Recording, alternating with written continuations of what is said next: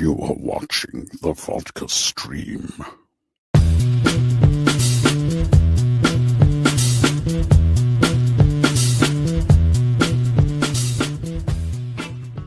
Hey, what's happening, guys? Welcome to the Vodka stream. We've made it through another week. Hopefully, you guys had a good week, decent week. It is hot here in California again. I got double fan going on, and it's February still. It's the end of February, and man, we got 88 degrees today, so got hot in the room. Yeah, already.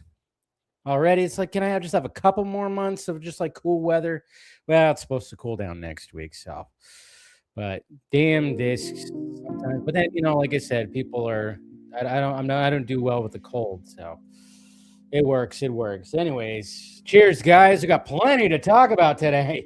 Jace, I tell you what, plenty to talk about. Some craziness has happened in the past couple of days, huh? Past 48 hours, I guess you could say. Not even. Probably like the past 36 hours. Holy Lord, do we got lots to talk about. That's for damn sure. So hopefully you guys are doing all good. Who is out there? We got Digit Gamer. So Smallville might end up on the slow-ass Paramount app. And something tells me that they'll probably keep the HBO Max app. So I think it'll be all right. Monique, what's happening? Happy fantastic Friday to you. Had a crab salad sandwich. Nice. Throwing some crab meat. I haven't had crab meat in a long time, man, I tell you. Antonio, what's happened? Isn't it lovely? A country that's responsible for 9/11 is now owning an American business. Very lovely. Oh, boy. And when I talk about the country responsible, I'm talking about Saudi Arabia because they're part of this deal. So be careful what you wish for. All right. And it's Antonio. He's putting in his 2 cents right there. What's going on, Watcher? Hey. How's it going? We got Ghoul right here. Let's see. Smallville is already on Disney Plus. There you go. Already on Disney Plus. Hey, thank you for the $50 super chat. Thank you, sir. Mr. Jason McKenzie, of course, helping handle the pirate ship. So cheers to you, my friend.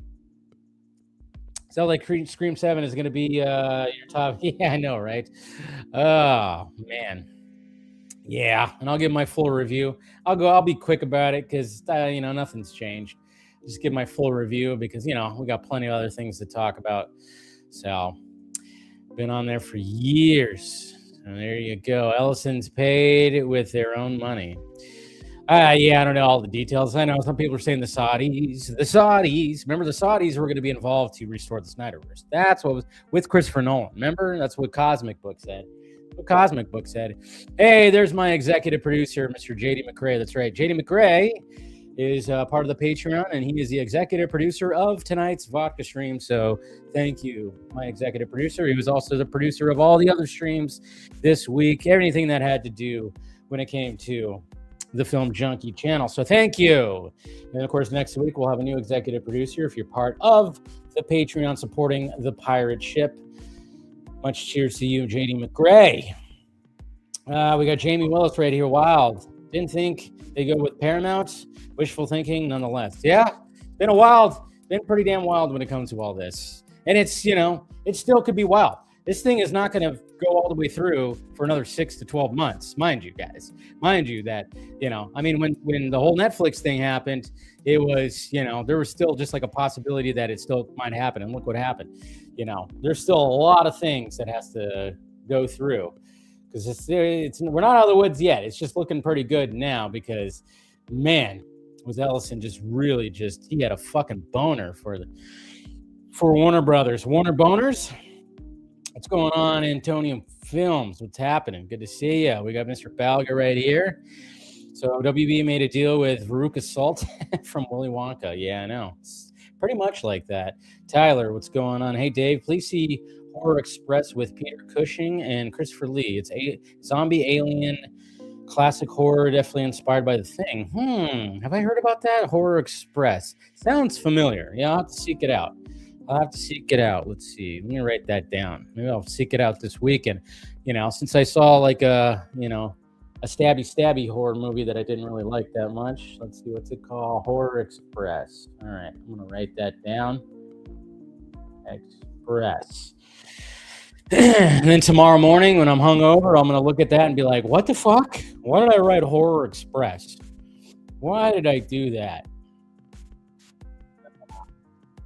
Based on what I've been told, it's not even you know, I don't think, I mean, I don't know that.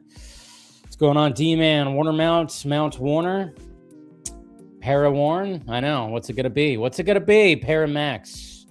Sounds about right. Real, what's happening? Good to see ya. All right. Let's see. I'm just pissed because the prices are going to go up, as they do. Yeah, I can't understand it with Warner Brothers because all the content, I just don't understand it from Paramount. Yeah. It's all pretty crazy, guys, and we're going to get into it. I'm going to give my 2 cents and to talk about some of the reactions seen from that. And then, of course, we're going to talk about some Zack Snyder, because Zack Snyder was on the Happy, Sad, Confused podcast with Josh Horowitz, which, was cool to see that. So, like I said, a lot of things to go over. So let's get started. Like I said, thank you guys for tuning in, of course. And I'll answer some questions, too, when I get done with the opening. So if you have any questions, go ahead and ask them. I'll try to go through those. And like I said, if you want to donate, super chats are, of course, welcome. And those get pushed up to the front when the panel's on. And you have a question that you want to ask the panel. If you do a super chat, I definitely will display your question for the panel. All right, guys. Let's first talk about Scream 7. Oh, God. I don't need to go too much into it. If you watched my 4-minute little ranting off first reaction, I still feel the same.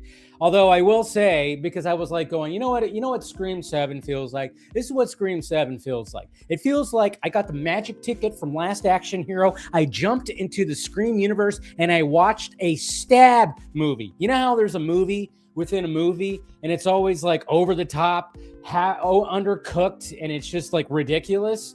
That's what Scream 7 was, okay? And I know that it's supposed to be meta. It was built on meta, and that's, the way Wes Craven initially wanted Scream to be, that it was pretty meta. But they've lost that magic. That magic ended. I think that magic ended after 3, maybe 4. Maybe I think after 3, that magic ended, the whole meta thing. Especially when he killed off Jamie Kennedy's character, but he got killed in 2, right?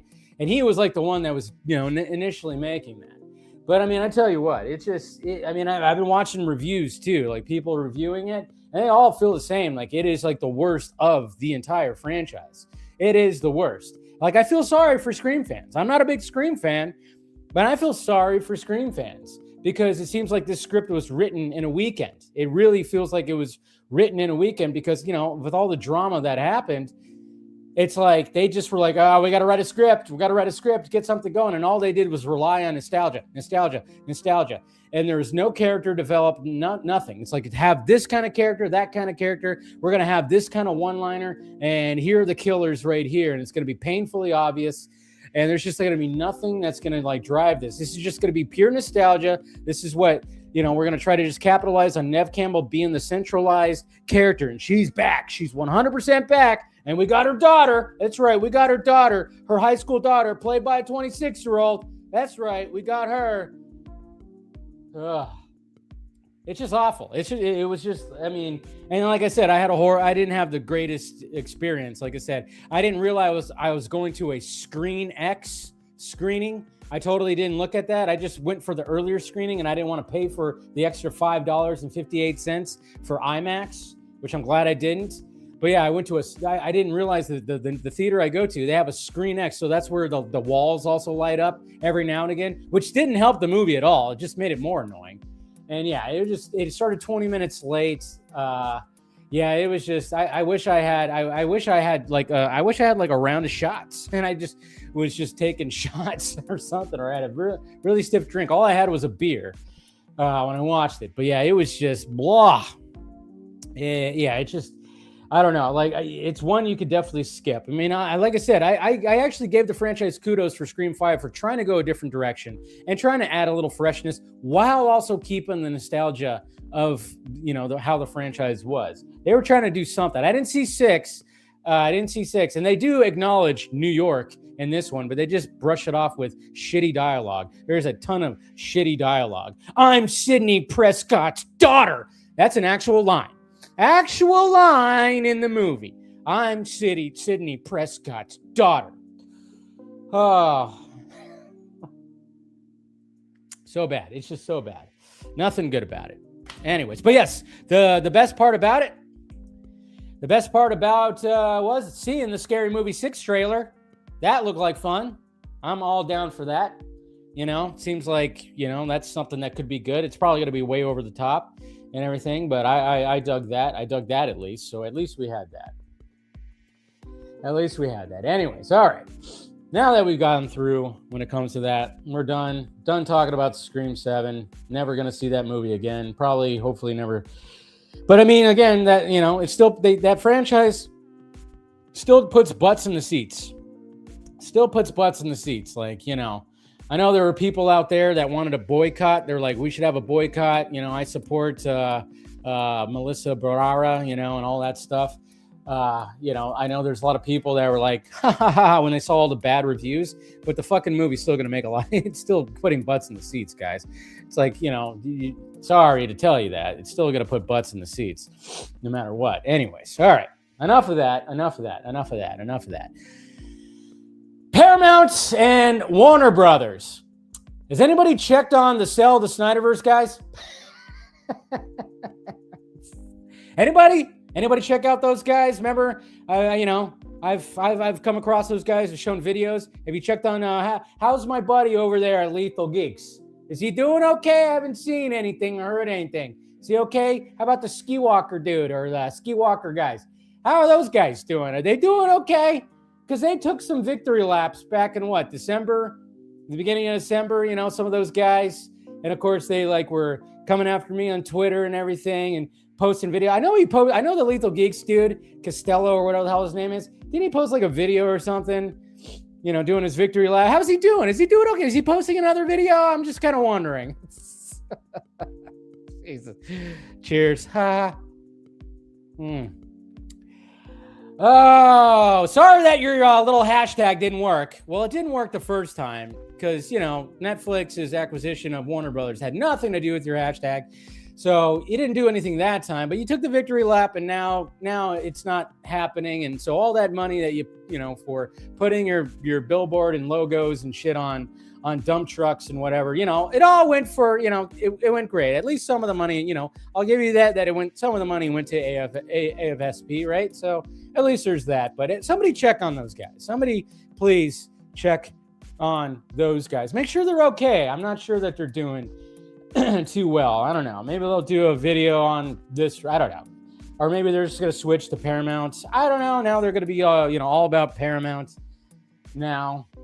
But, you know, good job, guys. Good job. You done good. You know, it's not that you know, you weren't successful, but it's all about the friends you made along the way. That's what people say. It's all about the friends you make along the way. And you guys made some friends, okay? So at least you made friends with all that, okay? At least there's that. So you're good. So, but yeah, no Snyderverse to Netflix. So, yeah, which, you know, was never really going to be a thing anyways, but hey. But yeah, so seeing the reaction to Paramount's buying Warner Brothers, I mean, of course, like I always say, it's like you're always seeing two different, it's like, you know, everybody's so right or left when it comes to their politics and whatever. So now, naturally, you just see two different movies being watched. And that's why I like being right in the middle. I don't subscribe to the right or the left. So I kind of just look and I'm like, wow, you see this and you see that. So people over on the left are seeing like, oh my God, Warner Brothers is now owned by, they think that the Empire and Darth Vader now owns Warner Brothers and owns like all the media and stuff like that. And they're like, oh yeah, it's going to be full of fascism and propaganda, which again, I just don't think that people know the definitions of those words anymore. I think the definitions of those words have been lost in the past decade. It really has, because I don't think people actually know what those words mean anymore. And I'm just like going like, okay, so you're afraid that, okay, they're going to own like media. Okay. But wait, your side owned the media for a long time, and I saw a lot of propaganda and weird shit come out of that side, especially during COVID. And I'm like going, okay, so now you're worried that now they're going to own it, which I'm too. I wish that the news and the media would just be like how when I was a kid, when I'd watch the news when I see the news on, like my parents had it on, you just had people reporting the news. That's it. There was no like, this bipartisan bullshit. There was no like opinionated, like this is how we feel, or we're going to tweak the news over here. It's like you got Fox News saying one thing, you got CNN over here saying another thing. And I'm going, how are people supposed to get their news when you have two different freaking sources that are giving you two different stories? Again, two different movies and stuff like that. So I'm not one of those doom and gloom kind of people over here, but I'm also looking at all the shit that spoiled little Veruca Salt Davey goddamn Ellison is going to be owning. Is that they already own TikTok, by the way. They own the American version of TikTok. So it is a little scary how much they are also going to own. I mean, that's the thing about all this. It's not all set in stone. Two, like I said, even Zazzy Pants said that it's going to take about 6 to 12 months for it to fully go all the way through. And then it's got to go through all the Congress stuff. It's going to go through all of that. And there might be antitrust and they might be doing all that, just like what we were hearing when Netflix owned it. So anyways, when are we getting the new hashtags? I don't know. Are we going to get new hashtags? I'm just wondering when the Cell guys are going to start, doing their hashtag again, right? To sell, because now they could bring back their hashtag, which I'm sure they're excited for, because they still want to get the Snyderverse over to Netflix if they're not getting the entire thing. So anyways, so now it's just like, I'm just seeing like the doom and gloom when it comes to all this. And then of course I see people like saying that, oh, they're going to only do these types of movies and that. I'm like, no, that's not how it works. You're overreacting a little bit, because there's still a big market out there. They still have to appease everyone. I mean, I'll always go back to what Michael Jordan said when he said he didn't ever want to talk politics when it came to his empire, because he was a Democrat. He is a Democrat. He always said Republicans also buy shoes. That should be like that for both sides. No matter what, you should not be trying to just cater to your side. It's got to be, when it comes to this market, you have to do that. And the sad fact of the matter is we keep on doing this. Like I said, you go watch CNN or you watch MSNBC, you get one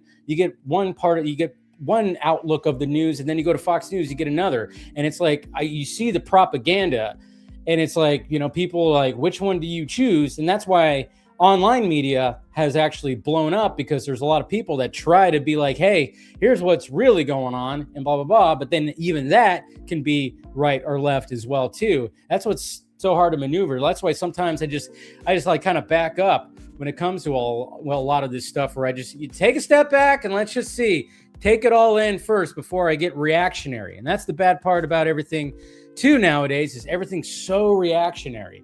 When I see people automatically going like, oh yeah, it's just every movie is just going to be led by white dudes and it's all going to be fascist propaganda. I literally saw a lot of those tweets. And then I see the rah-rah over here like, yeah, thank God that they own it. Now, no more woke bullshit when it comes to movies. I'm like, both these sides just need to shut the fuck up, okay? Relax a little bit, okay? Stop being so rah-rah, okay? It's not like that.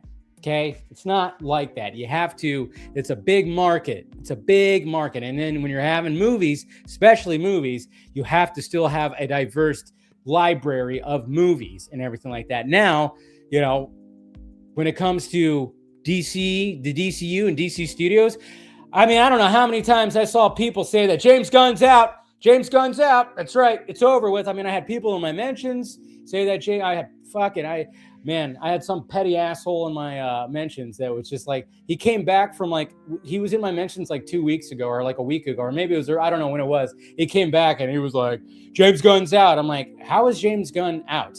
Like, there was a report from Bloomberg that was like back in October when all this stuff was starting, when it was all beginning, that basically said that if Paramount gets it, they're going to keep DC Studios intact. And I'm going, yeah, why would James Gunn be it? I mean, I honestly think that there were people, and sadly, I'm going to have to get on you Snyder fans again, some of you diehard Snyder fans. I think that they were just going to be like, sorry, James, you're out. Pack your shit, get over there. And they were just going to throw the keys throw the keys and Snyder was going to catch him. Clink to DC Studios. You're back, baby. I honestly think that there were some people that were thinking that that's what the case was. And I'm going, wow, relax. Warner Brothers had a killer year last year, and Superman, sorry to tell you, was part of that killer year. And the fact that they have DC Studios, which they've never had before, that's being led by somebody who knows a lot about the DC universe. And yes, it wasn't like stellar, okay? But it wasn't a flop. Nothing was a flop. Sorry to tell you that too. These are just facts. Facts. These aren't about your feeling. Sorry to tell you that. But why would they dismantle something like that? Now, they might have to be like, maybe we don't want to do that. I mean, James Gunn's going to now have to answer to Paramount. He's, as much as he likes to say that they are very much on their own, no, they're not. And things could change. But the fact of the matter is, Man of Tomorrow is still moving forward. They're not going to just halt on Man of Tomorrow or the Batman Part 2. And of course, Supergirl, Clayface, Lanterns, all still coming out. Now, if these projects and some of these don't do well, Supergirl doesn't do well, if Man of Tomorrow ends up not doing well, then yes, James Gunn will most likely be out. That's the way it works. When things aren't successful, guys, you don't get to make more things. Okay? But right now, things have been pretty good when it comes to DC Studios. So why would Paramount disrupt that? Now they might, have some suggestions. I don't know. We'll see what happens. We'll hear what happens. But as of right now, DC Studios is just fine. It's going to be fine for at least another 2 years. Okay? So let's relax when it comes to that. The DCU is not going anywhere.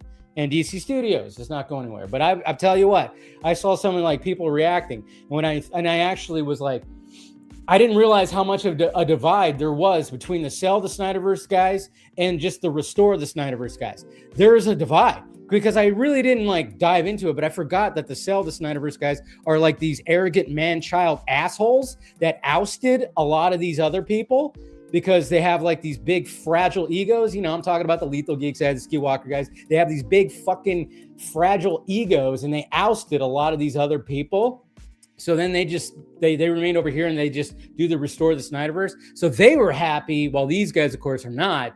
They were happy, and I think part of it is because they were like, oh, yeah, you assholes, yeah, your hashtag didn't work, which I commend that. I'm like, yeah, good that you get to do that. You get to have your victory lap. But then I was immediately seeing people and I'm going hey, guys, this is much bigger than restoring the Snyderverse. There's going to be a lot of jobs that are going to be lost. Okay, this is going to have a heavy impact on the industry. You guys need to get out of your bubbles. It's more than just your fucking universe that you want to see returned. Okay, it's more than that. Can we think about it? Can you take a step back and stop thinking about online wars, online cape shit wars? Can we stop doing that?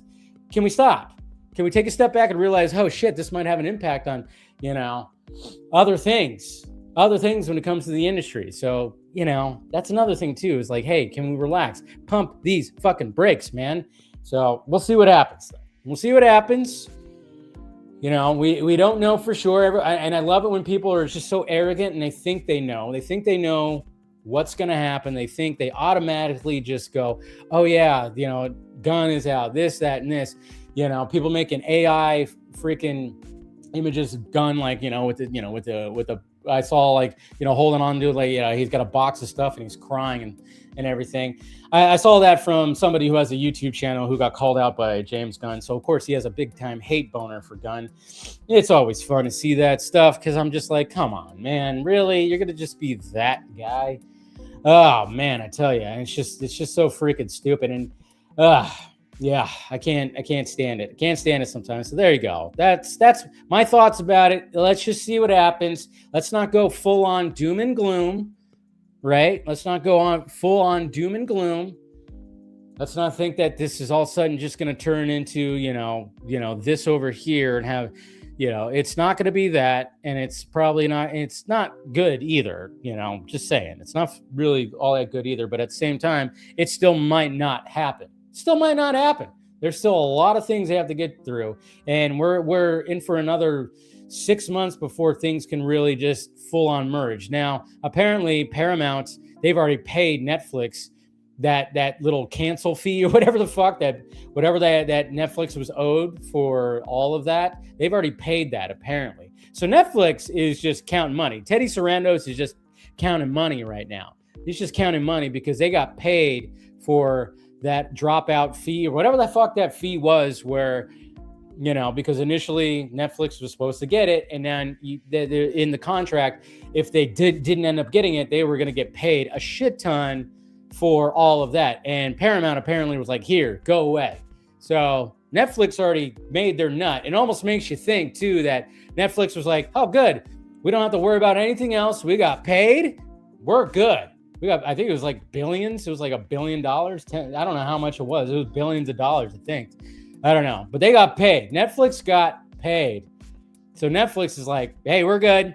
See ya. Good luck. Good luck. I don't know. It's all fucking crazy. But yeah, good on Netflix for coming up on this fucking deal. They did. Instead of losing money, Netflix actually gained money, I think. I think they actually gained money. Maybe 2.8 billion, is that what it was? 2.8 billion was the Netflix fee. And yeah, so they came up. So cheers to Netflix.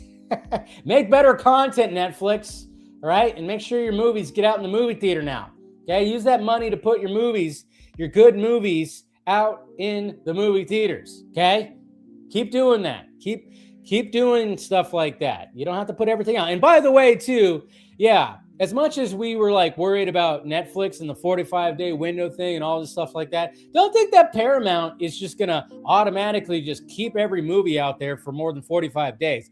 They'll still pull a movie too. I mean, I know people are like, yeah, we were worried about Netflix, but I'm like, but every company is they'll pull their movies. No matter what, they're going to pull their movies out of the movie theaters, no matter what. Paramount's not going to just, if a movie's not doing well in the movie theaters, they'll pull it and put it on one of the streaming services. It's not like they're just going to keep it out there. But, but they're still going to release movies for sure in the movie theater. It's always still kind of iffy when it comes to Netflix, sure. But, don't think that, that whole thing, when it comes to that they're just going to leave movies in the movie theaters for a long time. They're not.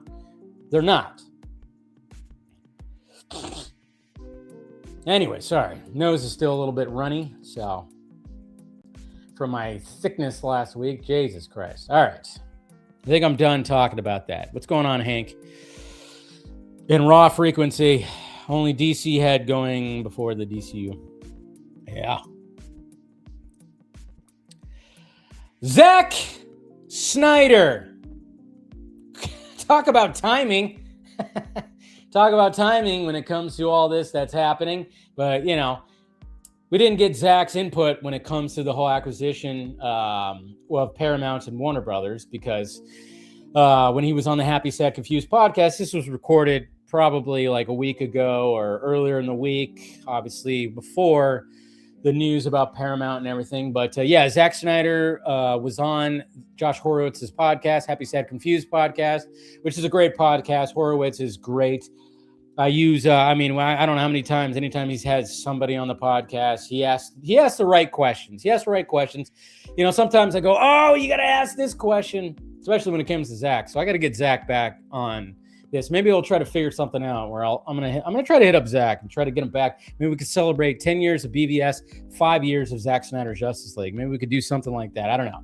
Zack, if you're watching, which I know you are, come back on the Vodka stream. We'll do some celebrating when it comes to 5 years and 10 years of your work. I don't know. We'll see what happens but anyways, that's besides the point. Let's go over some of the things that they talked about.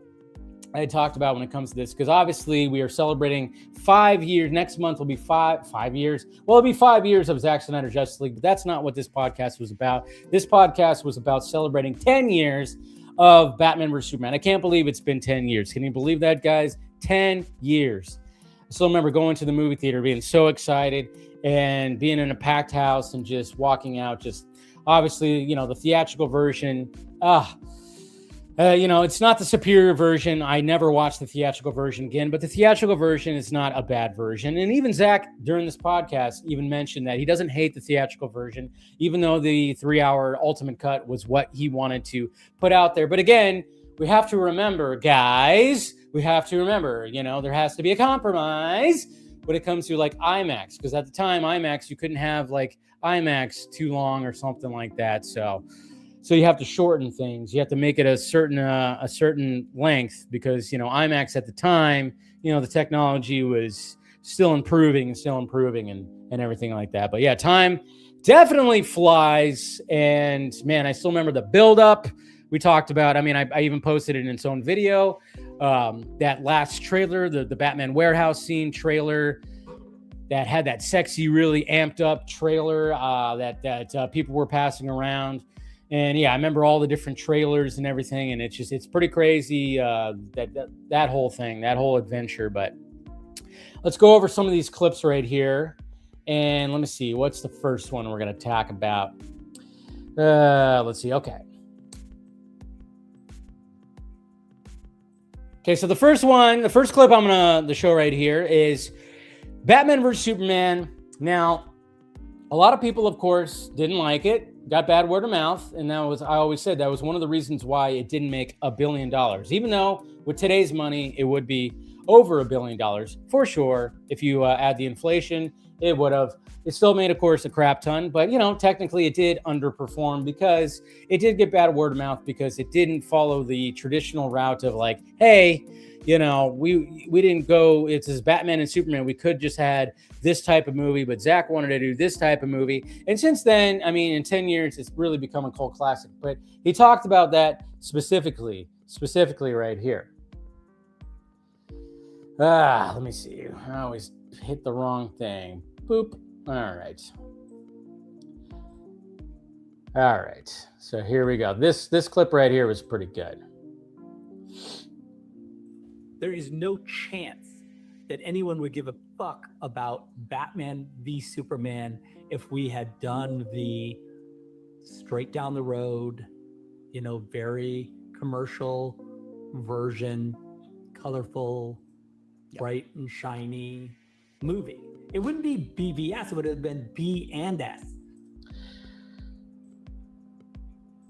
So basically what he's saying right there is like, yeah, if you did the traditional route of like, you could have just had like the straight shot of this is how you're supposed to cut it, kind of like what was happening over at Marvel Studios, people wouldn't have given a shit. It would have been maybe forgettable, It might have just been like, oh, okay, that was it. Moving on to the next thing. But the fact of the matter is, the fact that he decided to go the route that he did, like deconstruct the characters, pull things from Dark Knight Returns, do some different things, casting, basically, not a popular casting choice when it comes to like Lex Luthor or something like that, is the fact that that's why it's still talked about today. That's what he's basically talking about. So that was one of the clips I was like wanting to talk about when it came to that.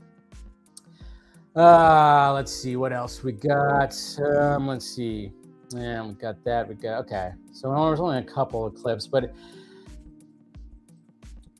Zack Snyder giving praise to James Gunn. That's right. Obviously, they were going to ask.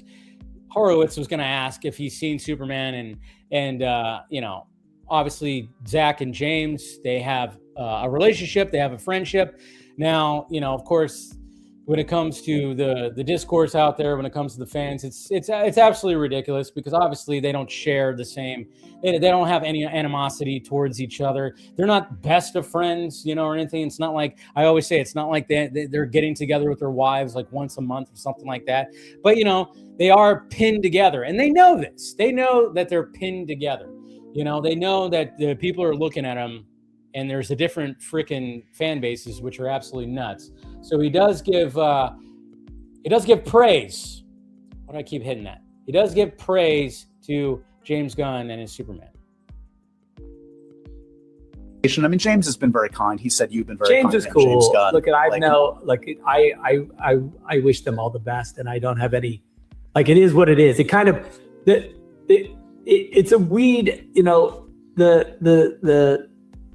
That 3-movie trilogy is a weed that just won't die, and so it doesn't need to, like, it grows on its own. It has its own life, and it doesn't really is not concerned, I don't think, with James's Superman, which is amazing, and all the best to them. And I can't wait to see the next movie, and It's just awesome. It just really, to me, it's just not the same thing. It's just like a different thing. Is there anything when you saw James's version that, I mean, only James could do in that way that you appreciated in his take Of course, James is singular in his storytelling, in his ability to kind of channel sort of mythological pop culture into like what I would consider just iconic and very particular point of view that's both poignant and funny and all the things, And I think he's like he's the best at it that I can think of, and I think that he's a great steward of that world. So that's good. That's great for fans. You both are class acts. By the way, what's going on with this beaver right here? You guys see that? I was noticing that when I was watching, because I watched the entire thing earlier this morning, and I was like, he's got this like beaver. It's just like looking up at him. It's really funny.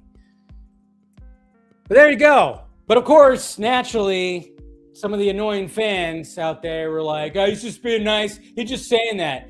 I think I saw somebody like a good old Aaron Fisher, of course, who had to say that, "Oh yeah, he's just saying that and being professional and being nice, but he's holding back and blah, blah, blah." It's like, no, Mr. Fisher, he's not a whiny asshole like you. Again, you guys want him to be an asshole like you guys are, and he is not, okay? He doesn't feel the same about James Gunn as you do, okay? You guys have a serious issue. You have that derangement syndrome towards James Gunn. He does not have that, okay? He's worked with James Gunn, and like I said, I'm not saying that they're besties and that he's like, whatever, but it's not the same. But it's just funny when I see that. But then at the same time, when I see the Gunn fans going, "Oh yeah, watch the Snyder cult," they're going to be upset that he gave praise. And it's like, no, most of the Snyder fans don't give a shit about that. But then, of course, I hate it when the snobbery Snyder fans go like, "Well, he was just saying that. He's just being a nice guy." It's like, no, he's not. Stop trying to make him an asshole. He's not an asshole.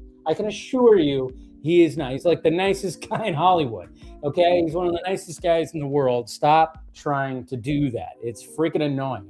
I hate that shit. I just absolutely hate that shit. And then, of course, he did comment about the fans. Oh, God. I hate StreamYard. I always hit the wrong thing. Anyways, here we go. It exists. And, I think the fans should never forget that they did that, And they also did a lot of, we raised a ton of money for suicide prevention, and they really did a lot of good. And I think that they catch a lot of flack for being toxic or whatever, but they literally saved human lives. So you can go fuck yourself if that's what you think. Have you entertained seriously? All right, this one ruffled some feathers. Oh boy, because you know why? You know why it ruffled feathers? Because people didn't actually watch the clip. They just saw Twitter accounts post it, like Variety and everything. So I saw a lot of people who don't really like Zack that much going like, "Oh, fuck you, Zack. What the hell?" I mean, I just had somebody in my mentions that was telling me to go fuck myself because I went, whoa, we're like doing this out of context thing because, basically what I was seeing out there when it came to the context of tweets was the fact that they're saying like, "Oh yeah, Zack Snyder to fans," basically telling the haters to go fuck themselves for fans that were defending Batman vs Superman. I'm like, nope, the context was the fact that he was talking about fans like, yes, he hears about like the whole toxicity thing, which is true. There is that out there. But at the same time, he was like, well, the big fan base did raise over $1 million in, suicide prevention, which is great. But then just look how he doesn't say it with menace or anything or with any kind of malice. Toxic or whatever. But they literally saved human lives. So you can go fuck yourself if that's what you think. Have you entertained seriously? Look at him laugh, okay? He just was like, okay. And Horowitz just kind of blew past it. But like Zack just started kind of laughing because he went for it. He went for it. So it wasn't like he was trying to be like, "Go fuck yourself." He was just like, you know what? I'm just going to say that. And he did. And then he starts like, you see, like he starts, like he's laughing about it. He's like, "Oop, I just said that," which good on him. And yes, there is toxicity out there. Yeah, of course there is. 100%. There's toxicity on both sides. I've seen ugliness on both sides. I've had both in my mentions that have said ridiculous shit to me too. Understandable. But I'll always say that Zack never has to answer to that. James Gunn never has to answer to his side. No, George Lucas doesn't have to answer to the toxic Star Wars fans. No creator has to answer to that, okay? There's nothing, they can't just come out and be like, guys, stop it. No. It's not gonna happen, okay? There's always gonna be toxicity in fandoms, no matter what. And if you can't handle it, you have the choice to log the fuck off social media. If you can't handle it, get off social media. But there are people that like to light the match and throw it out there. They like to stir the pot. I'll do that sometimes. But I've seen people who are on both sides of the discourse that do like to stir the pot. They like to light the match. So if you don't like the heat that comes from said fan base, don't do that or log off. Do whatever the hell. But you can't expect, Zack, you can't expect James, you can't expect any of these creators to just be like, I'm going to call out my fans. You can't expect them to do that. It's not their responsibility. It's your responsibility as a fan to act like a proper human being. And if you're not going to do that, well, that's on you.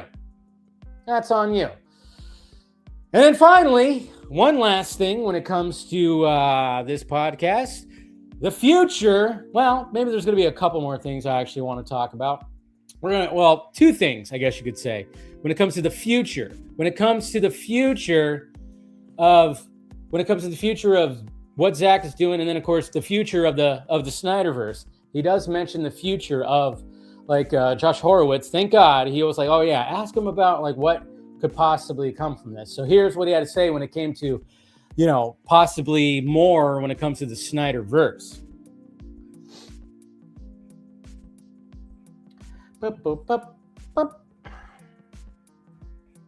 For Justice League 2 and 3 into a comic or an animated feature, if someone gave you the wherewithal to do that, is that an option in your head? No, we've absolutely talked about it quite a bit, and sure, quite a bit. Yeah, I mean, we live in a world where all that's possible, and whatever form it would take, Broadway musical. The unexpected, but sure. Again, he's the jokes. He's got the that would be amazing. And the lines of a communication. I mean, James has been very kind. He said you've been very kind. James is cool. James Gunn. Look, we already heard that. Uh-oh. He said the A word. He also said comic book, and there's been many discussions. What? Oh, and of course, there's certain people that just, they can't accept that. They can't accept that because they're not logical people. Zack is a very logical person, and then they come at me thinking that I just want it to be animated, and if it was live action, I would pout and I would be like, no, this is not what I wanted. It's like, no, I've literally had these conversations privately with Zack Snyder himself. Okay, and he literally said to me that not everybody would come back. So the logical thing of actually telling the story of Justice League 2 and 3 would be the fact that, oh yeah, you could do it in animation or comic book form because that would be easier. He knows how hard it would be to actually do, that, especially since Justice League 1 started production 10 fucking years ago. I think a lot of people don't realize how long it's been since all that. Yes, and the Snyder Cut did come out 5 years ago, but I'm just going, guys, you have to realize, you have to think logically, but it's hard to tell these, fans that have passion or delusions to think logically. You're just not going to get that. You're not going to get that. So he's said this many times, not the first time he's said. And the fact that he said there's been discussions on the table, and yes, it is a weed that is its own thing. And we've always said that. I will never say the Snyderverse is dead. I'm not one of those people. The Snyderverse is not dead. Never dead. It is in one of those doors in the Pocket Universe that we saw in Peacemaker. It's in one of those doors. And you better believe there's been conversations, and I'm sure he's had conversations with James Gunn about it too. So it's not dead. There's always a possibility of something. My whole thing that I've been saying lately in the past year, 2 years maybe, is the fact that we're not going to, the diehard fans, you're not going to get a live action Justice League 2 and 3. Accept it. You're not going to get that. You're not going to get that. It is far too long now, but we might get it, maybe possibly in a few years, we could get some kind of legacy sequel where some people can come back and it'd be a legacy sequel. But if we want to get the story out there, put it in a comic book or make it animated, and you can have some really cool, strong, almost, life-looking animation to bring it to life a little bit, But of course, it's live action or nothing. It's like, fuck you. You're not a Zack Snyder fan, okay? And I've seen that. I even had somebody in my mentions that basically admitted that they are not a Zack Snyder fan. They are a Snyderverse fan. Okay, and I think a lot of these people are like that too, even though they claim to be Zack Snyder fans, but yet they don't want to listen to his actual words. They don't accept it. They just brush it off. They do this. That's what they do. It's like, listen to the man himself. He is literally saying that, that's probably the way to go. And then he's been saying this. He's been saying this because not everybody is going to return. And that's going to be hard and everything. So it's like, you have to just accept it. Accept it. And there's nothing wrong. If he could tell his story and he wants to tell it in this certain way, accept it. Accept it. And you are going to watch it. And there's some people out there that say aren't going to watch it. And I'm like, okay, you're not a Zack Snyder fan. Please just say you're not a Zack Snyder fan. You're just a Snyderverse fan. Okay? That's it. All right. And then the last thing we're going to be talking about, because, a lot of these people who claim to be Zack Snyder fans don't even talk about the last photograph because they don't care about the last photograph. They just care about this stuff and they care about cape shit discourse. But this is him talking about the last photograph, which, and then of course, what's in the future and everything when it comes to all this.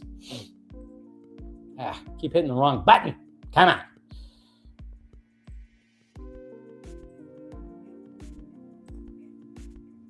Famously, we were getting ready to do this UFC movie. And the UFC was negotiating its rights deal. And so we were like, let's just wait until that's all squared away. And I had this weird window and I was like, let's just go shoot last photograph. Yeah. And sure enough, I called, Fraud Stewart and said, like, what are you guys doing? Do you want to go to like Colombia and shoot a movie? And they were like, sure. And I go, you might have to carry some cases because it's we don't have a ton of money. And so I was the DP, the camera operator, the director. Wow. And we just ran all over Colombia and Iceland, and we shot some here and in the Amazon. And it was so fun. It was just like incredible just to be like, it was just raw and it was just real. And the guys did an amazing job. Everybody working on the movie did an amazing job. I'm so proud of what those guys and what we were able to do is, well, you'll see soon, but it was really incredible. And what an experience. And soon. Can you say anything about the plan in terms of like, I don't think it has officially a studio or streamer. No one's seen the movie yet. No one's seen it. It's like literally I'm here. I'm cutting it right in the other room. So it's like, it's definitely a mystery project right now, but soon enough. Okay. And then last thing for you, just going forward, is Brawler still on the agenda? Are you thinking about? Yeah, Brawler's on the agenda. There's a few other things that we've been really excited about and talking about. I've kind of given them the front slot and to see if they can work it out. But there's a bunch of other things that I think are really exciting. That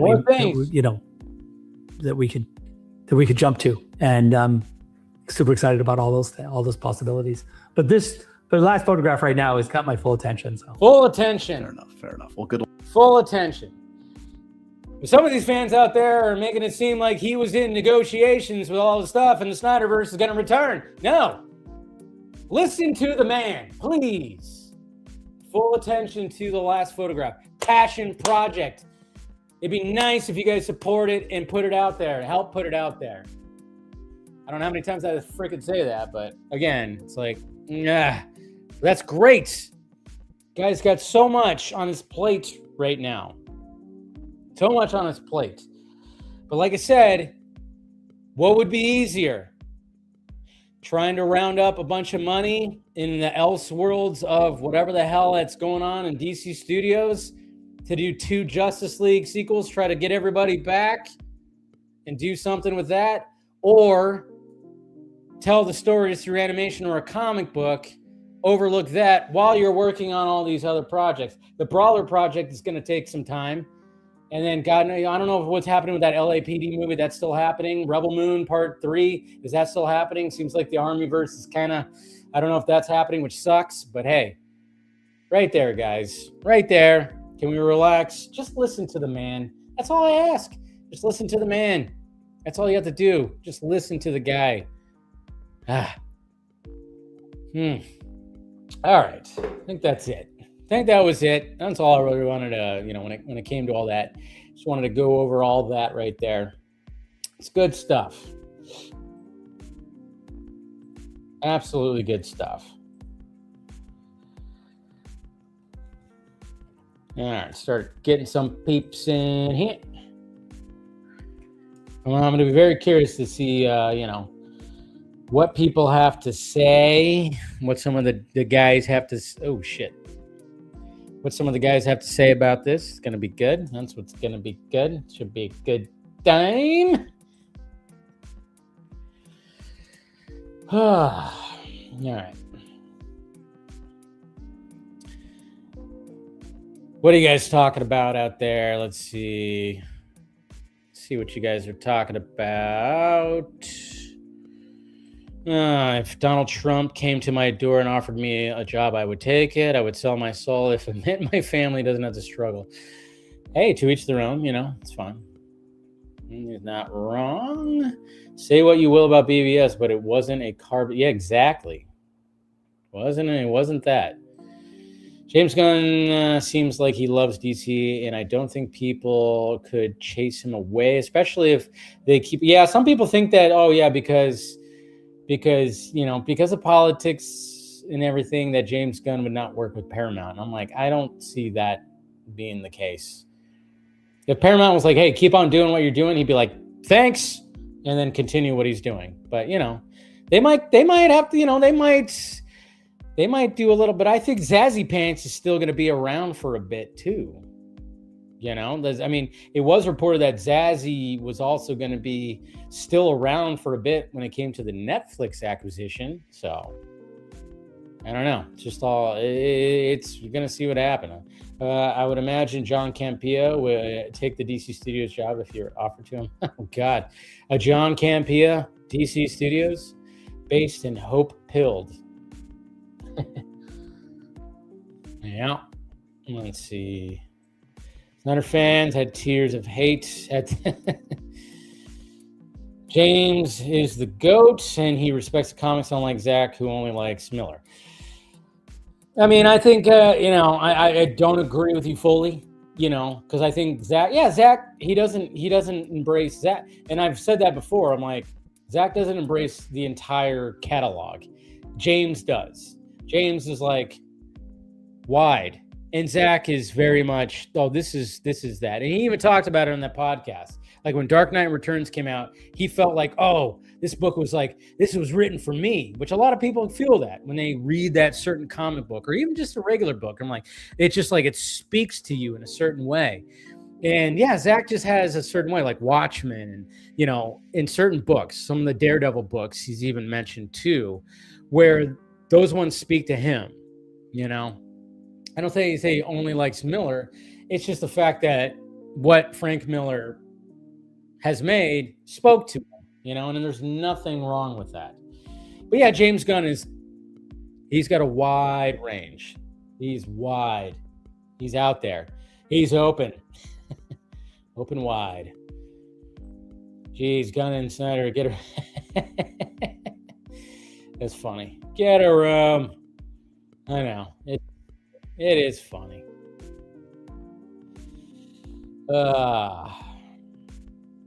Let's see, you guys saying, let's see, Zack could have said, never mind, not getting into it. It's still like the guy, but he could have condemned them.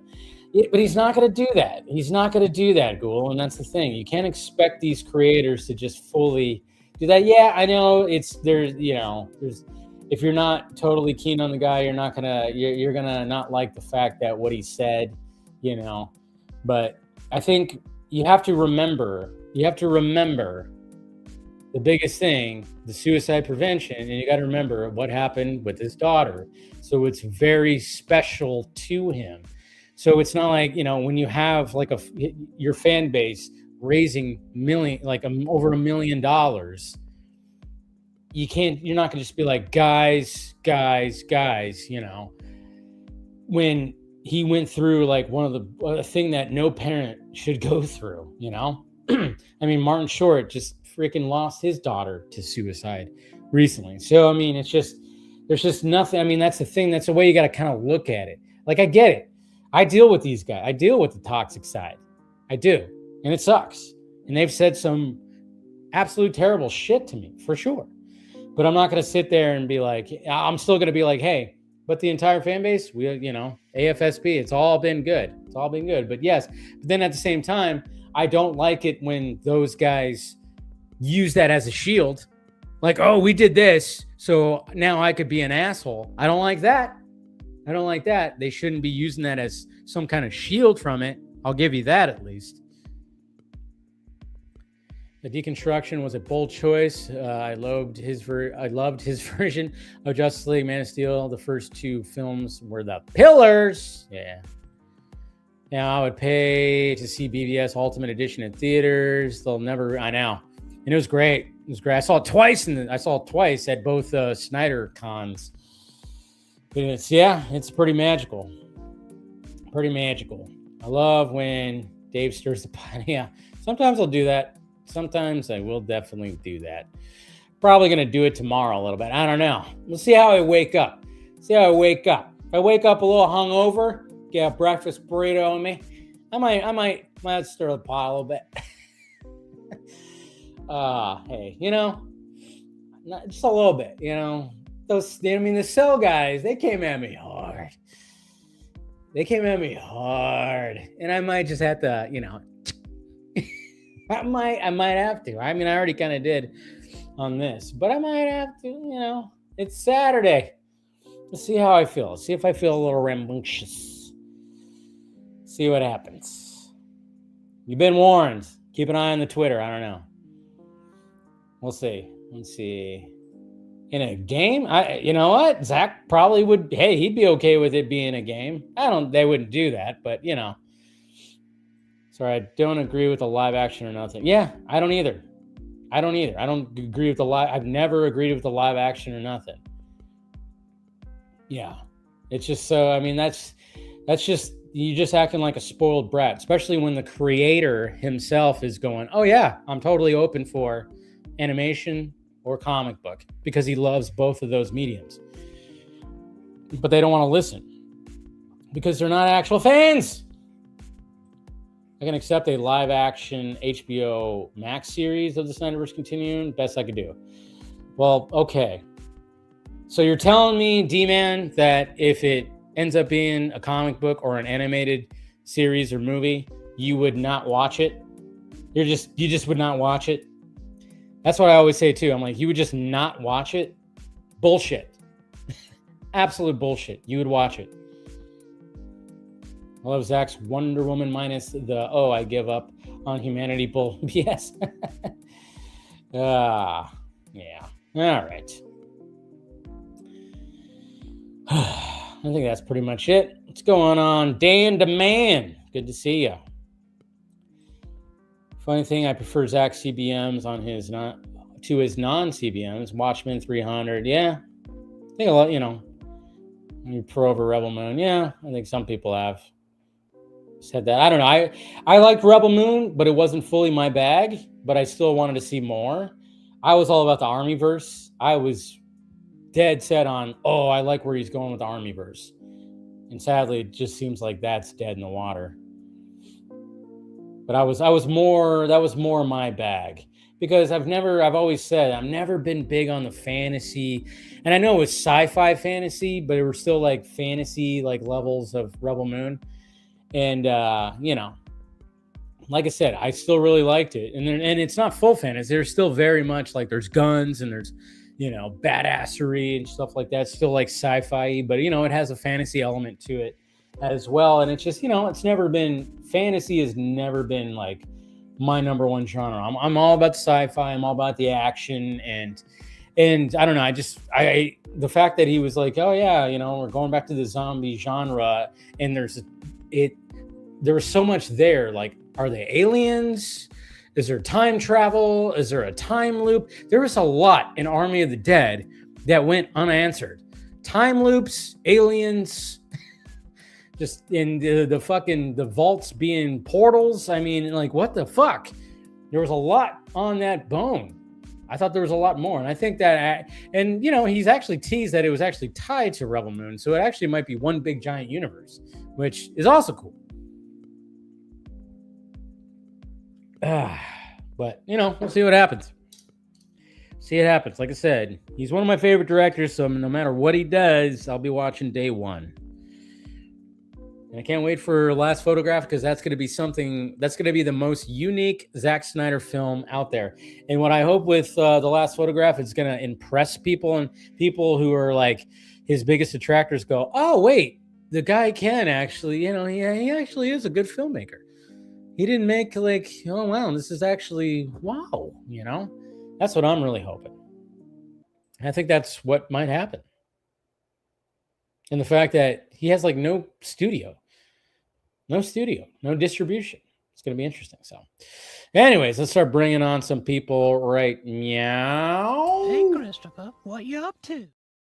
What's up, Christopher? Hey, buddy. How's it going? Nice shirt. Thank you. Yeah. Wasn't expecting that this morning when on my run, so that was the first thing I listened to.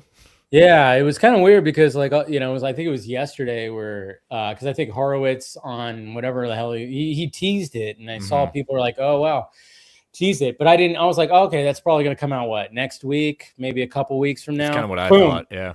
Yeah. When I heard about it, I thought, because March is the month, the Zack Snyder month. And that's when BVS came out. So I figured, oh yeah, maybe it'll come out in a week or 2 weeks from now. Boom. I wake up and I'm like, oh shit, the thing's out. All right. And what happened? Social media collapses and everyone. No, what are you talking about? It was all peaceful, Chris. Everybody was like, "Hey, this was a great podcast." I just knew he's going to ask him about something, and it's going to be Horace is going to ask him about, like, do you think they should just let it go? And I said, that's not going to tell him let it go. He's not. And that was fine. I get it. He had a great answer for it. So it was funny because when I wake up and I get everything going, I always listen to a morning show, which is from 6 to 10. That's in LA, and I always listen to them first. But of course, I'm seeing clips and I'm seeing like the out of context quotes and shit like that. I'm seeing all that, and I'm like, fuck. I don't really want to like watch too much or pay attention, but it's hard not to. I'm like, all right, I'll comment on some things. But then like right after the morning show ended, that was like the first thing I put on and was like, all right, now I could put on the full on, And I mean, it's funny too, because it was a good podcast, it was a good interview, but there wasn't anything that was like, oh, we haven't heard that before. I mean, he said pretty much everything like this before. It was just in a nice little, less, hour long podcast that you can get all of it. And he's talked about the Brainiac thing. He's talked about, I think the only thing that maybe was that we never really heard before was the fact that there was, if Christopher Nolan didn't end his Batman the way that he did, and it was just Bale's Batman still being Batman, then his Batman would have transferred over to. Yeah, I like hearing that conversation at that point. I think that was the only thing that he has never really talked about was that. Because I remember during those times when Man of Steel came out, and everybody was like, seeing the Easter egg of the satellite, and then people were like, that Wayne logo looks like the Wayne logo from the Dark Knight, trilogy, and we're all kind of wondering, is Christian Bale going to be the Batman in Batman vs Superman? But I was like, no, he retired, and it wouldn't have worked. The way Chris Nolan kind of set up his even Yeah, you could have ended it a little bit differently, but he ended it the way that it ended. You know, love it or hate Dark Knight Rises. I don't hate on that movie as much as some other people do. I think I don't you either. know there's a through line, and we could all say, what if Heath Ledger survived? We've all heard those theories and everything like that. But it brought the beginning, middle, and end.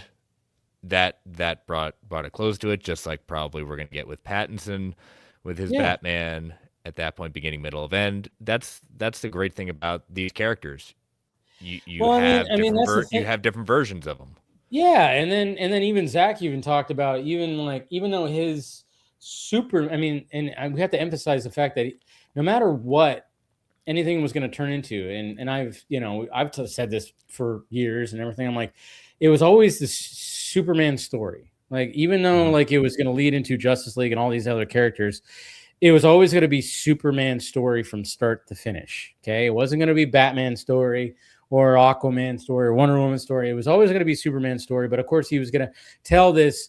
He was going to have these other characters and be a part of this world. But they always had an ending. You know, when the Marvel Studios, they don't have a fucking ending. they kind of have endings for certain characters, but then even those characters don't stay ended.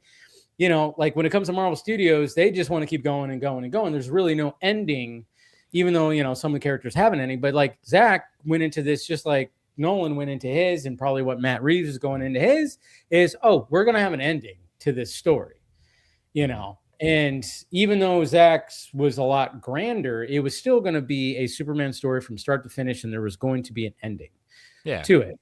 It was never meant to be what Marvel Studios was doing, where they just keep going and going and going, Yeah. I mean, even when you say an ending, some people say, oh, you're going to kill them all. No, that's not what I know. That's not what you're talking about. It's just like the narrative. The narrative is there. The characters move on, whatever direction they are. And that's, the never ending battle, the never ending story.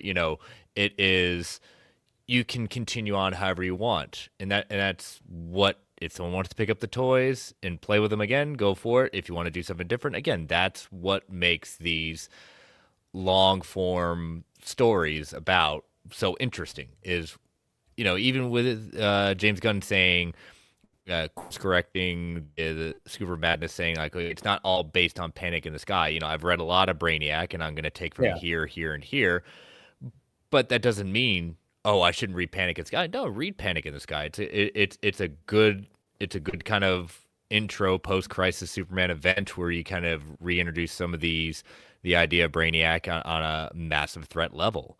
Yeah. But just that excites me for James Gunn in the sense of, okay, we're basing different pieces of who this character is on different genres. I've heard people say, okay, Jeff Johns' Brainiac story is one he should follow. It's like, okay, but again, that's a piece of the lineage. I want to see what you can do with all these different stories I've been. Show me something new. Show me what you can do. I'll take the winks and nods. I'll be Leo pointing at the screen to say, I get that. I get that. I don't need always page to screen. I don't always need that. Yeah. And I love the fact that when he talked about Watchmen, he goes, Watchmen was like, it was just its own story, start to finish. And that was it. There wasn't meant to be sequels. I mean, obviously they've done things where they've continued, but at the time when he made it, it was just, this is the story, start to finish. This is the story. There's nothing else here. And I think he's always approached that where it's like, he's always had an ending in mind. And I think that's why we've heard like, the story was always going to be, I mean, I always find it funny too, where people are like, oh man, he cast Jeff Dean Morgan to be Flashpoint Batman. It's like, no, he didn't. He has said before that it was just coincidence. He just wanted to cast somebody who would look like this Batman's dad. It would look like that Thomas Wayne. And he already was good friends with Jeff Dean Morgan.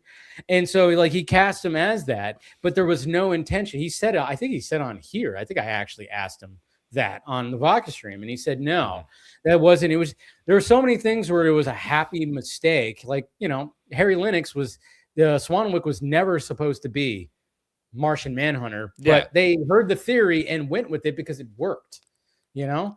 Oh It's God, he listened to fans, and sometimes oh shit, you can't listen to fans. How dare you?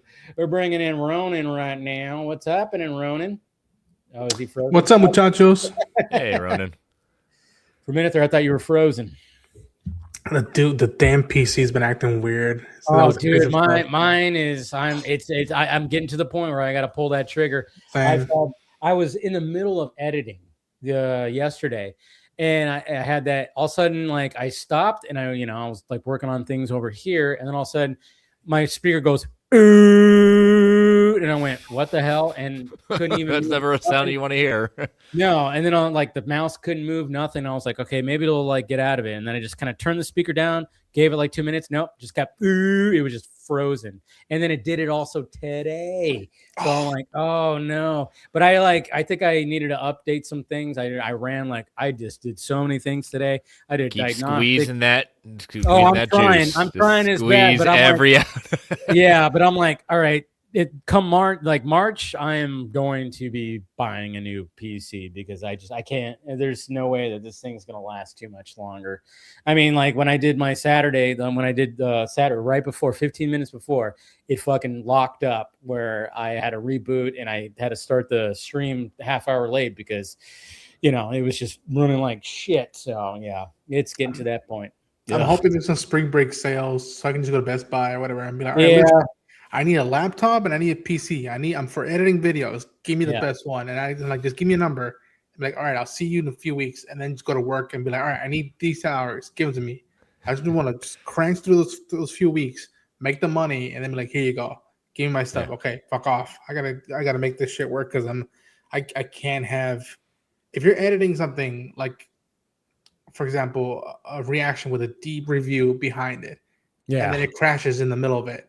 You're like, oh my gosh, there goes minutes that I'm not uploading. Oh my gosh, there goes views that are flying elsewhere. And it just, it's madness. It's effing madness. And it's just like, oh dude, like I it's so funny because things move so quickly. I recorded a video on Wednesday after DC Animated talking about the Tourette's Grace Randolph thing. I recorded the video and then I was like starting to edit it, but it was like a long video. So it was going to take some time. And of course I had work and then my computer froze up yesterday as well. And then I didn't have time because I had dinner plans. And then of course I went to the movie. So I was like, fuck. And then I was going to do it today. I'm like, nobody's talking about that anymore. I mean, there is like no reason for me to even post this video because no one is talking about that. It's all about Paramount. It's all about what Zack did today. I'm like, there's like no reason for me to even just spend more time on this video, even though I recorded. And even when I was doing, I was like, why am I even commenting about this? It's like, it's like I should have just had it like up already or whatever. It should have been quick. But then I'm like, everybody else has been commenting about it. And, I was just like, you know what? I scrapped it. I fucking scrapped it because I'm like, nobody, it's gone. It went by like that. Nobody's, she got dragged for 2 days and then that was it. Nobody's talking about it anymore. Nobody's talking about that whole thing and whatever. And I'm not an expert at Tourette's, and I'm not, and it's like, why am I even going to comment about it? And, and it's just like, and that's a tough thing for that one to comment. Like I even saw Straw Hat Goofy just trying to toe the line as much as he could. That was a very tough thing for anyone to really be on the right side of, I know it was such a weird thing. I mean, like I saw other people's like, comments about it and stuff like that. And I'm like, what am I going to add to this? What exactly is it going to, and maybe like if I got it up right away, blessing in disguise, just look at it as a blessing in disguise. Yeah, probably kind of was. And sometimes I think about that too. I'm like, if I would have got it up on Wednesday or had it up for, Thursday morning, sure. It was still fresh. But then I was like, I couldn't, because I wanted to get other things up that I wanted to get up. And then, of course, like I said, a computer crash. And then I had dinner plans and then movies. And I was like, all right, I just didn't have time. And then when I was editing it today, I'm like, why am I doing this? Nobody's talking about this anymore. It's all Paramount. It's all Zack today. There's just nobody's talking about this. So I just went, you know what? Good. Because I didn't really care. Like, and I even, when I was editing, I'm like, I'm not even I'm not fully into it. Like, yeah, I don't mind calling out Grace, you know, for, you know, some stupid stuff that she says. But I was like, I talked about it in my member stream. Like, you know, I talked about it a little bit, you know, when it came to that and how she reacted to it, and she didn't react great to it.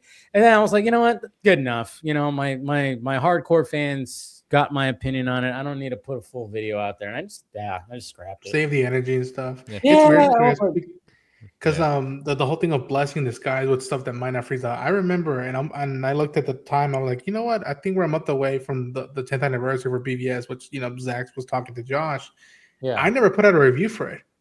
Ooh. And what's weird is that, like, and it was around the time that I had started YouTube, and I recorded my immediate reaction, loving it out of theater, and me and my friends were all freaking out in the car, but I never put it up. And then that first month or two, it was just like mayhem on the internet. People were liking it, people were hating it, people were loving it. There was arguments, and I would and me here, my little small channel, I was like, okay, thank God I didn't put anything out, because God knows what the comment section would have been like if I put this thing up. But I'm like, you know what? If I could have unearthed that file I have somewhere and maybe put out for the anniversary, I might put out like my immediate reaction out of the film, because I have thoughts on the film. Like, I like it.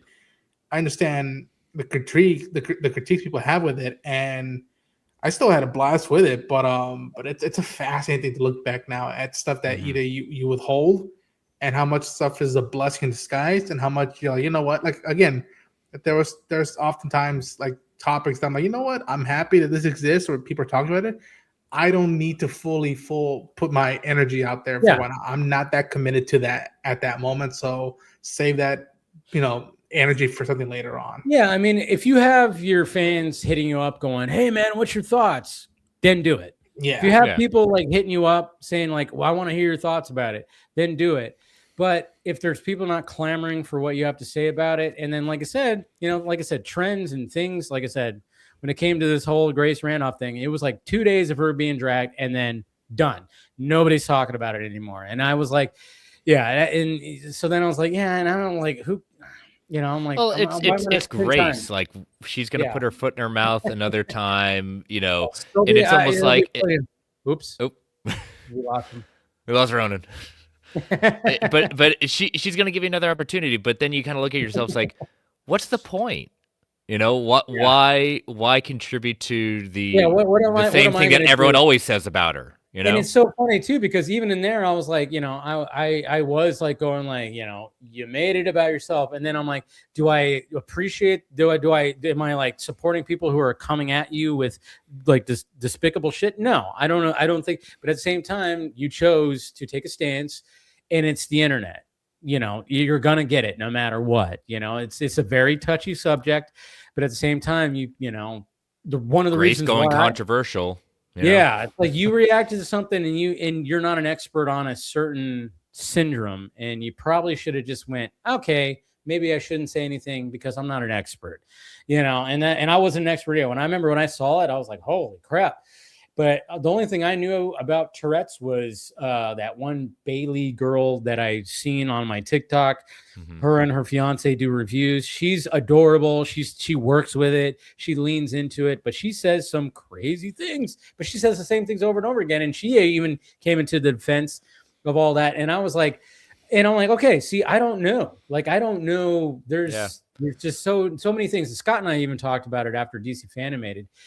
And we were just like, yeah, I mean, it's just like one of those things where it's like, you don't know. Like, there's people that are like saying this and then people saying this. And it's like, I don't know. To me, I'm just going to let the people who suffer from the syndrome speak upon it, not me. Yeah. You know? And that's probably the best thing. Like, you know, we comment on things that we feel we have some sort of knowledge of. But if it's something like that, it's just like, I'm not going to speak on it because I don't want to put my foot in my mouth at that point. Do I have an opinion? Yeah, maybe, but is it an educated opinion? And is my opinion going to add anything to what's already out there? If exactly. Not, then to your point, comment on the stuff that you're passionate about. Exactly. You get behind, and what your fans, what your listeners want to hear. I'm not saying they didn't want to hear your opinion on it, but it's just like don't take a big swing in the mud, basically. Yeah. And that's what all this was. Yeah, and it was just mainly me going like just calling out Grace for making it about herself. And I'm like, well, I don't even need to do that. You know, like everybody else is doing that. Why am I just going to add to the dog pile? You know, And I was like, and She ain't going anywhere, so. She ain't going anywhere. She'll give it plenty. Hey, what's up, William? Hey, William. What's going on? Hey, Yeah, look at you with your fancy little black shirt, not wearing the freaking Shazam shirt like normal. Long story there. Oh. Yeah, that Tourette's thing. I tried to ignore that because whenever I hear the hard N under any circumstances, I'm like, sure, I don't understand the condition at all, but I'm like, how does that word get in your head while you're staring at those two men? That's the part to me that I just couldn't connect with. Well, apparently he even yelled out to Alan Cumming when he was on there. He yelled out something about him too. I think it's one of those things where it's like, you're not supposed to say something, and then depending on how bad your condition is with it, you're like thinking like, oh, I can't say that, don't say it, and then the syndrome just to me, like I said, and I will freely admit I do not understand the syndrome, so I'm unqualified.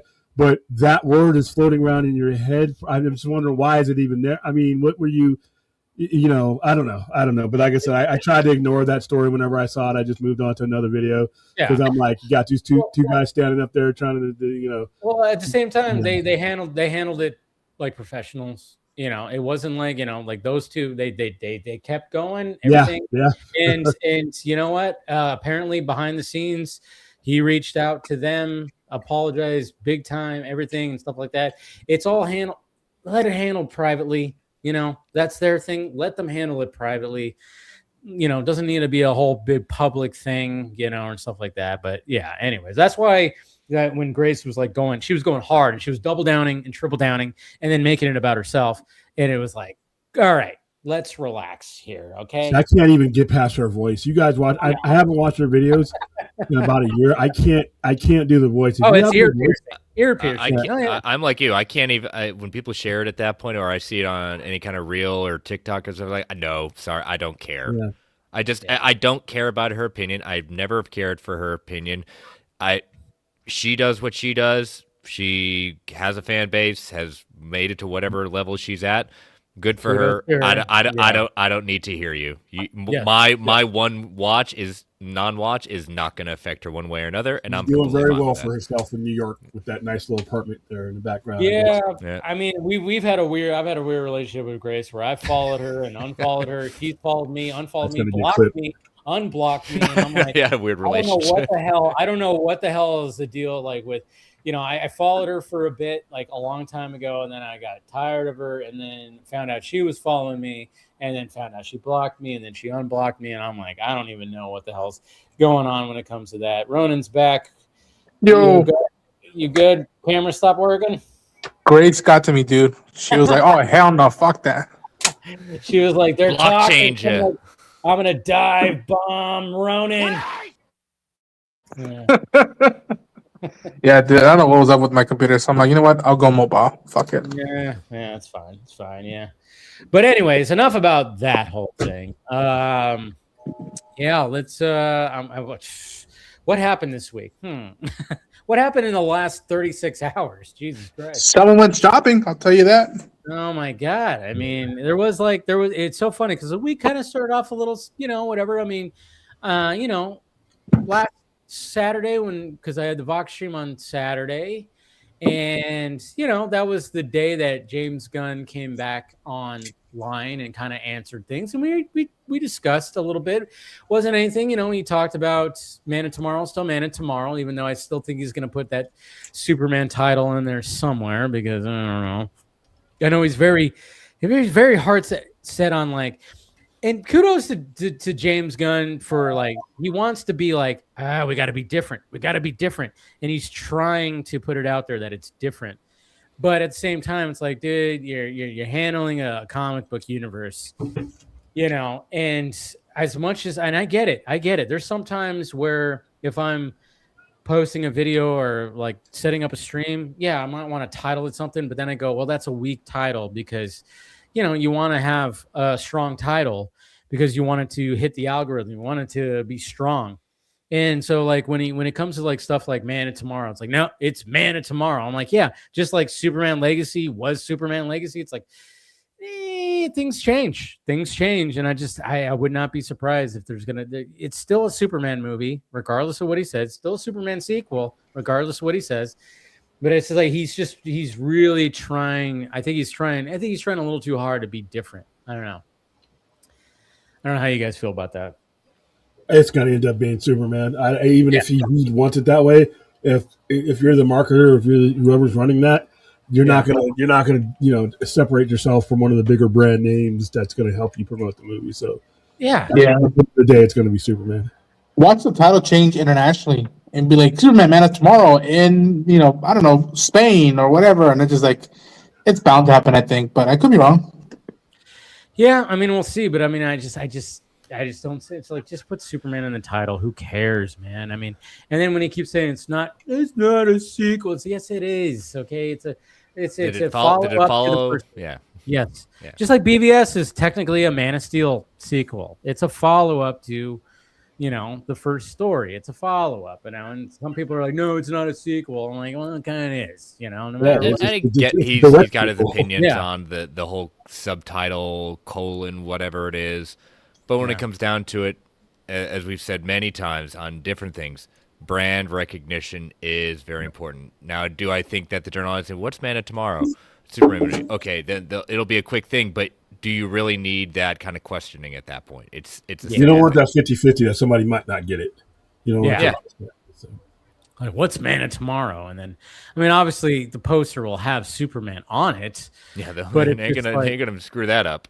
Yeah, don't screw that on. And of course, but it's gonna have also Lex Luthor on it too, and probably in an exosuit, or something like that. But yeah, I mean, there was that came out. Of course, him talking about not that whole report about Brave and the Bold, and Batman, and he's fast tracking Matt Reeves' Batman and all that stuff, which I think we all kind of were like, yeah, that's not true.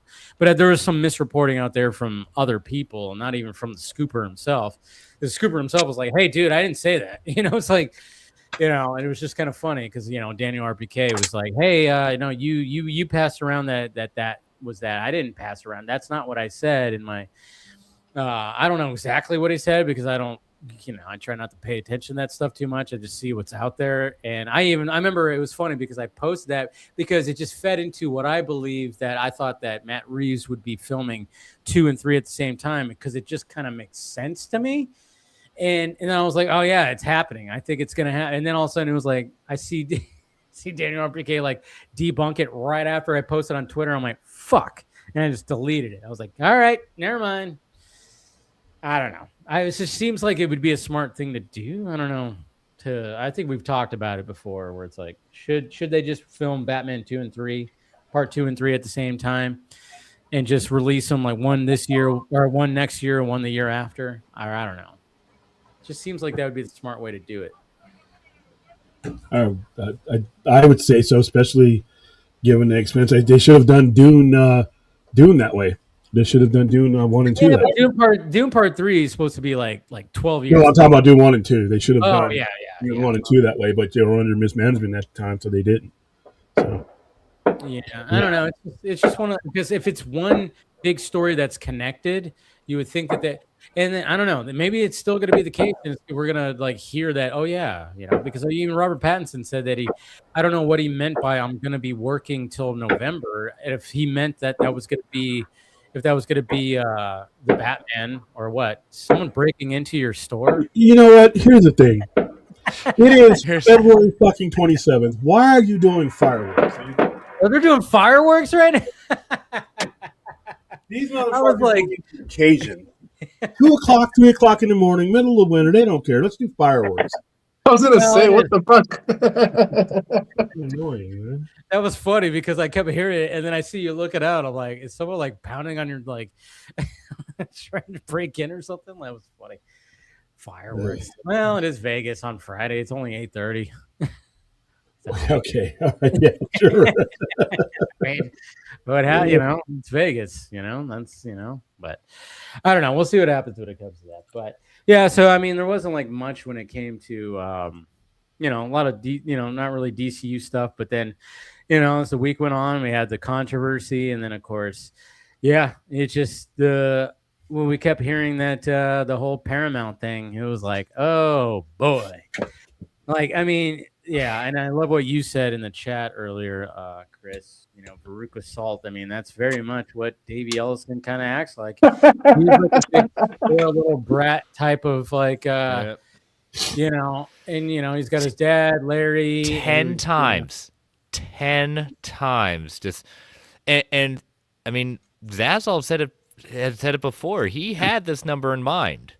Yeah. And the second it hit that number, yep, gone. Yeah, you know? It should have been an 11th rejection, by the way. The only smart person in the room is Netflix. Oh yeah, they made their money. They made their money. That's their stock closed at the Paramount stock is $28. You're paying $31 a share. Yeah. You overpaid to begin with. So Netflix actually came up with this, didn't they? They their stock went up and they made more money back because of that fee that they had to pay, right? $2.8 billion. Yeah. So they came up on this whole deal, and it almost, I mean, you can't blame them for walking away and being like, well, we're actually going to make money on this deal. You know, we're not going to get the WB library and stuff like that, and maybe long term we're not going to get that whole thing. But the fact of the matter is like they came up on the deal, and it's like, all right, cool. You know, they can buy it in 5 years when this falls apart.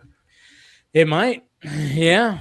I mean, when is it? Okay, listen. I thought back in the 90s and late 2000s, early 2000s, that I had been on the planet for the dumbest fucking merger of all time. I thought that was it. I thought I was going to leave this mortal coil having seen the dumbest transaction of all time with AOL Time Warner. I never thought that I would not only be still alive, but be here to see a transaction that might eclipse it in its stupidity for no less than like at least 10 reasons. And for those of you who are not worried, go Google AOL Time Warner disaster and make sure you add the word disaster too there, and see how Ted Turner felt after that merger. He literally, his overall value decreased by $1 billion after that merger. And I thought that nobody could top that one. I thought that the AOL Time Warner merger would be the one everybody looked back on and said, oh, no way we're going to ever be that fucking stupid again. Nope. Here we are. Those who think they did. It's one step forward, not so fast. You got it here, and it is, you know, I can't, and we've had 24 hours, 36 hours for me to see something in it that's like, oh, okay, I understand now. The only thing I can understand is from the Netflix point of view. You rejected this deal in part because you were not sure where some of that money was coming from. So now they came back to you with a deal that you should have rejected with more money that's coming from those same shaky places. And we've been talking about the debt that saddled WBD for the entire time that under their existence once they left their last disaster sale with AT&T. Now you got $90 billion. 56.7 billion of it is leveraged money with interest. The other is coming from places overseas. So that same situation that you rejected the previous times is still there. It's just bigger. Yeah. And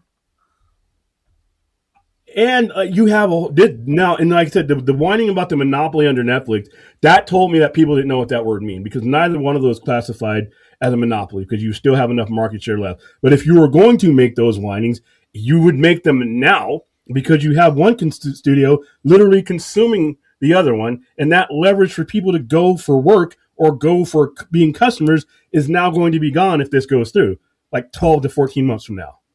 No. So, no matter what, I mean, no matter what, I've always been on the side of like, I just hope Warner Brothers just stays where it's at, and it still might.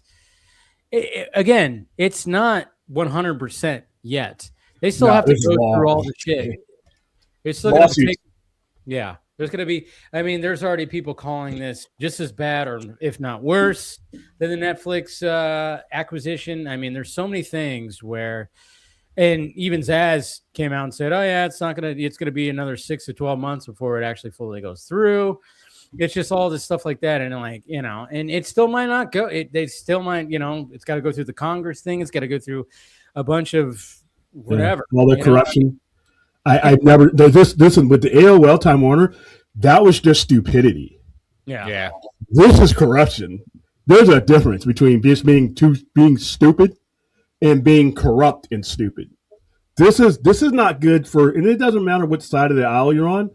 The person who really pays when this type of thing happens is the person at the bottom of the chain who has to open their pocketbook up and deal with this. And that's why the antitrust suits, and it won't just be out of blue states like California. Eventually, you're going to have other states that this will affect when it comes to antitrust pricing and things like that. And you can't clear a hurdle if you're dealing with an antitrust lawsuit. So there's going to be all kinds of issue there. But yeah, this might have been, out of all the toxic potatoes that Warner Brothers has been being hand-over and devalued over the last 25 years, starting with the AOL disaster, this might be the worst one because each one of those guys had a reason why they were doing it. Yeah. It was ill-fated, but they had a reason. Here, I like I said, once you start interfering and making threats and making insinuations that you've had conversations here or there, or when certain political figures threaten to, if you don't fire this person, I'm not going to. That's corruption. That's literally the definition of a corruption. And if you're Joe Average sitting at the bottom looking at this, you're not invited to this club. No. You can't afford to go in. You're eating Spam, and they're fighting over steak. So yeah, there are so many reasons. And if I hear one more time about this is a win for physical media in theatrical windows, get in a space shuttle, get in a spaceship, launch yourself into outer space, one-way trip, don't come back until you figure out what bullshit that is. Neither one of these entities have a say in that. Like you were saying before, nobody's going to keep something going if it's not making the money or if it's losing the money. No, they'll pull it from the movie theater. Yeah. The physical media? Oh, why my physical media is safe? No, what? Listen, if you want to find out who fucked you physical media wise and window wise as far as theatricals, everybody should stop right now. If you're watching, stop right now. Go into the bathroom, close the medicine cabinet, and look at the mirror collectively, because it's the consumer that did it. The consumer stopped buying the physical media. The consumer stopped going to the movies and figuring out other platforms were more convenient for them. Until the consumer changes that trend, these guys are like bloodhounds. All they're going to do is sniff the money. They're going to go where the trend follows them.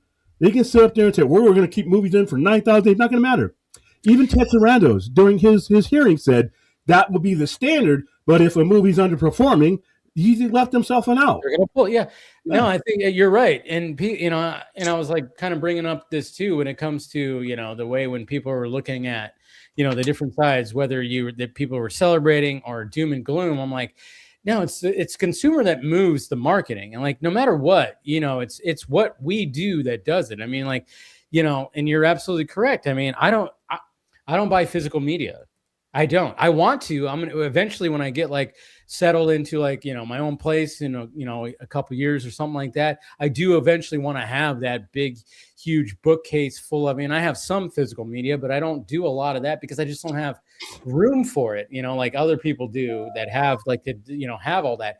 Eventually, I want to get back to that, because when it came to DVDs and early Blu-rays, yeah, I was all about getting the physical media, but I don't really do that anymore. When it comes to like certain comic books or books, yeah, I still get the physical media, but other than that, when it comes to watching movies, I'm watching them on streaming or I'm renting them or something like that. So but I am one of those fucking people that go to the movies every week, so I'm still all about going to the movies. I'm still a paid customer to go to the movies, and I'm scared to death that I'm going to this fresh new movie theater up the road here that is nice and luxurious and stuff like that, but I'm like, when I go and I'm the only one in the movie theater, I'm like, this fucking place is going to be closed in a year.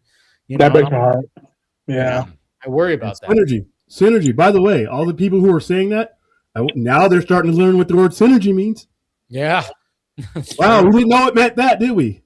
And that's gonna be a gut punch, because whenever you affect the supply chain like this, you affect the supply chain across the board from top to bottom, because there's no way people are like, well, they're going to operate Warner Brothers. No, they're not. They can't afford to. With $90 billion in leverage, you have to get that back.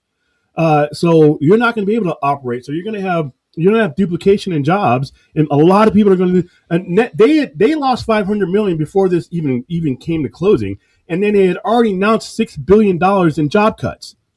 That was before Netflix pulled out. So now with redundancy and duplication, you got more thousands of jobs on top of that. That's going to affect all kinds of states. That affects the movie theaters, But that's exactly what it is. Like people focus on the IP, the properties. What if we saw, like you said, what happened with Disney with Fox. Lots of people lost their jobs, and it's going to happen again just because. Yep. Yeah, they have the money to just throw it down and buy it out and pay other companies out that were in this deal at that point.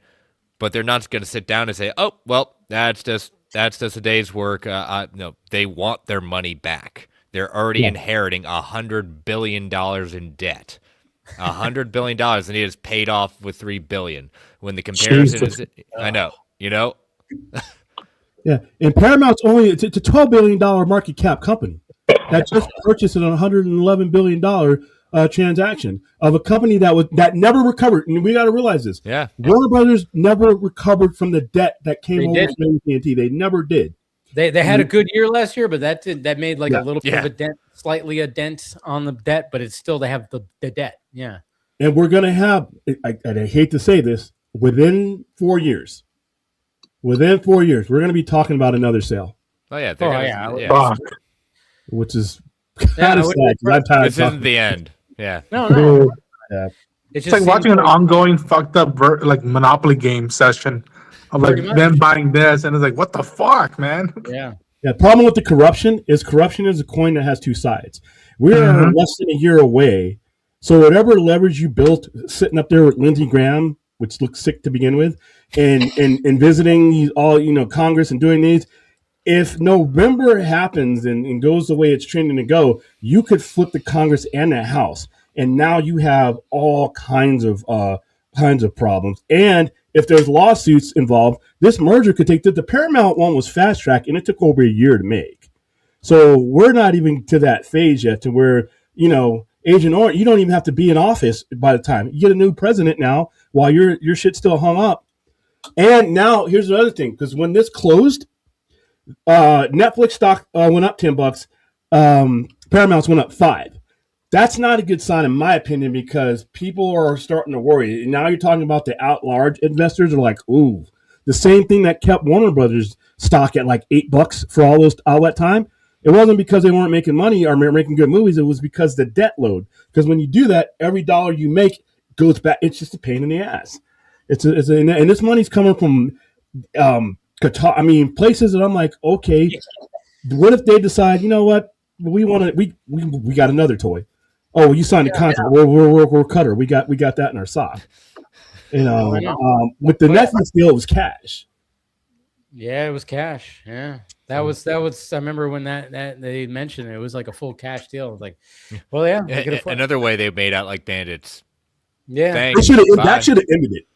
When Netflix said we're going to do whatever $1 billion, all these billion, we're going to do it in cash transaction. That should have closed the door on anything else. Mm-hmm. I would want to be a fly on that wall with the wine and the caviar for the discussion of why they took this bid. If there was all cash coming from Paramount, no problem. Take it. Take it. But you're talking about leverage money with interest. You're talking about money coming from places that are in volatile parts of the world. So yeah, I don't know why this flipped. And Ted Sarandos did, he did the right thing. He did the right thing. He didn't overpay for Warner Brothers, and it's ironic because the one guy in the last 25 to 30 years that would have purchased this company to actually operate it as a studio so that they could put it in their cycle of prestige would have been Netflix. Everybody else who's purchased Warner Brothers has purchased Warner Brothers to fuck Warner Brothers as far as much as they could get out of the night, and then they moved on to another hooker. Because AOL did it. After AOL, you had this analogy is getting weirder and more interesting as William It talks. tracks. It tracks. I'm not doubting it. I just keep going. I want to hear where this goes. AT&T did not purchase Warner Brothers to utilize it as a studio. They use it. They wanted to use it as a platform for their technology and their stuff. Now we have another company that's not. They're doing it because they've already said they're going to HBO. What's going to happen to HBO? You're already going to consolidate brand names that actually mean something. And you're consuming it, and people are like, "No, they're not going to.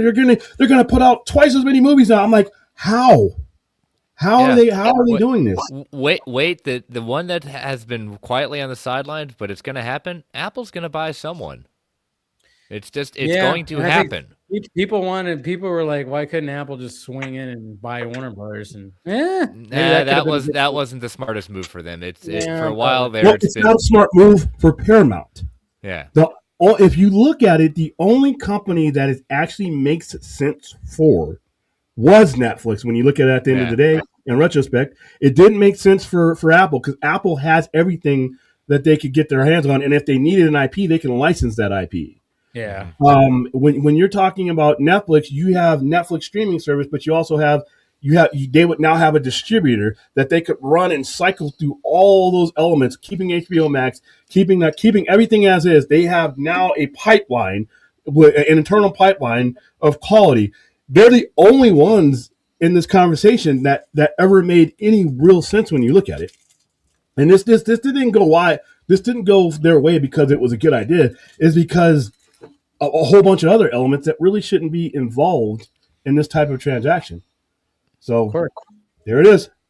I know it's I'm not the doom and gloom side that people are like, but I'm also not excited, and I'm just like, I'm worried on what's going to happen. Yeah, it all sounds, obviously they put things out there, but even Teddy Sarando said he put things out there like, hey, don't worry, it's going to be good. 45-day windows. We're going to be, and then of course we're seeing like, oh yeah, don't worry. We're going to be putting out 30 plus movies and we're going to be doing this and doing that. But I'm like, okay, you're saying that. Cool. You're saying what I want to hear, but are you going to fucking, Are you gonna and then what are you gonna do? I mean, of course, people are worried about what's gonna happen with DC Studios, what's gonna happen with the film department for Warner Brothers. I'm like, well, it'd be stupid if they even mess with that because of the good year that Warner Brothers had with DC Studios and with just their films in general. It's like, no, you should probably keep all that in place, which I think they will for the time being. Now, if things start, not showing numbers, yeah, then they're gonna start worrying and things are gonna start, tightening around things. And like when people are like, Gunn and Safran are out, I'm like, no, that Man of Tomorrow is still gonna come out. So everything's still gonna be coming out, but come 2028, I don't know what's gonna fucking happen. 2028, his contract is up this year. It's in 2027, right? No, 2026, I believe. I thought it got extended to 2027. It might be, but that's not 20. Here's my bet.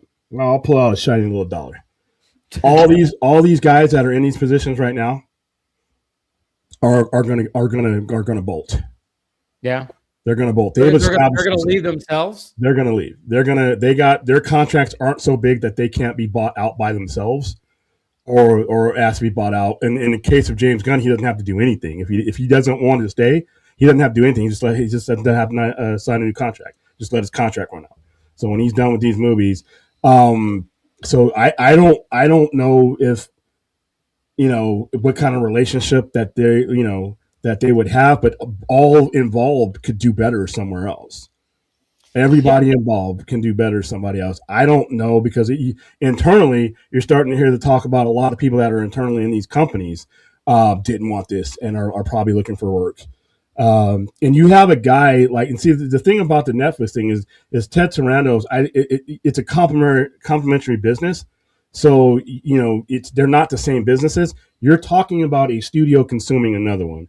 So this entire time, all your boys have been advising you, backing you up, and with you this whole time while you made this run for this company. They're just not going to disappear. you're generally put in place the people that brought you to the dance, or they're going to have weird positions that didn't exist before. So guess what? I got a president and vice president or DC Studios already. Okay, now I got an executive stooge or somebody like that. You might see people put into the chain that are there so that the person who just leveraged all this money gets this vision through. I can't believe that somebody's going to take this big of a risk and not imprint his vision on all these things. And he would have the right to do so. It's that's what's scary about the whole thing. It's like, hopefully when it comes to the best we could hope for is if he just goes, all right, things are good, run it. And but of course, if things start struggling, maybe he'll step in a little bit and work with people, be collaborative and whatever. But I don't know. This is David Ellison. Who knows? Who knows? If I could count on that kind of temperament from that individual, we wouldn't be talking about this sale right now. Yeah. So I'm up to the point where I'm like, and I said this years before this even happened. I'm still a fan, but I'm not at the arena with the sign. I'm on my couch. With my magic wand. So if this goes south, I'm not involved in it like I was from like 2013 to 2021, where it was on my mind like this. The thing that I learned about the DCEU and the clowns that followed that is disengagement. I'm not going to get mad over it. I will enjoy if Lanterns comes out and it's great. I hope I get more, but if this happens and I don't, then I'm just going to go. There's just too many things right now to go on to. I got a backlog on all my streaming things that I could just dive into. I'm never going to dive into the DC pool anymore when I don't know there's water there yet. See, I realized something because I don't know if I saw a post or I forgot where I saw it, but I'm like, man, I think one of my goals is like going back to like physical media and stuff like that. I want to have a room. I don't want to necessarily call it a man cave, but I'm just saying, well, I guess it technically is going to be that. But I was like, man, I would love to just have a space where you have like just a bunch of physical media. You have consoles, old consoles like Nintendo 64, Super Nintendos, and whatever. Nothing connected to the internet. Maybe I'll have a computer or a laptop connected to the internet. Maybe my phone will be there, but I want to just ignore it and just like, hey, I could just go down there, watch whatever movie that I want, not be disconnected from all this and all. I don't know. It's all just I'm like going, man, I want to get to that point where I don't have to like rely on all this stuff and worry about subscriptions. And I mean, I think I'm paying too much now. I don't think I'm using my streaming services enough to warrant, these monthly subscriptions. Like I have to find going, oh my God, I have to watch on Hulu or else why am I fucking paying for this? Yeah. I canceled a couple of them of mine. I know I might cancel my Hulu. I don't know why. I don't even know if I need it anymore. To be honest. The only reason I kept them was because some of them, and not all of them, some of them offered the yearly subscription. Where I'm like, all right, you pay once, and then they don't bother you. They can fuck off for 12 months. I'm like, all right, I'll deal with that. But I'm dealing that with a lot of stuff. Like again, I don't want to. We're using the platform, but like StreamYard, I wish they had a different format where I'm like, all right, that's a taking out piece by piece, a month of mine, just like here's a big amount, leave me alone for 12 months. And again, like you said, some of the stuff doesn't justify having it on if you're not gonna be watching it every day and whatnot. And like you do, I wish I had a house dedicated to Criterion Collection stuff and other DVDs and Blu-rays. Or like, all right, I'm in the Criterion house, leave me alone, don't bother me unless it's a big deal. This is where I'm gonna relax. Maybe I'll do some writing. Just like be like fully disconnected because man, there's sometimes where I'm like, I'm looking at my Twitter feed too much, and then I'm like trying to find something on YouTube or like a streaming service, and I'm like, man, I want to like, I saw like a picture or it was like a video of like, wouldn't it be just awesome just to have this from like the late 90s to early 2000s where it's just you have TV, you have a couple consoles. And you have like your physical media, and that's all you need. And it's like, God, I remember those days. I mean, we weren't connected all the time. And I'm like, fuck, we'd love that. We got somebody else joining right now. Ray. What's up, Ray? what is this, Eeyore Day? Everybody just down, just like, oh. Not that you're here, we're happy now. No, we're not. We're just kind of like we're just discussing this whole thing. We're kind of like taking it in. William, come on. What's he run? Oh, come on. Oh. Yeah. No, it's just all right. Well, is everybody all right? We are. Okay? I'm not on the doom I'm alive and gloom side, but I'm not on the excited side either. We're a little. I don't know, Ray. I felt a disturbance in the force. I don't know. Okay. Look. Bottom line, we said from the beginning that the best case scenario for any fan was no sale. Exactly. And that's still the best case scenario for any fan, is if, for whatever reason, the regulatory process goes south. I read a thing earlier today that Zaslav always loves hedging his bets. He made some offhand comment saying that if it didn't go through, then I guess, what do you say, like $7 billion and we get back to work. It's like, okay, so he's not even 100% certain that all of this will go, and he thinks it'll take at least 6 to 12 months. That's what I talked about that. Yeah. Yeah. Right. But it's there are so many. I guess the biggest issue that I have is there are so many narratives about why this is happening and about how this is happening, and it's like none of them are like paying attention to exactly, like, none of them are looking at the data in front of them. Right. Everybody's worried, and for my first question is what is anybody worried about? We're literally still in infancy stage with DC Studios and the DCU at large. We're not even 100% certain until we get it. It's almost like with fans, it's like, okay, we get our hopes up, right? And we you hear that dreaded phrase, I want to like this. I wanted to like that, right? And it's like, okay, but we've only had a movie, an animated series, and a live action show. Like, this is still like in its infancy. So so what is it that everybody is like terrified about? Oh, he's gonna turn Bruce Wayne into Kid Rock. No. That'd be a movie. Let's see that movie. Jesus, that would be crazy.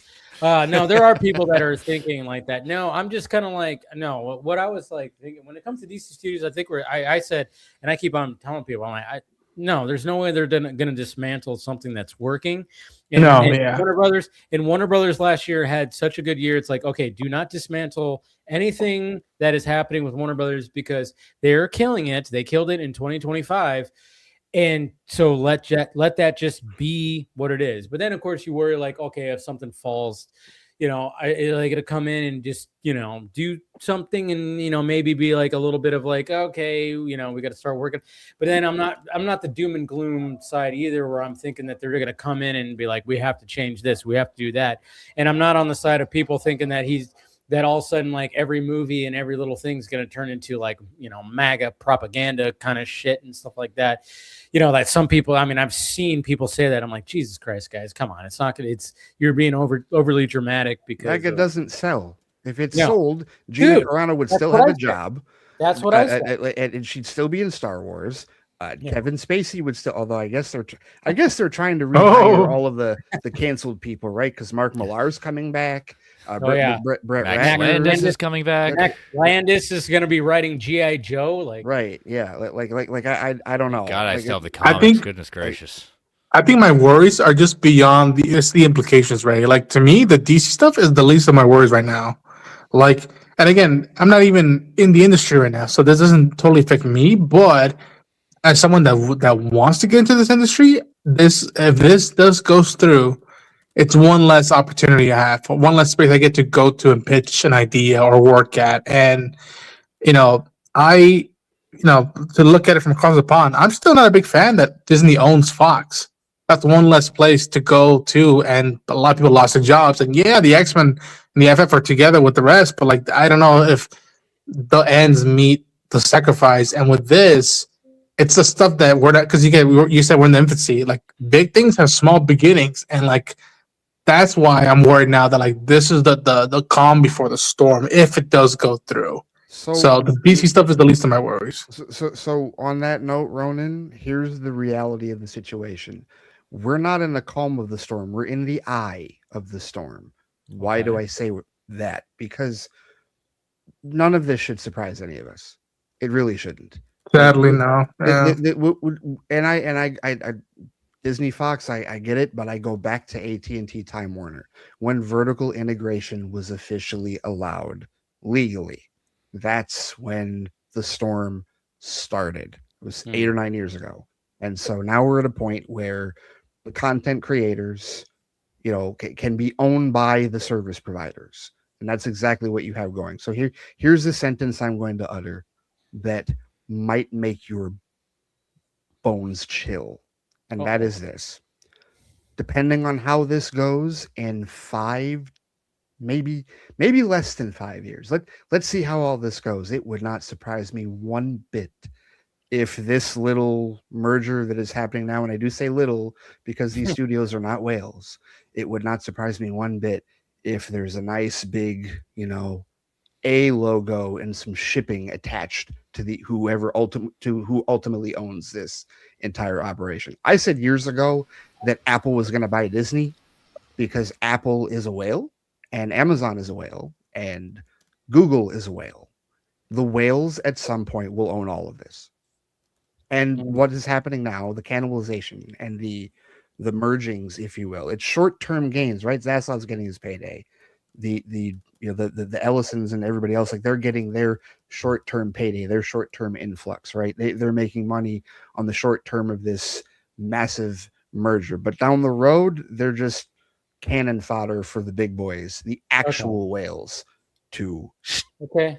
I see what you're saying. So basically it's like freaking out about this is not we shouldn't really be doing that because it's all just preparing for one of the big giants of media, which is where everything's headed. Google, Apple, maybe Microsoft, but I don't know. Microsoft's never been really in the Amazon. game. Amazon. And that's the thing. Is like so from that perspective, Ronan, I get what you're saying with respect to being concerned about wanting to get into the industry. What I would say, truthfully, is that I think what's going to have to happen. I mean, it was headed this way. Like when you have corporate interests that are this strong, when you have billions of dollars at play, this is where it was going. This is the industry, right? Like this is the reality of the situation is that the billionaires they're all playing the same game, all of them.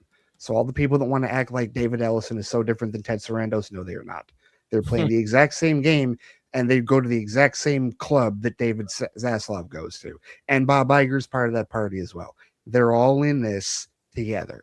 That they're playing Monopoly with these companies. That's what they're doing. Okay. And at the end of the day, this was always inevitable, unfortunately. Right. And so the AT&T Time Warner was the starting point. Disney Fox was the tip of the iceberg. At some point, we even speculated years ago when Warner Brothers spun off into Discovery. The speculation was already there at that time that Zaslav was going to spin this off to Universal. That was the thought. He was going to come in, spit polish Warner Brothers, from all of the previous disasters. DC. We knew that he was going to come in, replace the roof, replace the floors, add a fucking room here, and then flip it. And that's exactly what he's done. Yeah. I mean, that shouldn't be a shock to anyone. But everyone's like, oh, everyone acts like a big shock. It's like, no, he was like we were saying, like this was never a thing he wanted to improve. That was never not long term. He was never here. Let's say, Chris, he was never invested long term in it. It was always going to be a short. This is a flipping for him. A flip. Yes.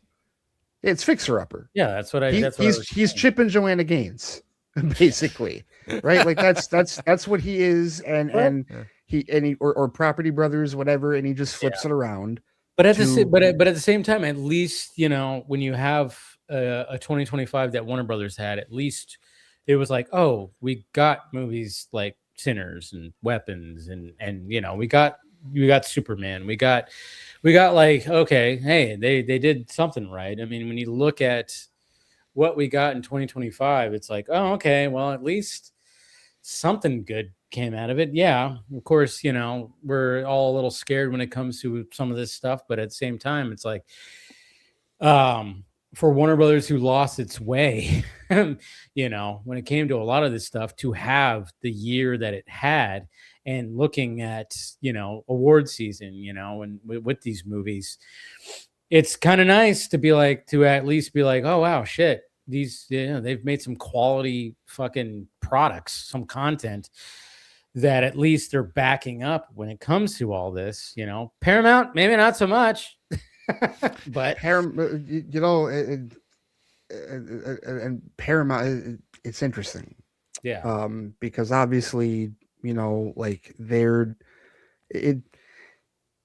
just finished the Skydance merger, right? Like that just happened, right? And again, when it comes to concerns about the Ellisons, I hearken back, and this is what I mean about like reading the tea leaves and seeing what's right in front of us. I hearken back to what David Ellison said at his original town hall after that merger was complete. He stood on that stage. He told Jim Nance that they wanted to challenge Netflix. He said that was their goal, challenge Netflix. He said that multiple times. And on top of that, he also, I brought this up before, he lamented the fact that Paramount was in the catbird seat to make an offer at Marvel, to make a run at Marvel Studios, and they didn't, and they let Disney buy it. Rest is history. He said those two things he said that day gave me insight into what he might do. That was the day that I thought, well, okay, maybe he might make a play for this. Maybe this might actually happen. And lo and behold, clearly that's been part of his plan. Now, what I think is interesting is, the analysts, like if you read the tea leaves, I don't know if you guys have talked about this, he may have massively overpaid for this. Oh yeah. Oh yes. and they're over $100 billion in inherited debt now. Right. And so this is a case where, Netflix is not going anywhere. Netflix is staying right where it is. Netflix will continue to, earn billions of dollars a month from its, 301 million plus subscriber base. Sarando's basically sitting going, well, all right, we showed our hand, but it's not like we needed you. We didn't need Warner Brothers. Like, we're still fine. What they read the other day, they just there was another deal. What they're going to do? They're partnering with Apple, going to do Formula One racing. I think I read an article about that the other day. Something like that, yeah. Yeah, because live sports is still the largely that's such a nebulous thing still with respect to streaming, and they're all trying to do it. They're all trying to figure out exactly how to navigate live sports, and it's still really rough around the edges. They haven't really figured it out, streamlined it. But at any rate, Netflix is fine. Netflix is still the godfather. And at the end of the day, everyone is still going to be chasing them. With this deal. They came up out of this deal. They came up. Right. They're what, nearly $3 billion richer because that cancellation fee got covered, right? And exactly. so a hell of a cancellation fee. Jesus Christ. And to me, I think what it was, I do think it was desperation, right? People want to claim, oh, it was political this and it was, posturing that. No, what it was Paramount saw the writing on the wall. And I've said this for months. Yeah. If that HBO Max library had joined forces with Netflix, game, set, match for everyone else, there is no combating that. There isn't. Like, that would have been an insurmountable thing to leap over, which was another reason why I was never sold on this idea that they were going to completely respect theatrical presentation and whatnot. That was all the more reason why I'm like, okay, no, you're giving Thanos an extra Infinity Gauntlet. There's no reason for him to respect any of the past when he has a subscriber base this large, and it would have been that large, right? And so the only saving grace for any type of competitiveness within this marketplace was if that deal didn't happen, and if either Warner Brothers stays where it is, or if Paramount gets it, and that's where it really comes down to, is for fans, our best case scenario is if we have multiple options. That is not the best case scenario for them. But this is why you don't root for billionaires. This is why everybody that's been rooting for Ted Sarandos for the last month, why? He's not your friend. None of these CEOs are your friends. No. Uncle Sarandos, the one who paid me $2 to mow his lawn? Right. You know, and I guarantee so many of these people that are like just like so up in arms and so depressed that Netflix isn't going to get it. It's like, okay, you don't even see the Netflix charge on your card, do you? It just vanishes. Oh no!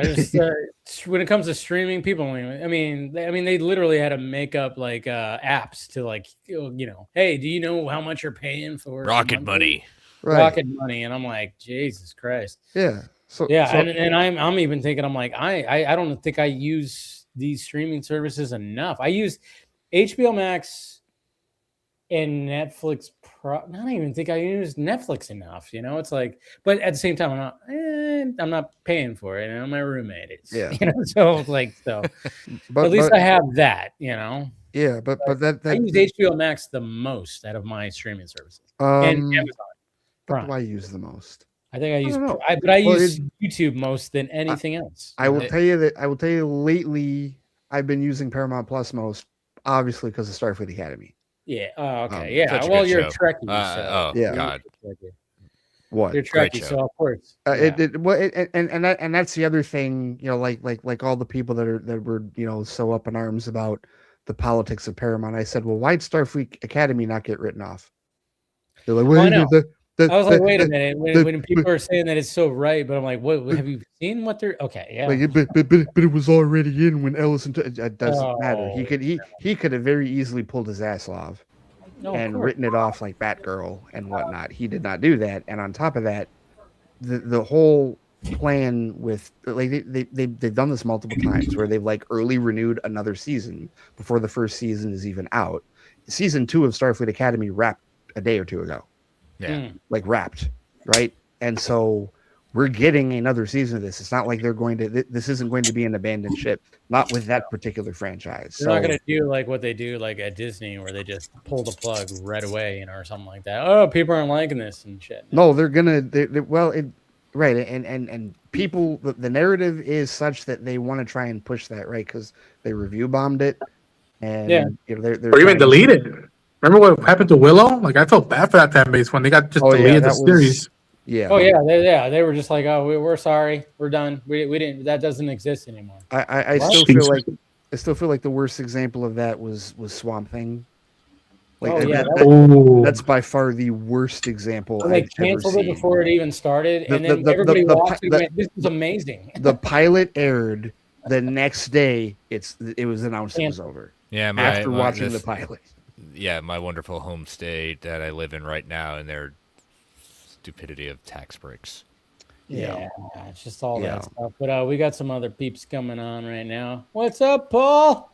Hey guys, how's it going? How you doing? Paul, good to see you. Good to see you.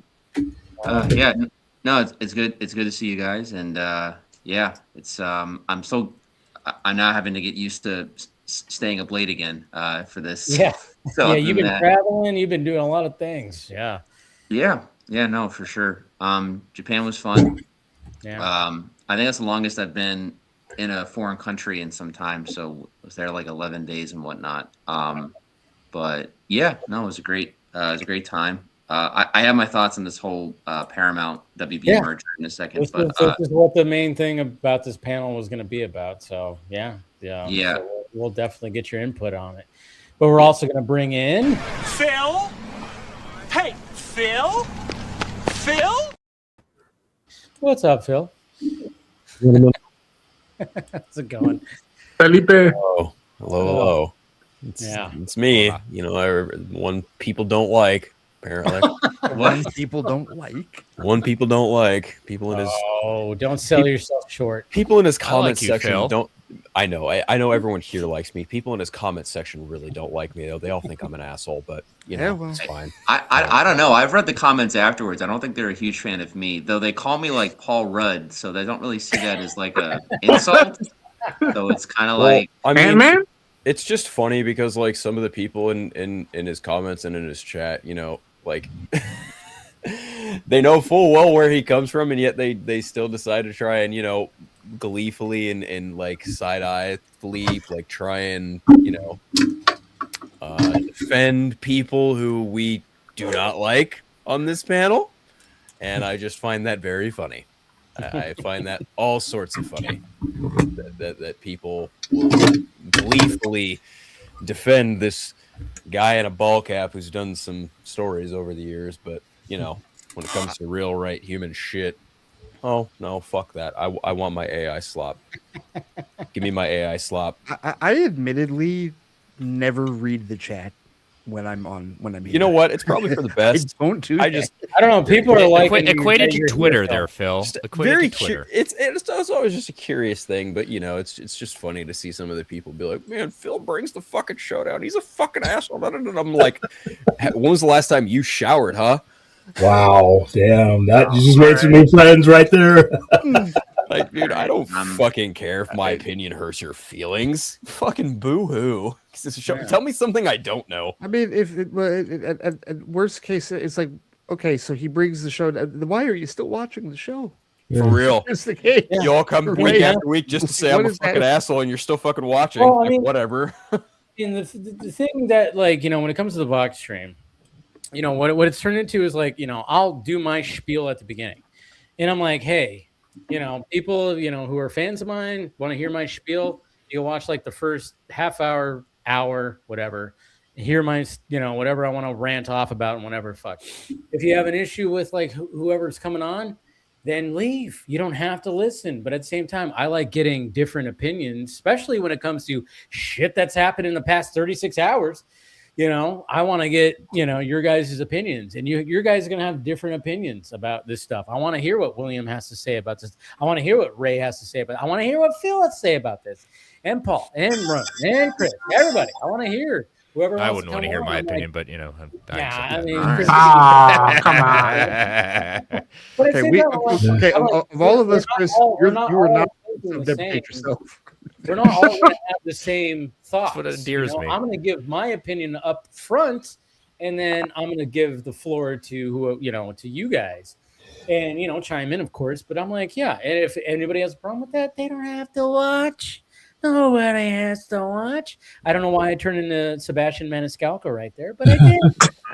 But I'm like, I'll be brutally honest. Nobody has to watch. Aren't you embarrassed? I don't think anyone who comments on your shows and talks shit about me would last 5 minutes in an actual debate with me. Of course not. They would fucking lose. I would make them cry. It's not hard.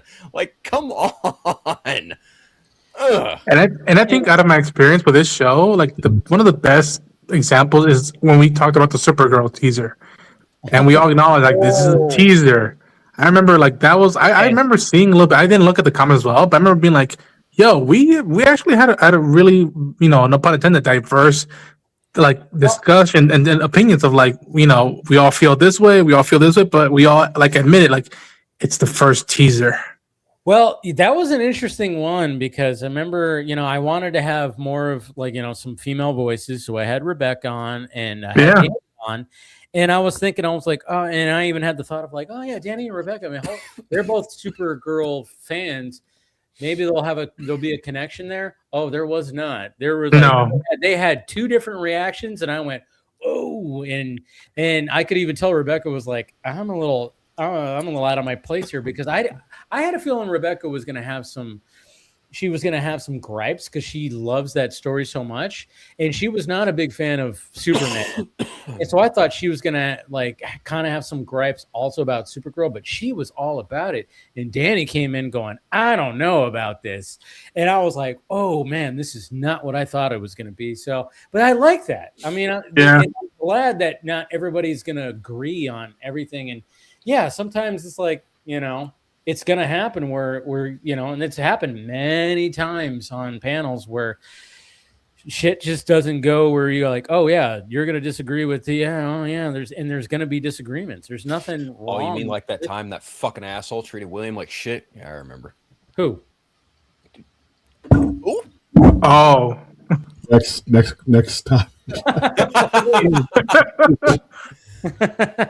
I remember this. I don't know. I know. Hey, Rose I'm does. usually getting drunk on here, so hey. I don't remember. that's a good Was I here that? I don't was want to here bring that? the show down. No, I don't Okay. think so. But Oh, this person absolutely still owes William an apology, and they can fuck all the way off until they do it too. It just I am hit, here for the good of the show. I it will just hit just me. keep it Okay, fair. I know what you're talking about, and yes, it was. So about that merger. We're at the time, yeah, and that got handled. It got handled because, yeah, I even apologized to him for that one because, yeah, I wasn't a good host on that one for sure. But yeah, no, yeah, we don't have to revisit that. But yes, and I at first I was like, wait, what? Oh, yes. Anyways.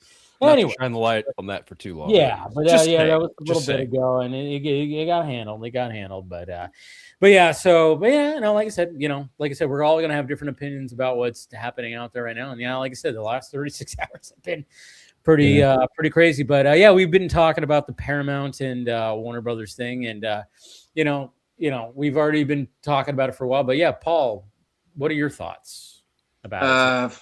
I mean. I'm going to hit it in probably two different ways because there's a lot of ways to look at this. I mean, just from my perspective. Now, granted, I'm not following it maybe as close as Ray is, or looking at all the analytics, or past things from Ellison and things that he wanted to invest in, and the company didn't go through with it or any of that. But I know this, which is one. Yeah, I mean, Netflix. That was always kind of iffy on terms of their, sticking to the theatrical model and stuff like that in terms of how much they dominated streaming. I mean, clearly, I think Netflix wanted to have access and ownership over Warner Brothers, lots and all of those things, and being able to use, like the infrastructure of the movie studio bases and stuff like that, as well as getting access to all of their IPs and utilizing that, whether both either on streaming or in movie theaters. To me, that made more logical sense as to the companies combining and benefiting one another, between Warner Brothers still being in debt, Netflix kind of balancing that out. Now, Paramount, on the other hand, I mean, I'm looking at just as the companies, and Netflix, I felt, was a better idea and a better choice in terms of how they could benefit one another, and how they both, were able to utilize those things. Paramount now at this rate, like you guys were saying earlier, now the whole company looks like it's going to be $100 billion in debt. Clearly, Paramount is trying to make that stake to take that power away from Netflix. And that seems to be what the case is from that standpoint. Now, myself, in terms of the content and looking at the other aspect politically, it's pretty well known that Ellison and his family are MAGA, or Republican right-leaning and stuff like that. Now, as to how it will affect the entertainment, that's up for debate, and how they want to go about that. And are we gonna get DC Comics where Superman is pro Magna? I don't know about that, but I do know that I think the news and the infrastructure of that, and what they're going to control, being like CNN and things like that, I think is going to take a definite turn for the worst. I mean, I'm talking on just a small basis of what CBS and Paramount and their practices have been doing just by themselves.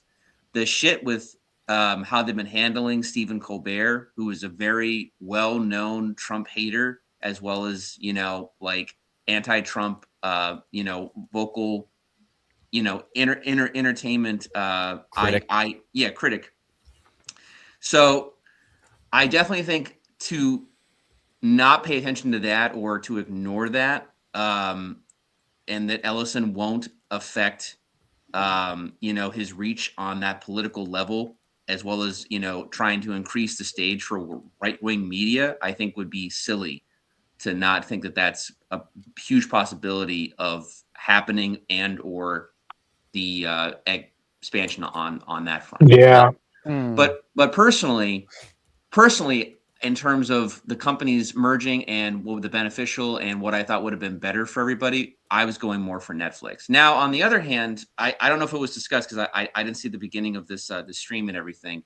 There still is the vote until March 20th. I don't know what the board members are going to do. Still, it's not looking great for Netflix at this point, and Paramount seems to be, going to be the victor and whatnot.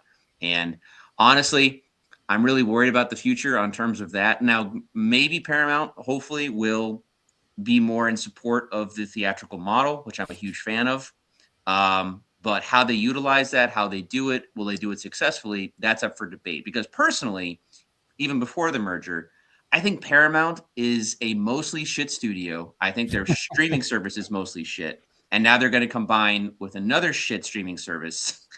and granted, HBO Max has a massive really library. Harsh. Hold on, I'm just saying, hold on. I am saying HBO Max has a massive library. And I am not talking about HBO as itself and like what they do and what they produce. But HBO Max and all of that is not producing a lot of like that much newish content, even though their library is quite massive. And Paramount streaming, I think the less said about Paramount streaming, like the better. They've been trying to just revive a lot of old IPs, but I mean, it's just kind of a mess over there. And I just see two. Piggyback off that really quick though. Yeah, no, Phil, go ahead. I'll just add real quick while you're not totally wrong. Paramount does have a few highlights on Paramount Plus, i.e., the Taylor Sheridan stuff has absolutely found life on Paramount. And Star Trek. I'm Star assuming Trek. He's leaving. I haven't been following. Star Trek. He bolted, didn't he? Yeah, he's getting ready to leave. Yes. One of the.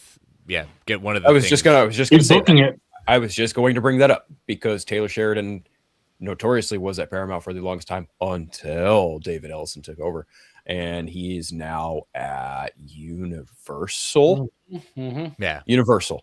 That sounds right. Yeah. Yeah, one of the things besides, they gave him such a sweetheart deal that they wanted to rein that in, but one of the other things is that they supposedly asked him to do a 250th celebration that was a little more right-leaning. He's like, you're not telling me what to do. I'm out.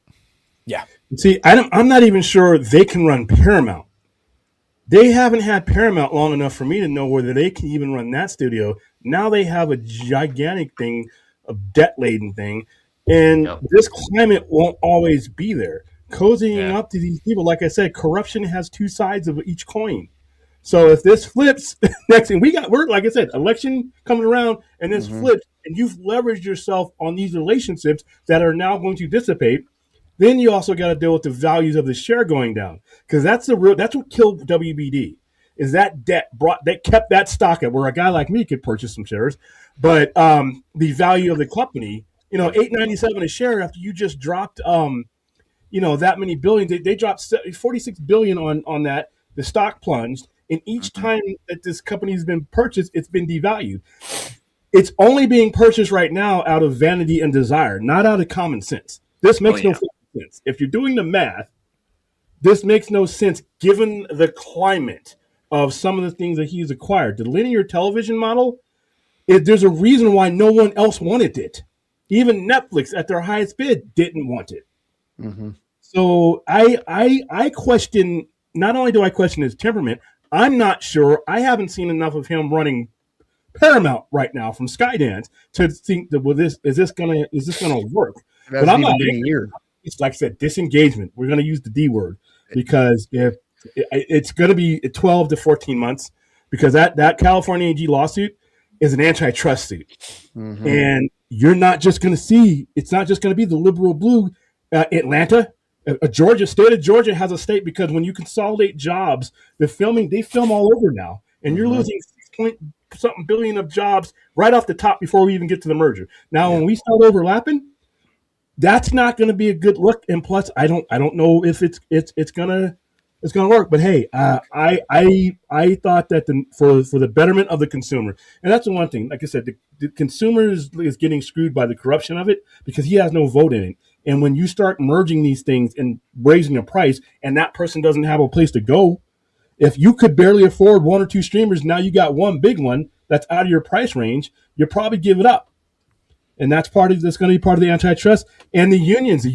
And where's James Cameron at now? I love you, man. You made billions. Listen, James Cameron deserves all the accolades that James Cameron has. But when he got up there and started doing that, and a lot of other people did, I'm like, dude, what are you doing?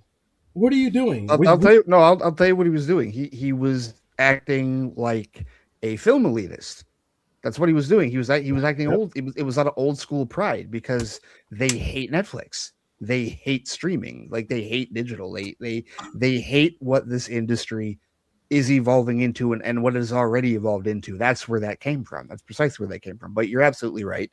The unions, I read an article earlier today that said just because this Netflix is pulled out doesn't mean that the unions and whatnot are not going to stop lobbying against this. They most certainly are. Like you said, the antitrust suit is still going to go through, and it is going to affect more than just the blue states if we're going to get political with it, because this is jobs. This is the industry. This is why Ronan has a right to be concerned, because this is a problem. Like it's everyone with respect to the industry not being what it once was, and what is it evolving into in that regard.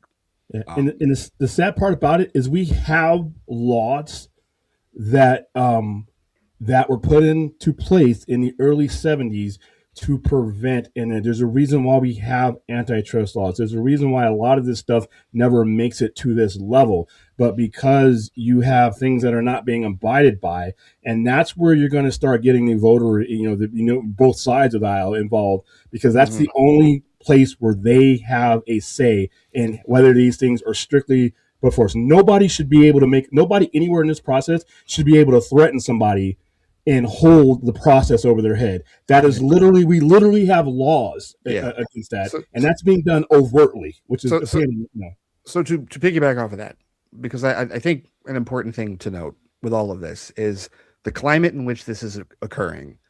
We're at a point in time where antitrust, as far as the powers that be, as far as the people in charge, antitrust is like not a thing. And so what you're seeing is a ton of deregulation. And that's catnip to these CEOs. That's why you're seeing all of this happen. There's no coincidence whatsoever that Disney, Fox, AT&T, Time Warner, all this has happened within the last 10 years. There's no coincidence whatsoever in that regard. Because this is why I feel like people get the political thing muddied up. And Paul, I get what you're saying with respect to, the political ties of the Ellisons and whatnot. And I know I've heard all the people scared shitless that CNN is going to become Fox News 2.0. I get that. As far as I'm concerned, CNN's already compromised, but that's a totally other. But the reality of the situation is I feel like a lot of times people these days, their fear of the politics kind of clouds the ability to actually, like, they conflate what is actually happening. And what is happening, at least what I'm seeing, is that because we're in this persistent climate of deregulation, the CEOs are making hay while the sun shines, because William is right. All it takes is it might not even be 2028. All it really takes is this November. If things reverse course as hard as people are suggesting it might in November, which is why certain other executive order nonsense is being spewed right now. If things reverse course that hard in November, there's going to be a massive shift next year with respect to all of this posturing and with respect to the perspective on deregulation. And a lot of people that right now are in the minority seat as far as deregulation is concerned are going to be in the majority seat to bring back the big hammer of antitrust with subpoena power. 1,000%. And most of them are lawyers anyway. So like this is why this is happening. They see the opportunity to consolidate. They see the opportunity to get the quick paydays while they can, because there's a solid chance they're not going to have that chance again later this year, like by the end of this year. And so that's really what the cozying up is. And yes, I know where Larry sits. He's 85. He does it. He thinks this way. He thinks that way. I know David's. I get that. Okay, fine. The reality of the situation is that Sarandos has been doing the same thing. So is Tim Cook. So is Jeff Bezos. All of them red hats? I don't know. But I do know that they're all billionaire CEOs that want the White House out of their way. And and right now, they see an opportunity to keep the White House out of their way as far as possible. And that's why they're doing this as quickly as they possibly can. And as far as the CNN thing, with respect to, because you mentioned the concerns about what's happening at CBS, I do think that there is a decisive difference between network and cable, because you mentioned Stephen Colbert, and you're absolutely right. But who owns Comedy Central?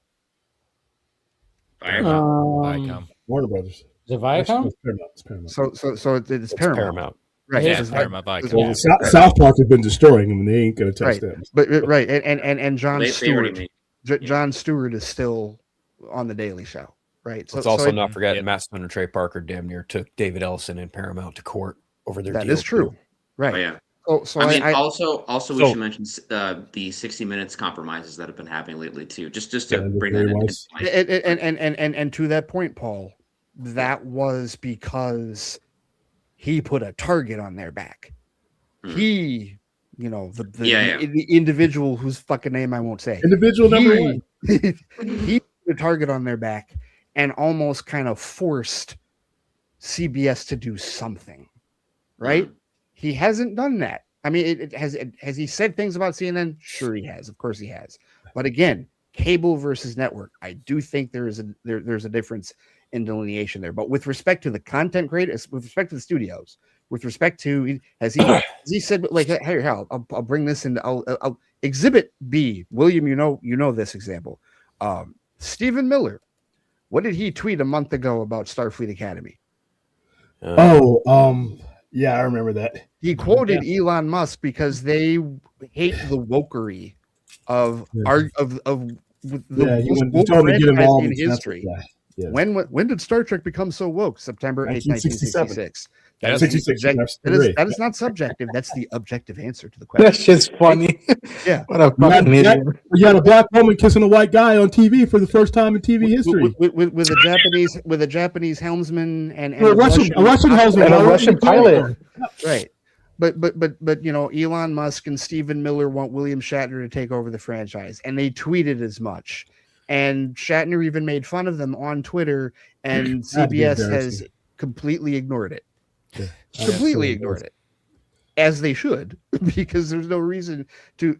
So I bring that up as an example to say that it's not like everything that side of the aisle says is being listened to. It depends on who actually paints a real target on somebody's back, like 60 Minutes had a target painted on their back, like certain other entities have had, like Kimmel. Jimmy Kimmel's another one. He had a target painted on his back, but that only went so far now, didn't it? He monetized that. He got bigger ratings because of that. Right.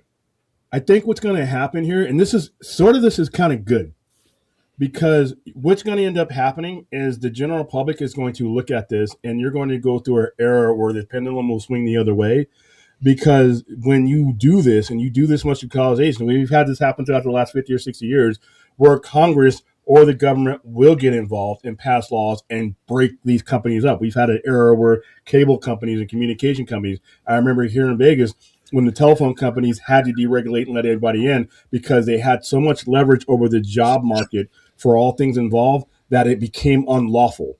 And I'm going to give you when you have a monopoly, or even if it's not an official monopoly, I'm going to give you an example of WWE.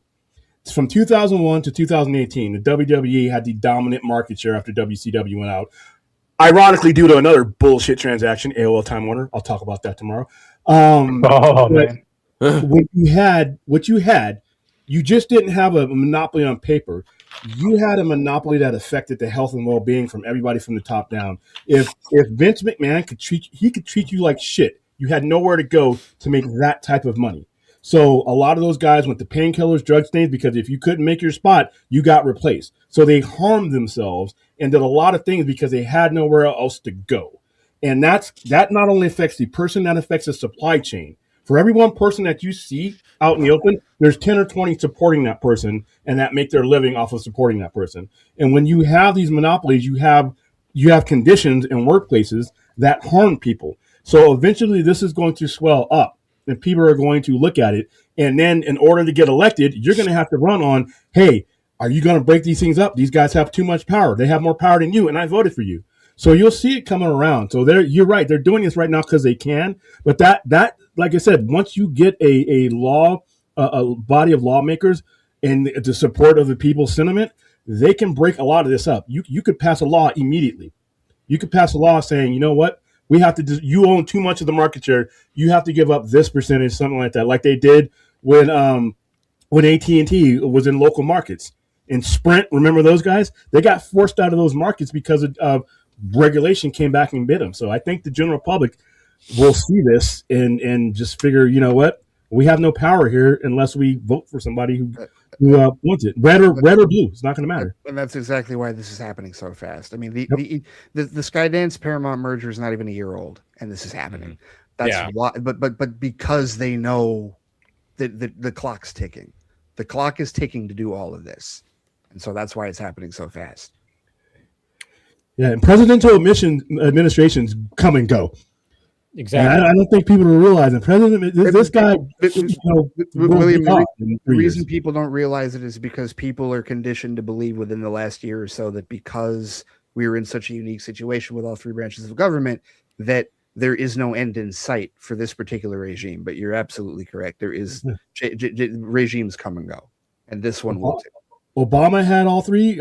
Trump had all three, and then his midterms got, and that's generally what happens in the midterms. I think it's going to be more severe this time around because of a lot of the policies, and you have a demographic that's going to be voting for the very first time that has no ties to the old ways.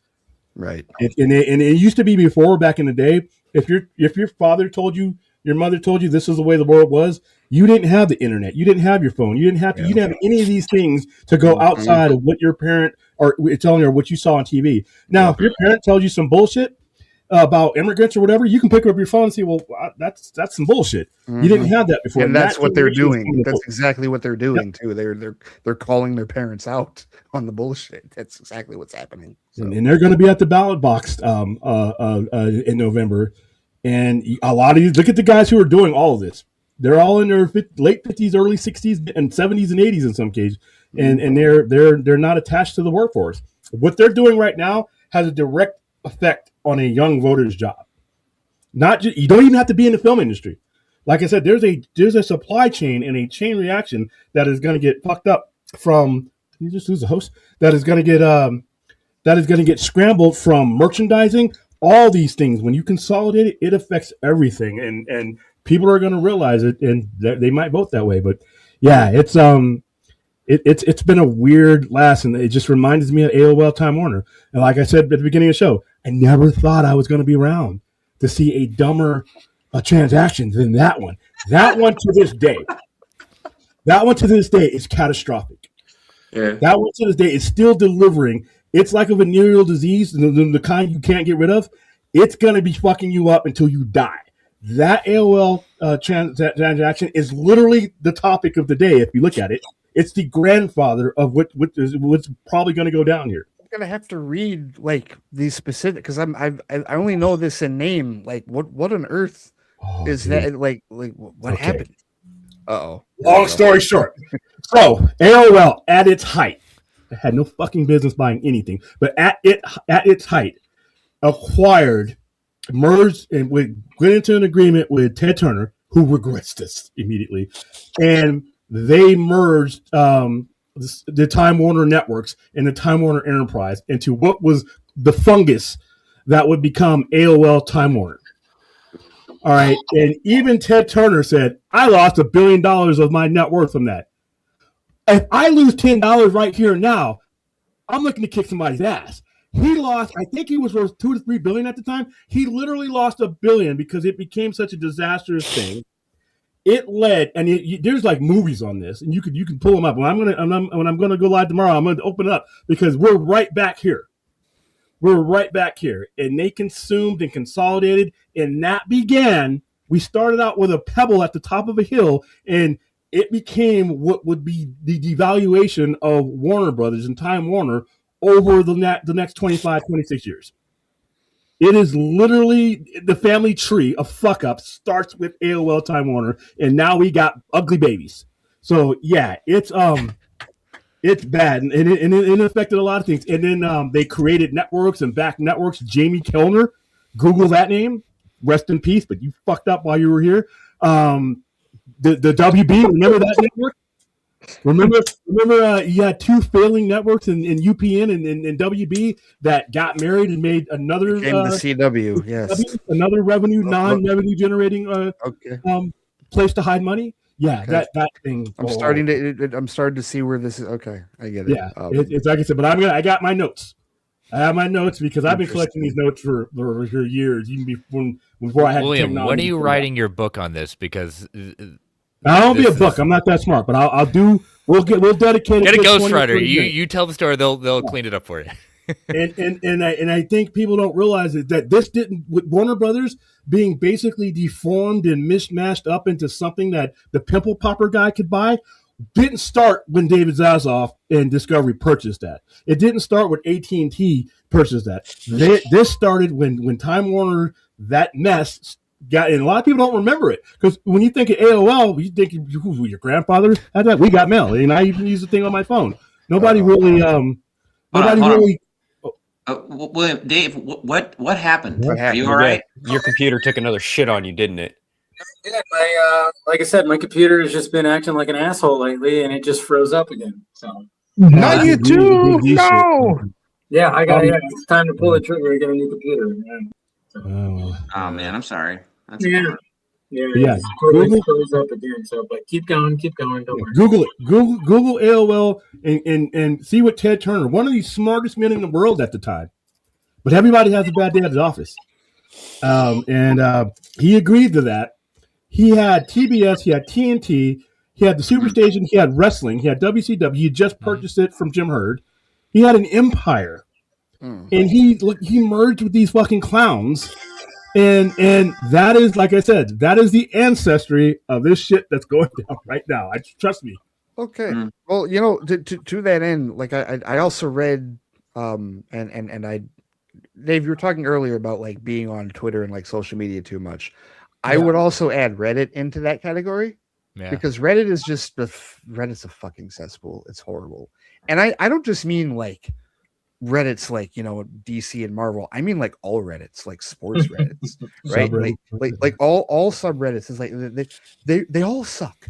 They all suck, and I don't know why. Because again, you can hide behind something and say some of the worst, horrible stuff just because you can, and pretty much, unless you're an idiot and people can really, whatever username or something, like track you down, like you can say whatever you want, and with very low consequence, or they just don't care. And even in this case, Chris, it's not even a case of like me seeing like the most horrible stuff. It's just the group think. Like the mob think mentality is like, wow, this is off the chart. This is like culty, the way people are talking about this. But at any rate, I did see somebody in the DC Cinematic Reddit that I unjoined earlier this evening. Somebody did post yesterday that basically Warner Brothers is the poison pill of companies to buy, because the last however many years of it's not wrong. Like how many ownership changes have we had? In the last 10 years with respect to Warner Brothers. Who's pushing the drug of Warner Brothers is the real question. Right.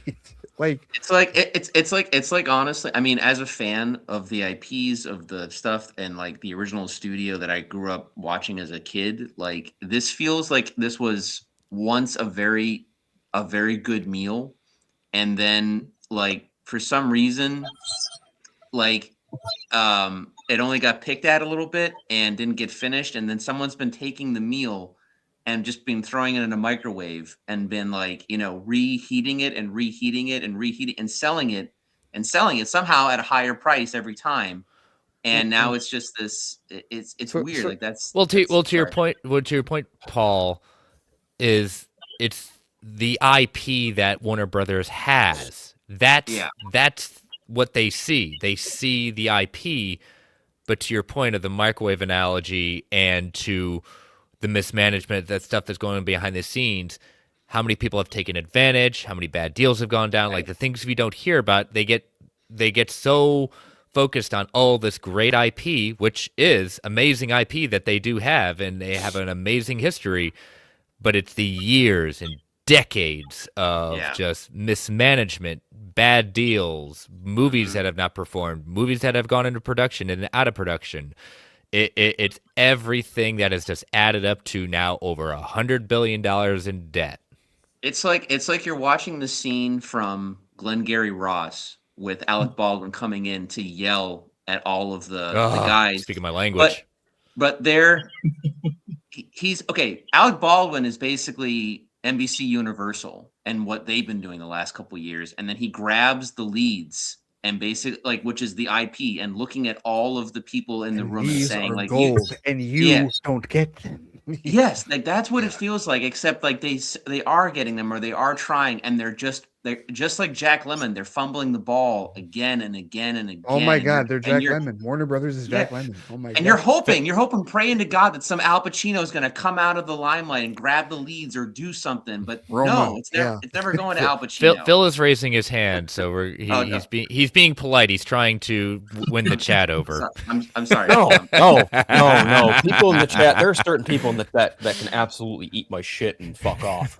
But when I was thinking about this whole situation, I think I'm kind of in a similar boat that Paul is. When I think about Warner Brothers and I think about all the beautiful things I used to love that came from Warner Brothers as a child, Looney Tunes and Batman and, even some of the Toonami block and just a lot of stuff that came from Warner Brothers that is tangentially related to Warner Brothers somehow, some way. I look at that it's like Warner Brothers was once that little elementary school girl crush from years and years ago that has turned into a almost unrecognizable prostitute where, some things may seem appealing, but the overall image is just like, fuck happened to you? My God. You've had a train ran through you. You've seen some shit very clearly. You've probably done a round or two of some very hard drugs. It's just, the Warner Brothers that I see today is not the same Warner Brothers that I remember fondly as a young man and as a young child. And, I'm sure some young dipshit millennials in the chat are going, well, that's just old men yelling at cloud shit. Well, no fucking shit, Sherlock. Of course. But I just think that the leadership above all has just been absolutely fucking abysmal in the last 15 years, if anything, because what have mergers proven? More often than not, people lose jobs, people lose money. This is not a smart thing to do. And yet with all of the hurdles that are supposed to be in place for things like this that are just completely bulldozed because of the political landscape being what it is in the United States of America is absolutely fucking disheartening. I don't really try and think about it too much because frankly, I'm just at the point where I'm like, you know what, David Ellison, you may have gotten the last laugh, but you still look like you eat shit every fucking day. So fuck you. So just to clarify, we've gone from Warner Brothers being Jack Lemmon and Glengarry Glen Ross to Jenny in the middle of Forrest Gump. Oh, yes. Yeah. No. Hold on. William's got another one probably. He's been cooking all night with these analogies too. That's right around it. But like I said, the bacteria started with it had its first stage. Oh, geez. And we didn't know what mergers were back then. Back in the 90s and early 2000s, we didn't know the damage because there hadn't been too many of those, and they were done silently, and they were things that evolved that affected your life. But now it's spread. You didn't go to the doctor. Now that you got to cut that leg off. No, I got a better analogy. I got a good one. It's the outbreak monkey. Oh God. Yeah. Oh God. Wow. So is David Ellison the Gordon Gekko of all this? Oh, here we go. Gordon Gekko had a plan. Gordon Gekko had a plan, and if you're Gordon Gekko and you're following greed like Gordon Gekko famously did, we're not here because this is money loss. This is money loss, and it may seem like he's got the checkmate now, but all it's going to take is one of these Qataris or one of these guys to be like, you know what, that toy over there looks a lot cooler than the one I promised you. Let me walk over here. And so much of his money is sewn together that this could fall apart. But let's say it gets approved. Now it's got to make money. And in order for you to make money with that kind of debt load, you're going to cut jobs. You're going to cut job and you're going to cut operations. So you may be messing around with the quality of what you do. You promising quality, saying this, but you can't really do that because the guys, the banks at least, the banks that loaned you that money, they make their money off the interest. So you're either going to have to pay that down or you're going to be taxing every dollar that you make. Every dollar that your shareholder has like a lead weight on it. And I will return to my frightening sentence that I uttered before Paul signed on. In 5 years or less, watch Amazon buy this. No, so there was a meme. There was a meme that I forgot to mention before I started the convo, and it was more pro Netflix, but it was basically Netflix is just biding their time, and it was literally the Barry Allen gravestone meme, and it was literally the gravestone was Paramount Warner Brothers going bankrupt by 2030. And Netflix was being Barry Allen, like over the grave, basically. I mean, that could happen, or it could be Amazon. There's so much. Whether Paramount Warner Brothers succeeds or not, Netflix will still be there in 2030. They did again, like I was telling the guys, they didn't need this. This was Thanos already in possession of the Infinity Stone, trying to get an extra one from somewhere. That's all it was. He didn't need it. Sarandos already had the ability to snap. They got in late. Remember, they got in late. Yes. They got into the game later than anybody did. And it was because they saw the market value, but there was only a certain level at it that it was worth it to him. I mean, he had a fiduciary responsibility to his shareholders not to go wasting money.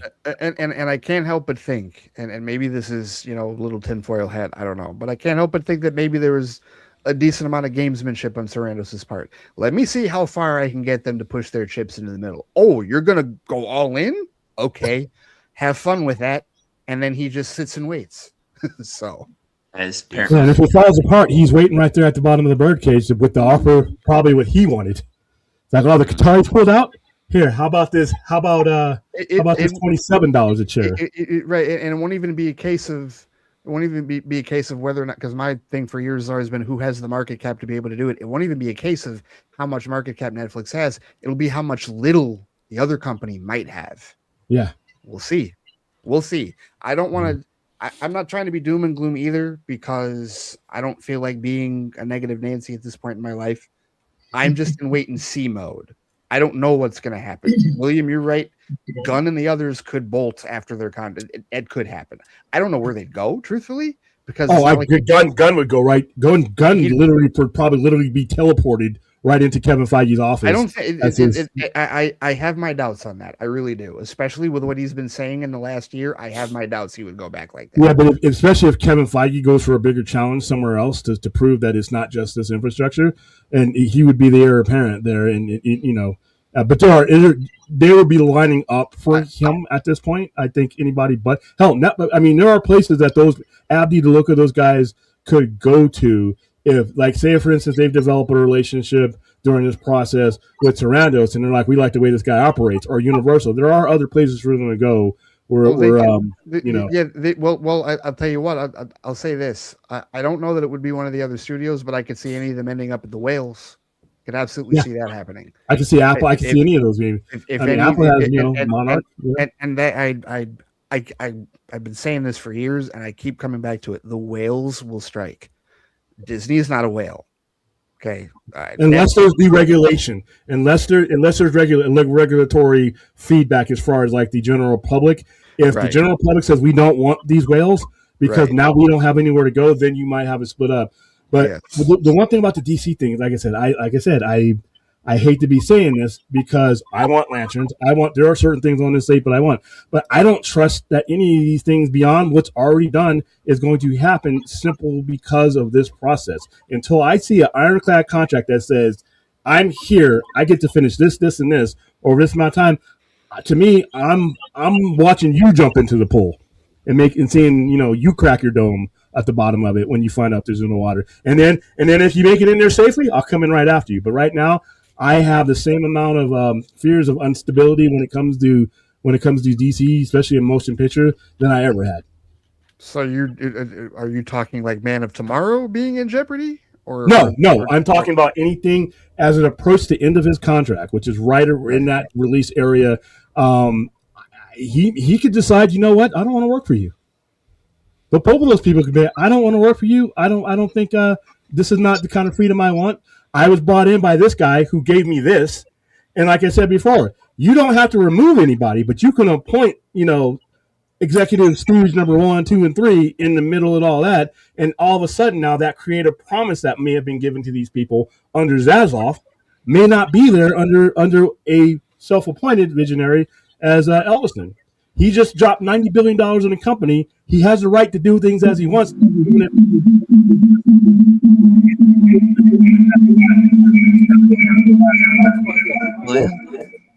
That's still a question at the end. I'm not adding a statement. I'm saying that question hasn't been answered when it comes to a lot of these things I've been looking for. Poor Dave. Was that? I don't know. Was that Dave? Or was that Williams' mic? Yeah, that was Dave. Oh, wow. Okay. Well, that was weird. That was Allison going after us, man. He was like, "These fuckers." I didn't hear all of what you said, William. Yeah, William, you may need to go back a little bit. No. Yeah. I would say we only have to worry is if William is talking and then two men show up to his side and a black bag goes over Williams and then the camera goes off. When that happens, that's when we got to get. You need to worry about those two men.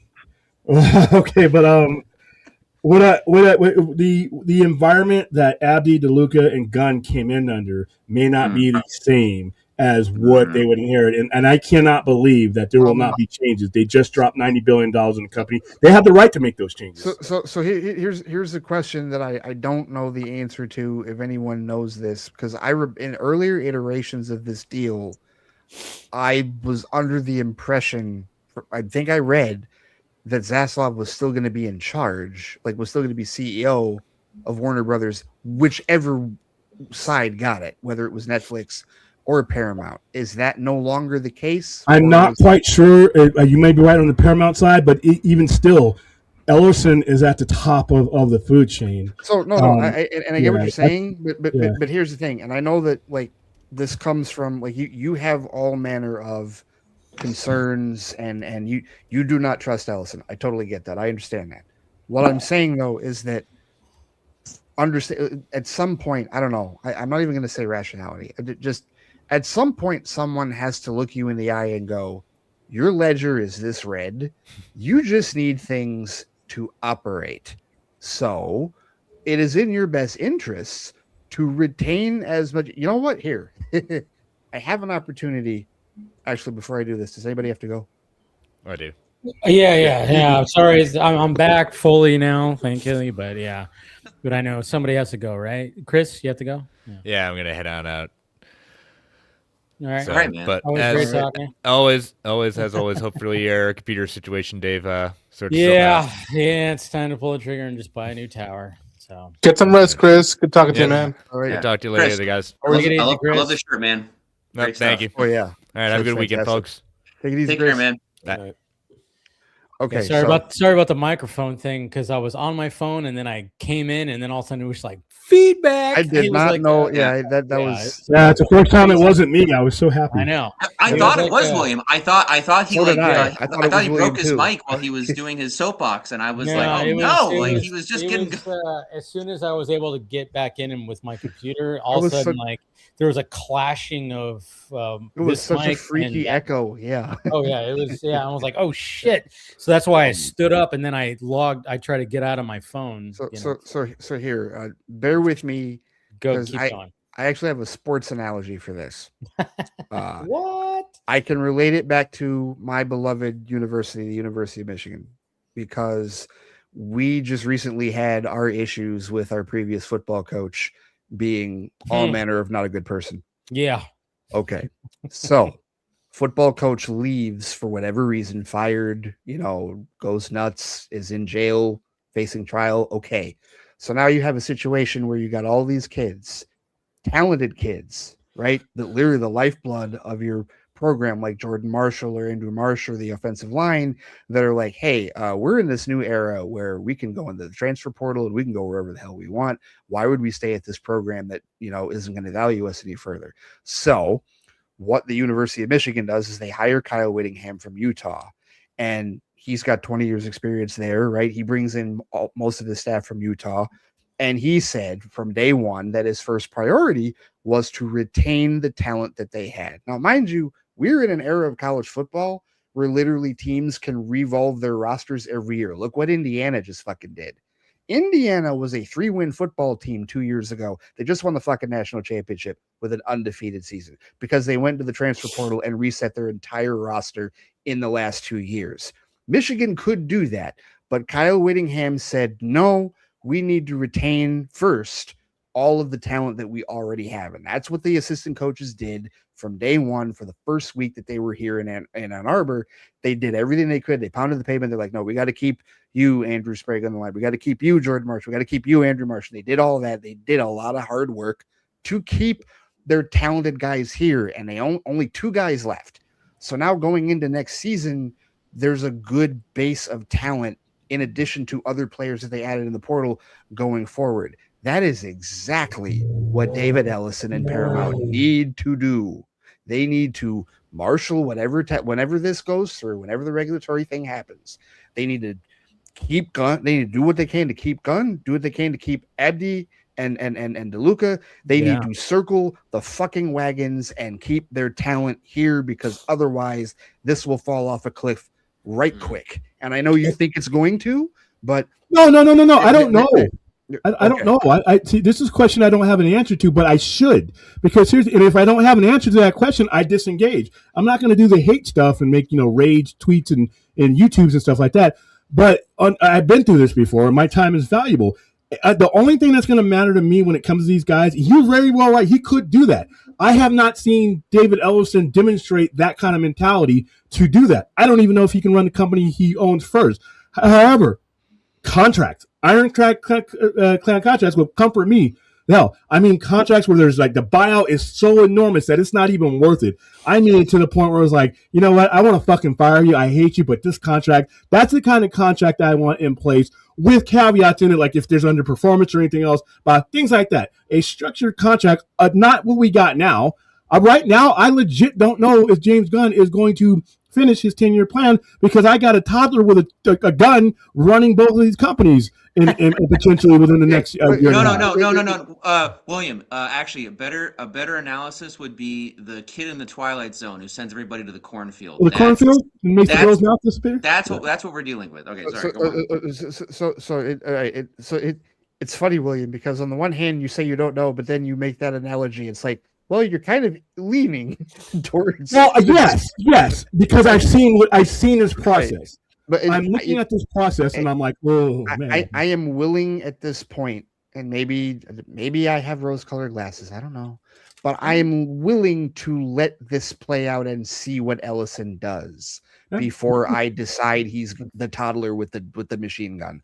I let's see what he does, because if he does what I think he should do, and circles the wagons like Michigan did with all of its talent, then where'd Paul go? Okay. Yep. Everybody's having difficulties tonight. Everybody's having difficulties tonight. It's that kind of night, but hey, we'll keep the conversation going. But no, if Ellison does that, like if he circles the wagons and any maybe I don't know if it'll be quite the contract you're describing, William, but if he does get Gunn and Safran inked further, and basically stays out of their way, for the remainder of the play, which is I think he should do that. He most certainly should. That's what I want to happen. Can I real quick just interject? I'm just gonna say we've seen what David Ellison has done in the last year, and I'm just gonna look at everything pertaining to Teenage Mutant Ninja Turtles, Transformers, everything that they already have. He's ran it like garbage. He canceled Teenage Mutant Ninja Turtles: The Last Ronin in favor of more family-friendly TMNT content. This is fucking absurd. And when I think about David Ellison running these things, I'm just like, what exactly is he running? Because he doesn't know how to run these properties. Period. I need longer. I'm sorry. I need longer than a year. I don't need a year, Ray. I've seen this guy produce Terminator fucking Genesis. Okay. He did and this guy is now the head of fucking Paramount Skydance, and this fool is talking all this shit about wanting the biggest IP, and he doesn't know what to fucking do with it, Ray. I'm sorry. I have no faith that this man has a clue of what he's doing. Okay, and I'm not saying you have to have faith. I'm not saying that. I'm not even saying faith on my end. I'm saying I'm still in wait and see mode, because what I'm hearing a lot of, Phil, I'm not going to be in wait and see mode. That's what I'm hearing a lot of, Phil, is a lot of decisions that he's made that you subjectively don't agree with. Like, you told me a couple of years ago to skip Terminator Genesis when I finally get caught up in Terminator movies, and you know I'm not going to fucking skip Terminator Genesis. I'm still going to watch it. Sure. And I probably will not be as harsh. I don't know that I'll like it, but I probably won't be as harsh about it when I see it. And all I'm saying is that I need to give the person, whoever it is, whether it was Ellison or whoever, I wasn't when Zaslav took over Warner Brothers, I didn't start blasting him until after the Batgirl disaster happened. When that happened, then and people, there were people raising concerns about him from the beginning. They're like, why is this Discovery guy doing this? And they were looking at his Reddit and they had all these doubts and everything and whatnot. I said, wait and see. And then after the Batgirl thing happened, then I said, well, fuck off. Then I said that you're already there with that. Okay, fine. You're already there with Ellison. That's where you're at. I'm not there yet. I need to see where and here's the beautiful thing, everybody, is I'm not going to sit here and lambast William or Ray for being where they're at. I'm just at a point where I'm past them, because I've already seen, in my opinion, enough damage that this fucking mediocre white man has done in a year. And I don't need to see any more of it. And frankly, when it came to the restructuring of Paramount when he took over, I'm looking at DC and Warner Brothers going, there's a very good chance he could do that too, to all of it. It could mean James Gunn, Peter Safran, DeLuca, and Abdi could have a stellar fucking year this year too. And I guarantee you that fool would probably smell his own shit and think he could probably still do better. That's just a thought. It's not a fact. Here's the thing. A lot of people assume that I like to talk out of my ass and I think what I say is going to happen. No, that's not it at all. I just think what I think could happen. It may or may not happen. If it does happen, I'll be like, okay, maybe I was right. If it doesn't happen, I'm happy to admit when I'm wrong. But as far as I can tell, as it is right now with David Ellison, dude, I'm just past the point of where Ray and William are, because the damage I've seen when it just comes to stuff again like Transformers and Teenage Mutant Ninja Turtles, and even today with G.I. Joe and Max fucking Landis. I'm just like, what more do I need? What more proof do I need to show me that David Ellison has absolutely fucking no clue of what he's doing, in the same way that David Zaslav had no fucking clue of what he was doing in the last. Yeah, but this is a pattern with going back to the David Zaslav. You're not wrong. We still have to look at 2025, and that was a really good year. Yeah, we're gonna forget that what happened. We got out of the way. I'm gonna be honest. Though, there have been some hits for Warner Brothers in those years, but 2025 was their best year. And I think that held more to do with Mike and Pam for sure. At least as far as the actual Warner Brothers division, not necessarily DC Studios, but of course, yeah. No. I'm just saying I'm talking purely like the Warner Brothers studio movies and stuff, not just DC Studios, but the that took a process to get there. It was a culmination of things like rolling along and then finally accumulating and all happen simultaneously in 2025, and we're all happy. So of course, when Warner Brothers is finally at an all-time high, they sell, and that's just, it was always going to be like that. It was always going to, I mean, it was inevitable, but So, I mean, I hope at the very least that Mike and Pam stick around, and that to Phil's point, that Ellison doesn't fuck that shit up, because I'm with him. I don't have any faith in Ellison, like whatsoever, because I think Paramount is a shitty studio and has been a shitty studio for some time. So I also want to reiterate that I don't think it's that either William or I necessarily have faith. Yeah, we're just not. It's like there's two. It's like either you have faith or burn it down. You guys are in burn it down mode. We're not. But that doesn't mean that we have faith. Burn it down, You know what I not mean? necessarily. I'm just more in line of like piss off, not burn it down, more like piss off. Okay, like that's fair. Vote with your wallet is what we always like to say, right? Mm-hmm. And when it comes to anything Paramount, I can't tell you that I have anything of in dire need that I need to watch from Paramount. I'm also okay. So aren't you seeing a movie tomorrow though? Yes. But outside of that, you're seeing Scream tomorrow, though. Think about it. Yeah. One movie, okay, in the entire time. And this is one project from Paramount that I'm seeing in, and this is the last project I saw from Paramount was probably Sonic 3, and that was 2 years ago. I do feel like, though, in the case of in the interest of transparency, I do think it is important to note that the two individuals that don't necessarily have faith but aren't also saying piss off are also the two Trekkies. Yeah, and here's the thing that when it comes to vested interest in a Paramount franchise, we still have that. Yep. So if you have a chain of concern when it comes to David Ellison, you only need his conduct during this merger to really give you doubt. Right now, I have concerns. Even Zaslav tripped over his own dick and got the right guy to run his studio, right? But that doesn't mean he was the brightest bulb on the tree. Here's the problem: if you're Paramount and you have Sheridan, you can't lose him. You find the money, you find the environment to keep that guy, given what he means to your company. And that's what makes me think, okay, if you lost that guy, I love James Gunn and all, that guy in comparison to what that he meant to Paramount Plus, you can't lose that guy. And if you can lose that guy, I need to see these other guys under those type of contracts that make it so that you can't really mess this up.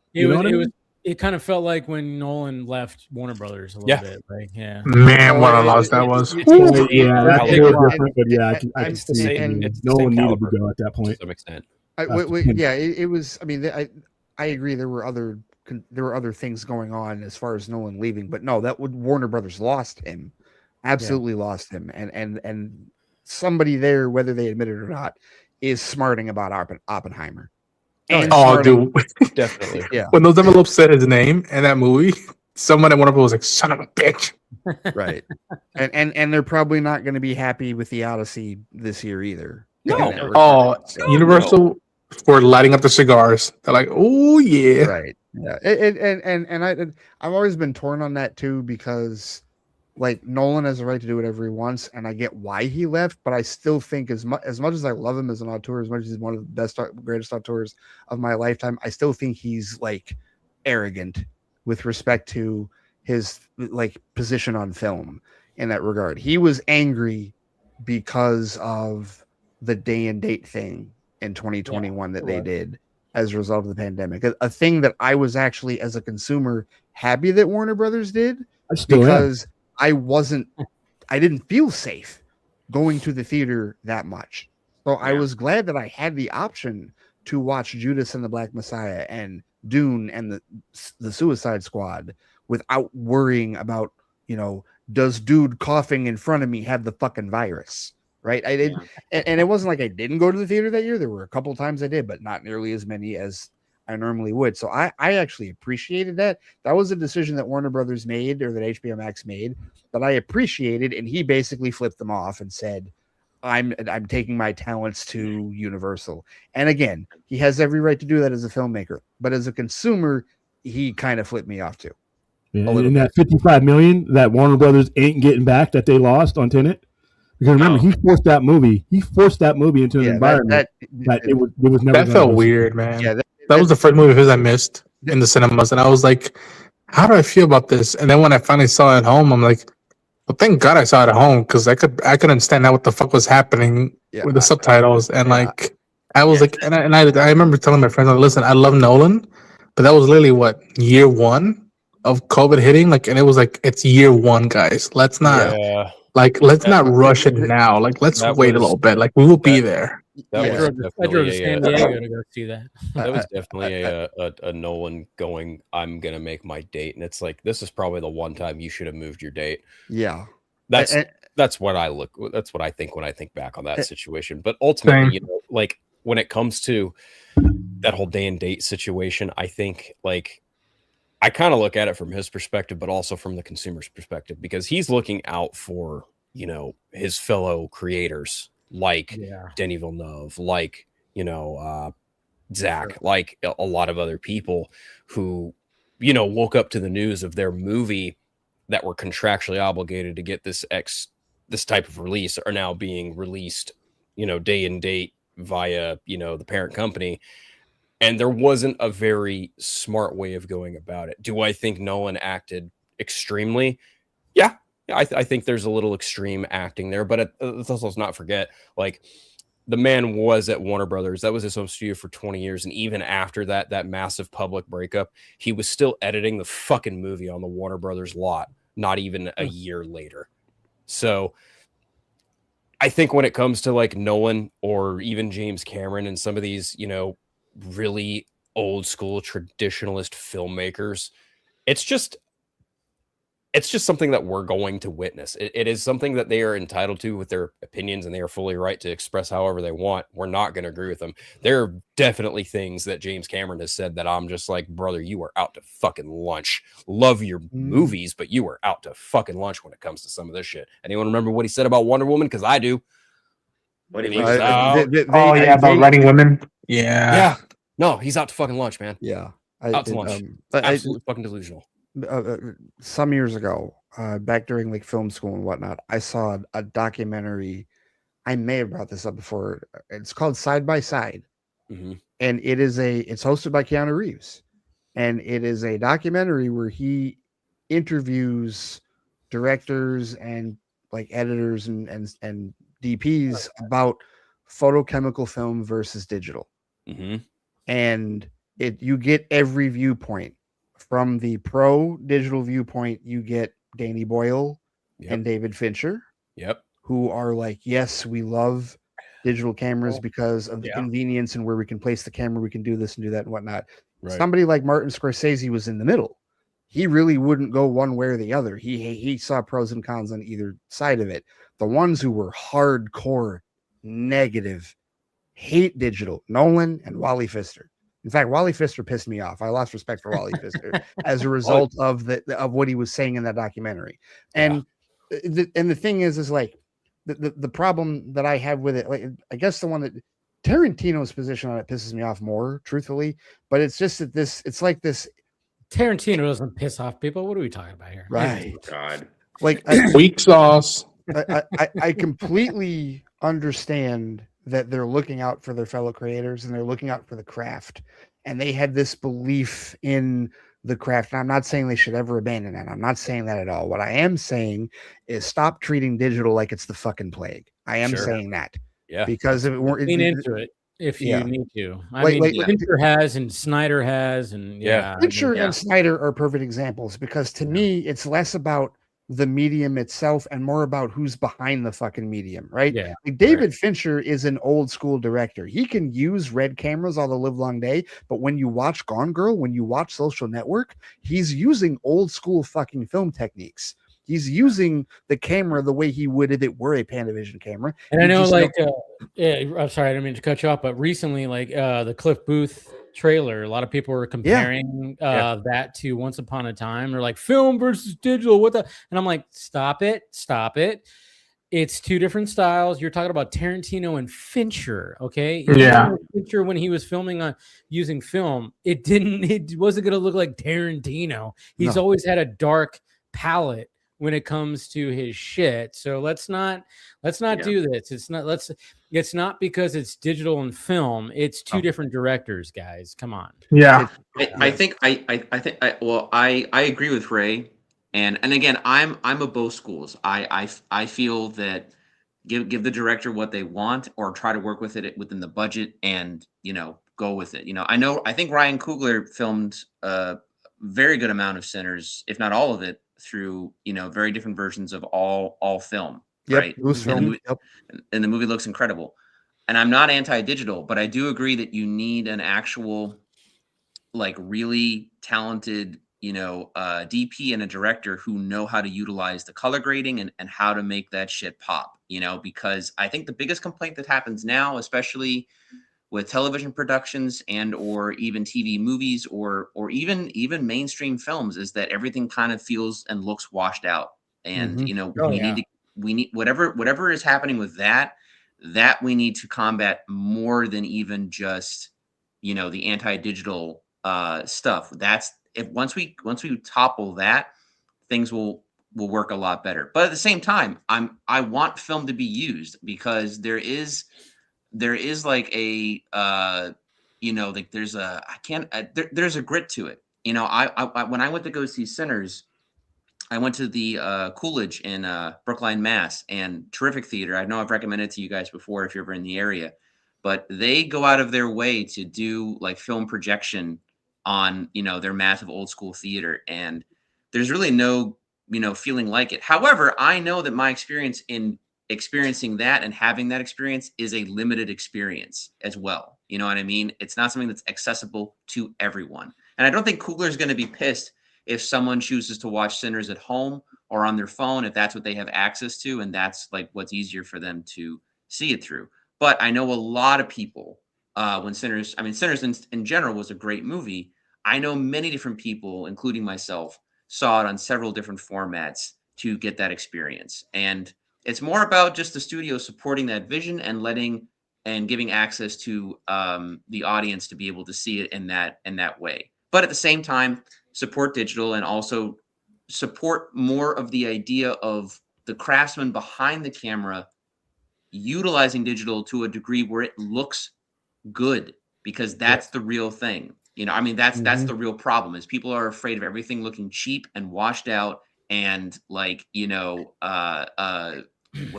like a robot made it and just put it out there, basically. And to that point, Paul, that's where I would agree with Nolan's reaction to Warner Brothers, because if your issue is the studio being cheap, if your issue is the studio, deciding to, because that's where I think the problem lies with respect to digital. I think that when you have an assembly line process, like Feige and company have done for nearly 20 years, right? When you have the assembly line process and everything, like they started the first 5 films in the MCU were shot on film. The first digital camera that was used was on the Avengers. They started using the Arri Alexa, and then that just became the camera for the entire rest of the franchise. Arri Alexa. Okay, see, I was just because what film is coming out in March that everybody's raving about? Who has got a really good cinematographer right behind it? Greg Fraser. Project Hail Mary. Yes. And I just looked, I was like, is it shot on film or digital? It's digital. And everybody's saying how gorgeous it is. So that's what it is. It's like, it's all about like, a lot of movies today, there's some things where it's like, why does everything look washed out and it doesn't look as good as it should? But it depends on the director. It depends on the cinematographer. And it seems like Project Hail Mary is, it's digital, and what's cool about that, and I know I read that Fraser, when it comes to the Earth stuff, it's shot in a different format than it is when it comes to the space stuff. They're 2 different formats. So they went with that too. So you're adding that concept to it, but people are raving about that movie and how it's shot, and it's all digital. So it's not film. So, it really just depends on who's behind the camera and who's directing it, Absolutely. So, So, and that's where, like, I thought hopefully, like, other filmmakers, when it comes to, like, when you see some of this stuff and you go, God damn, it's like, what that should look better. It doesn't look good. So. No, but I think Paul's right, though, that there is, and I think it's bureaucracy. I think it's just the assembly line mentality and the producers in the studio that basically say, okay, here's what you're working with, because Coogler's not against working with digital cameras. Otherwise, he wouldn't have done 2 Black Panther movies.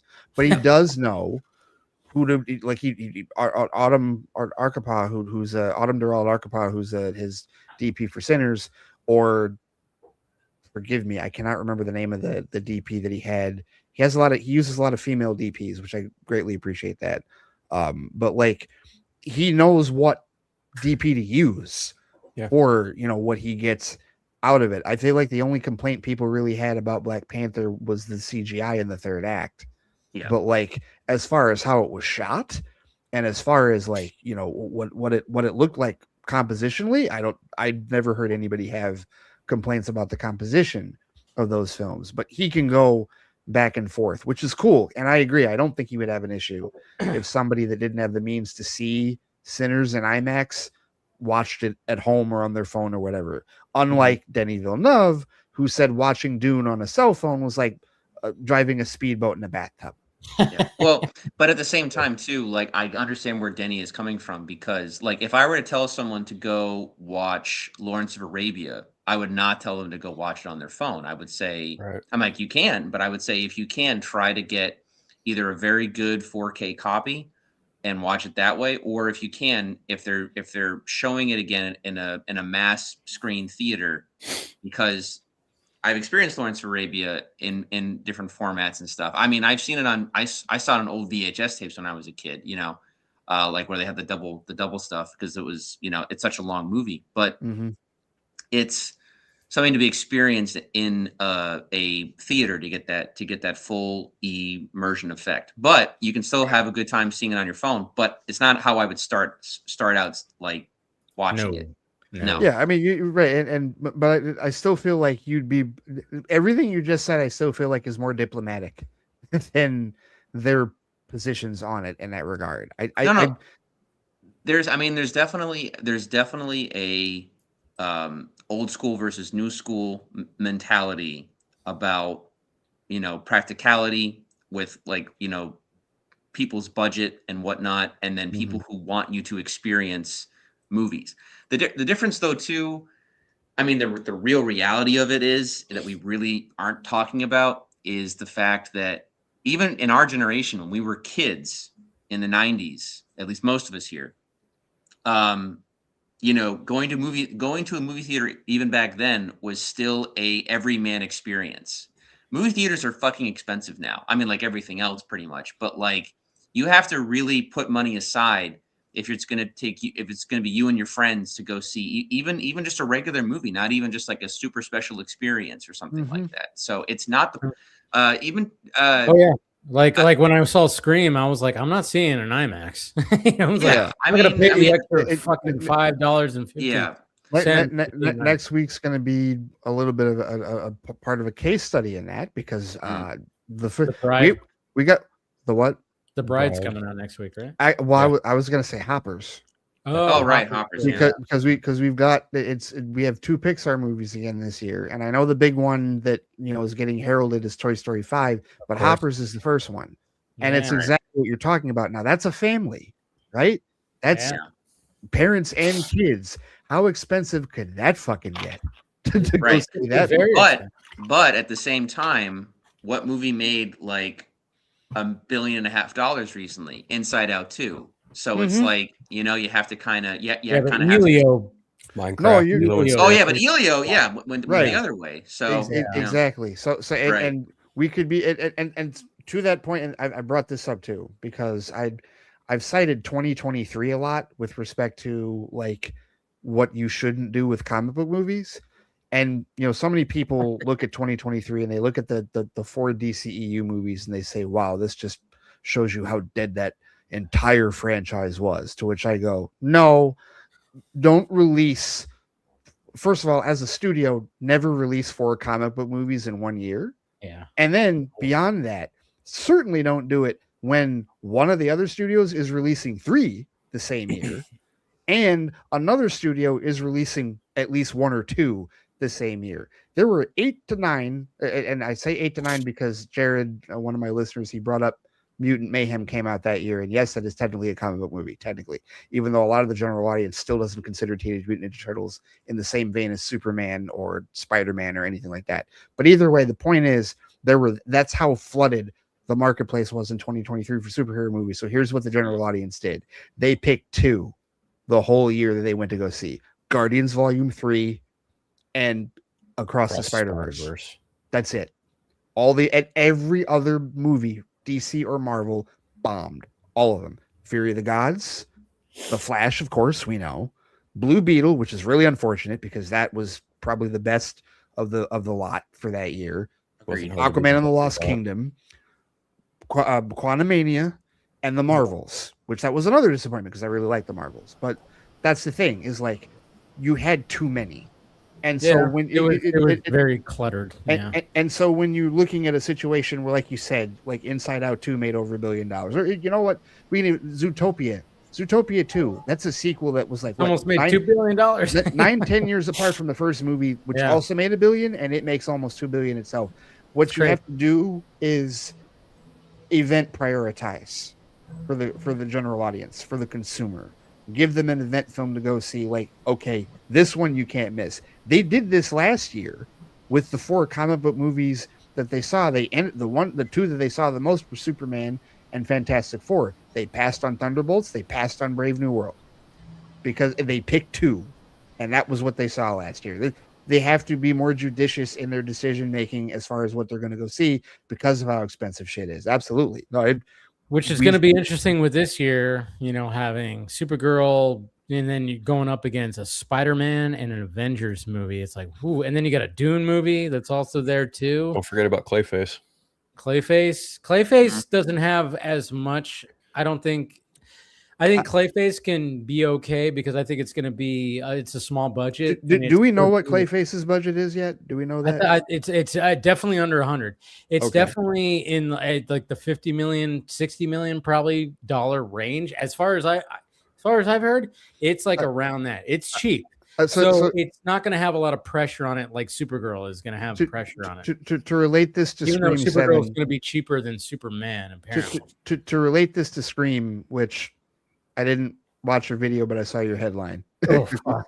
I haven't watched anything about it. I haven't seen the movie. I'm seeing the movie tomorrow morning. But with respect to Scream, I was curious because that was one of those where I was like, and I don't usually ask this question, but the back of my head was just like, why are there 7 Scream movies?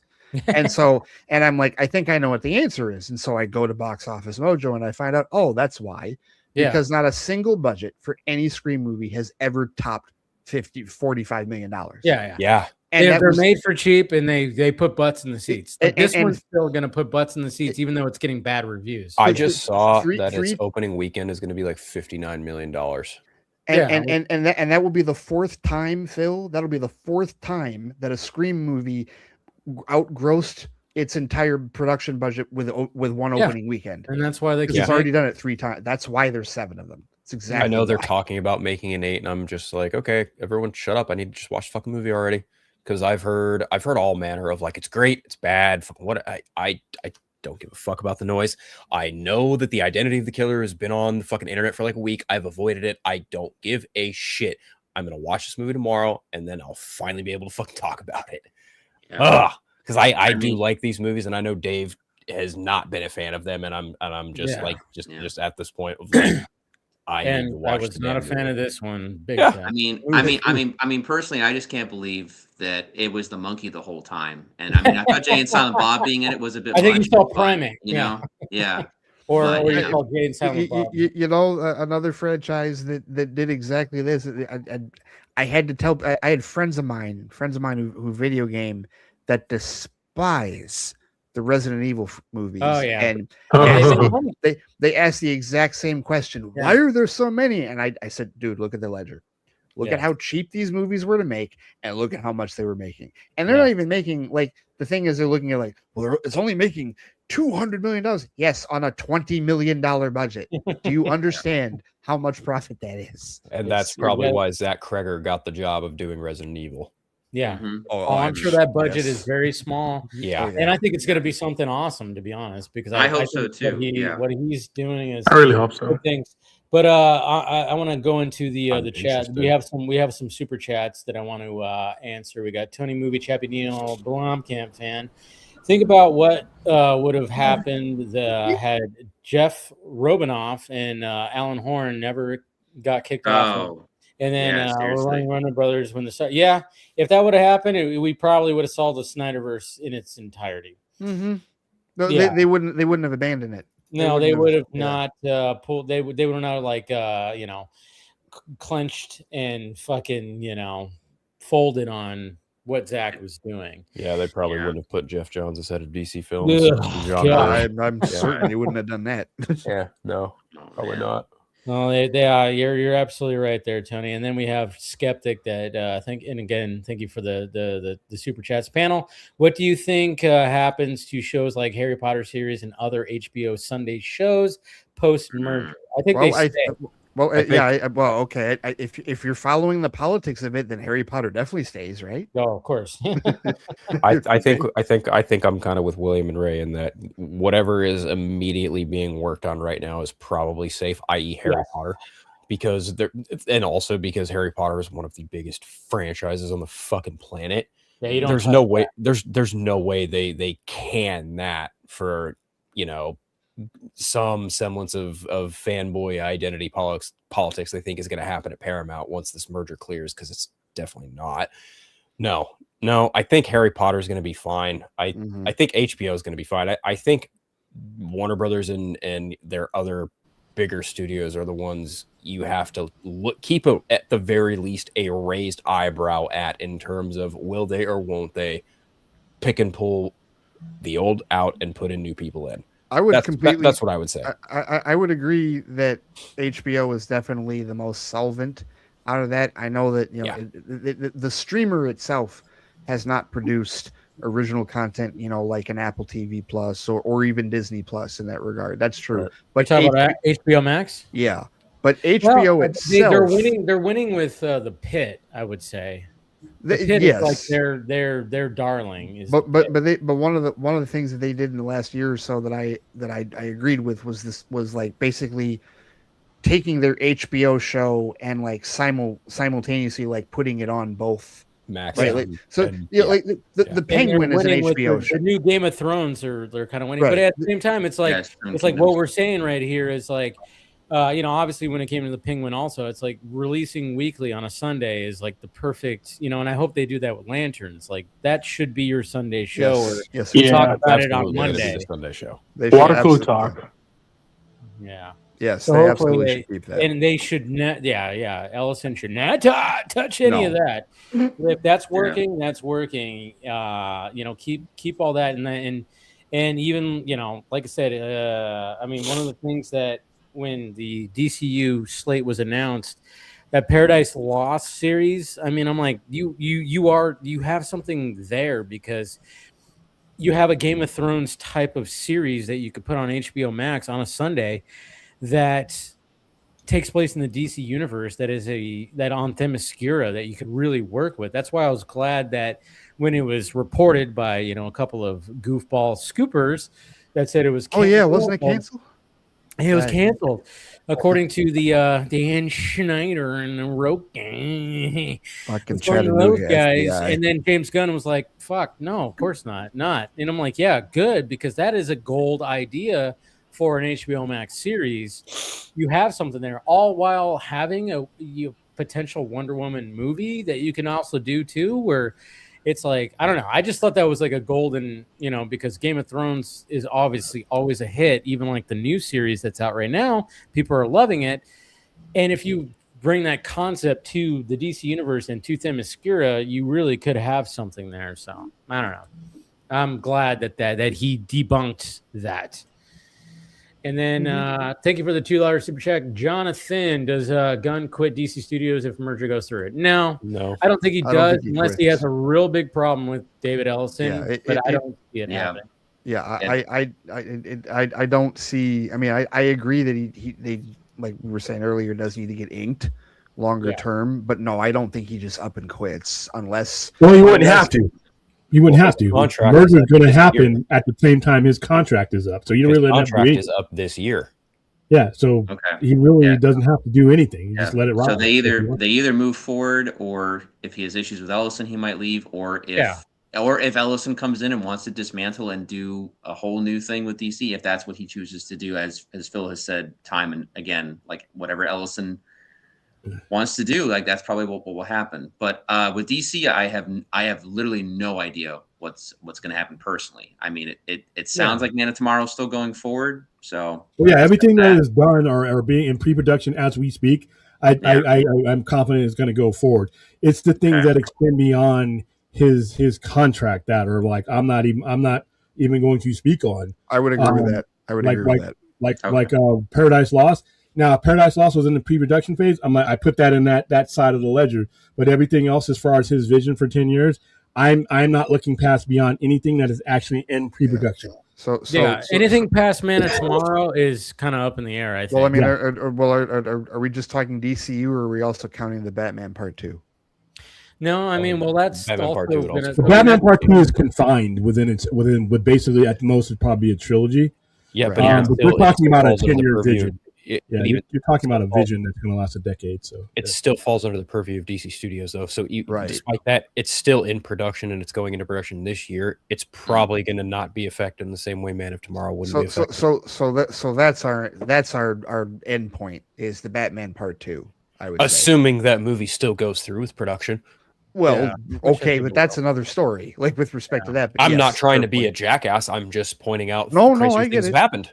No, I get it, and I understand it with that one. But yeah, no, Gunn just posted the other day about being in pre-production for Man of Tomorrow. So that one is. I saw his post. I think both of those movies still go forward. Yeah, there's no way. I just don't. There hasn't been a live-action Batman movie in nearly 5 years. So well, 2022 is when that came out. We're coming up on 4, and that's only it. Should be 4. You're right. It should be 5 because it should have released October of 2021, but it got pushed. Yeah. So and again, you know know what? I'm thinking of when the movie comes out. It will be 5 years since a solo Batman movie has come. Yes. Yep. Mm-hmm. At that point, yes. But you're right. to me, right now, like we've said, like Superman and Batman. Probably not too much to worry about to me, and I think that's why a lot of these Coopers, a lot of people who are like, I keep asking, what about Batman? What about Superman? I'm like, what about everything else? Those are the money shots. Those are the main girls that are on the pole. What about the other ones that are like nobody knows about? I'm more interested in finding about that. I'm like, where were we with that in that process? I want to know if this plan is worth investing in, or am I going to have the rug pulled out of me again after years of investment? That's what I worry. Yeah, these are the usual suspects. I worry about too. That's what I worry about too. I was having a conversation with some people who were like, "Oh, what if they reboot it again?" Chaos happens. I'm like, I'm one of those. Like, I don't want it to reboot again. I mean, I'm just one of those. I'm like, we have something here.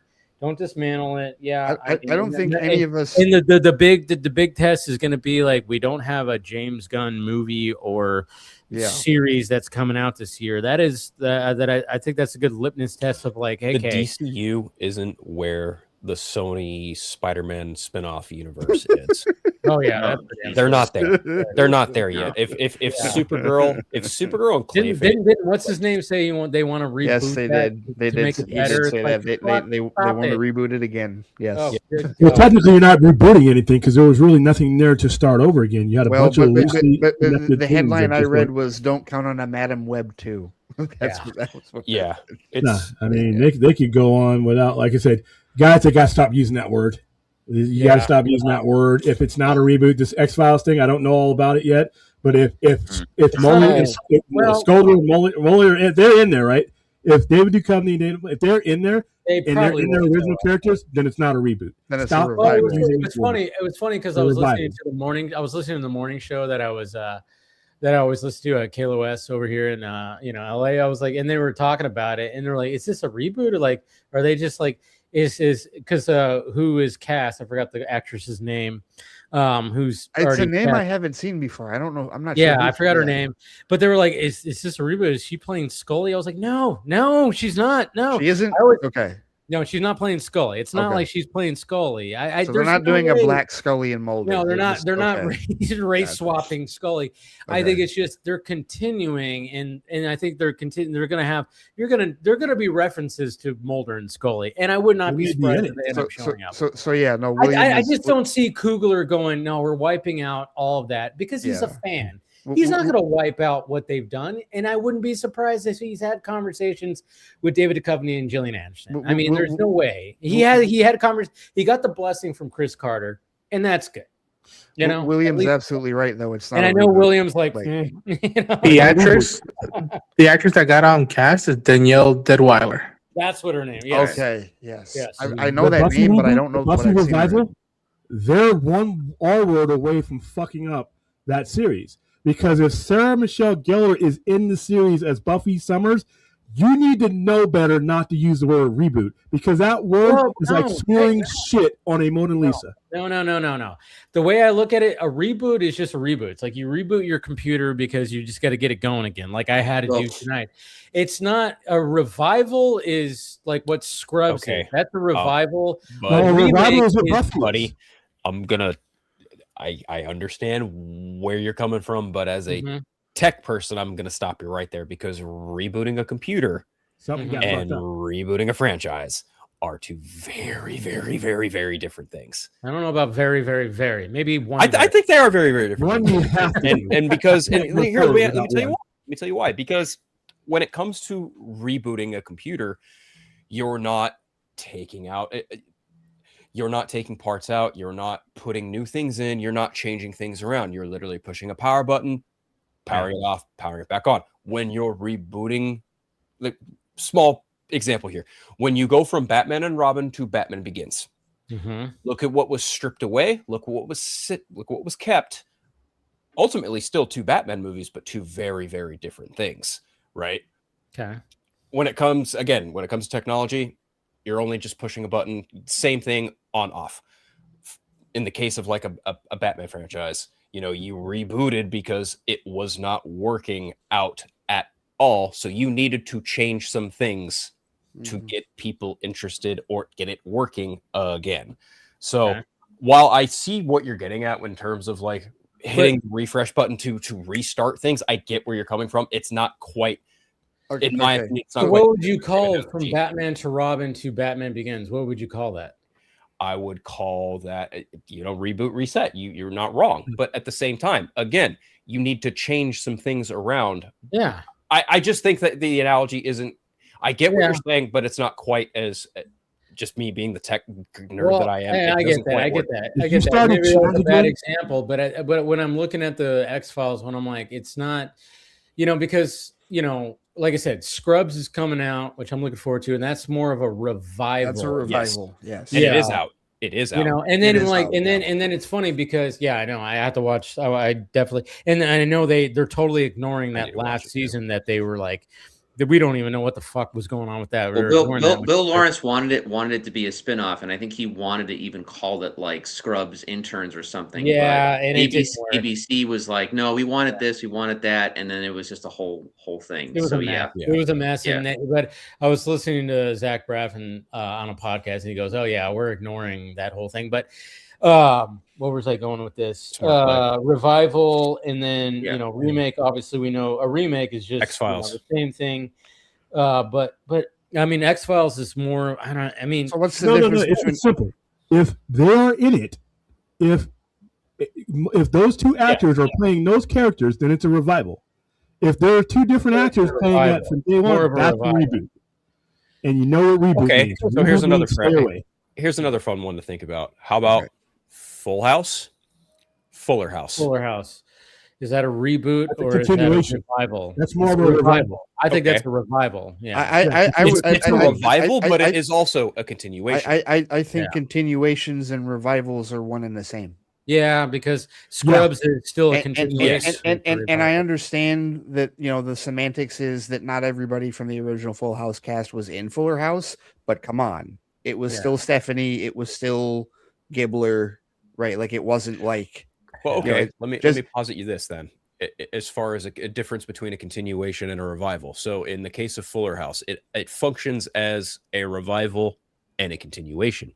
I'm going to shift gears here and go to anime a little bit, and only just for exemplary purposes. So you have Naruto, you have Naruto Shippuden, and then you have Boruto, the next generation. Naruto and Naruto Shippuden cover Naruto Uzumaki's time as a Genin to Shonin ninja And then Boruto then continues the story of the ninja way with Naruto's child, Boruto.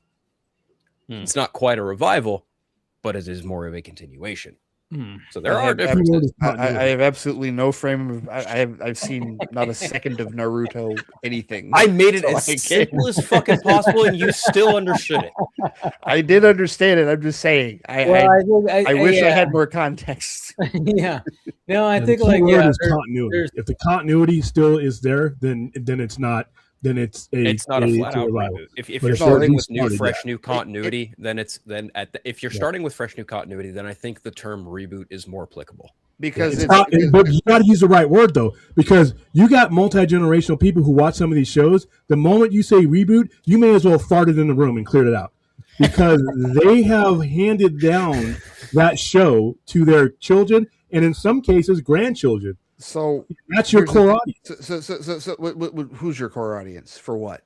For like a show like Buffy the Vampire Slayer, that show was on the mid-90s. So if you were in 18, 19 when you started watching that show, you got kids of age. You've handed that down. That continuity is the cash that you're relying on. You're only really making that based on the success. And if those people are still alive and well to do it, and they're doing it, you need to call it what it is. Okay, a friend of mine actually read the pilot for the new is it reboot or whatever? No, it's a revival. He read the original pilot script that they had, and he also saw what they did, and he was like, ooh.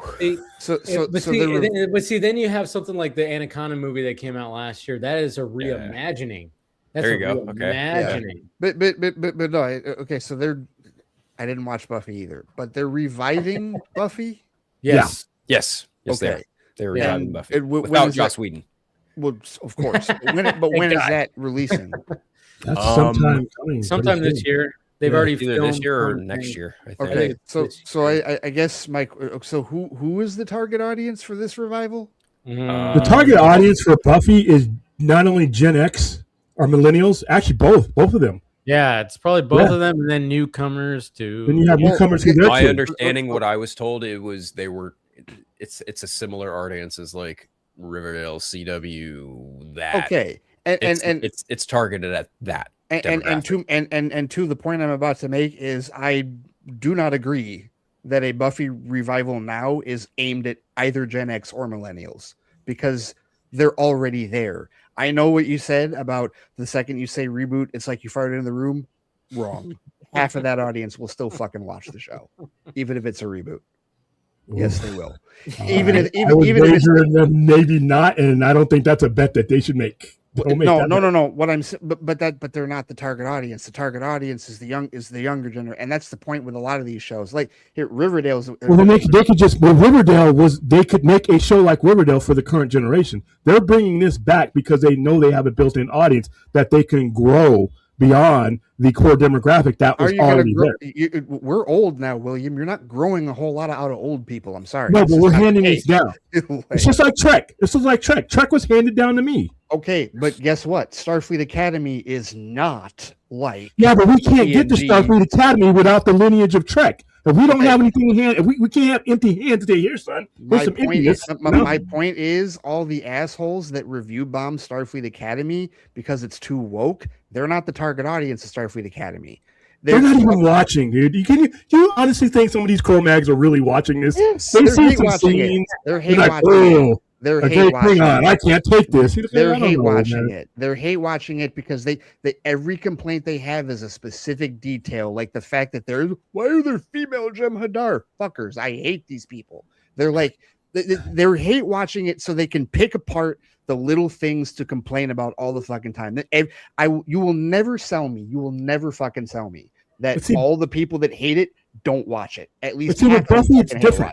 Because Buffy it's one show for one. It's one show. If you don't include it, it's one show, and it kept consistent. If they bring that back, it was consistent with everything that was on that network or what became that network. So you kind of can look at it as the birth of a lot of these shows that went on to last a long time. So you have that audience, and you still have that demo there that is a large range. That demo, that watches what was the Archie, the Jughead one? Riverdale.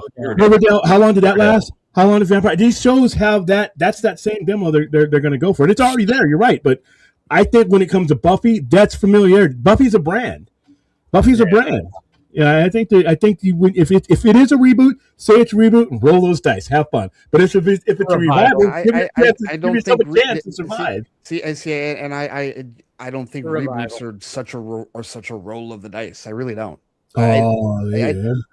I think that's old man William talking, and I say that as old man Ray. Old people like us, we get set in our ways, and we don't want to. We have trouble processing the future. We do. That's why so many of the old Trek fans don't like Starfleet Academy, because it's not Kirk. It's not. Well, listen, they never did. They protested the Next Generation. Remember, Star Trek fan has a built-in layer of shit. But that's my point, though, William, is that it's generational, right? The people that complained about TNG were the TOS crowd, but TNG built a new crowd out of the younger generation at that time.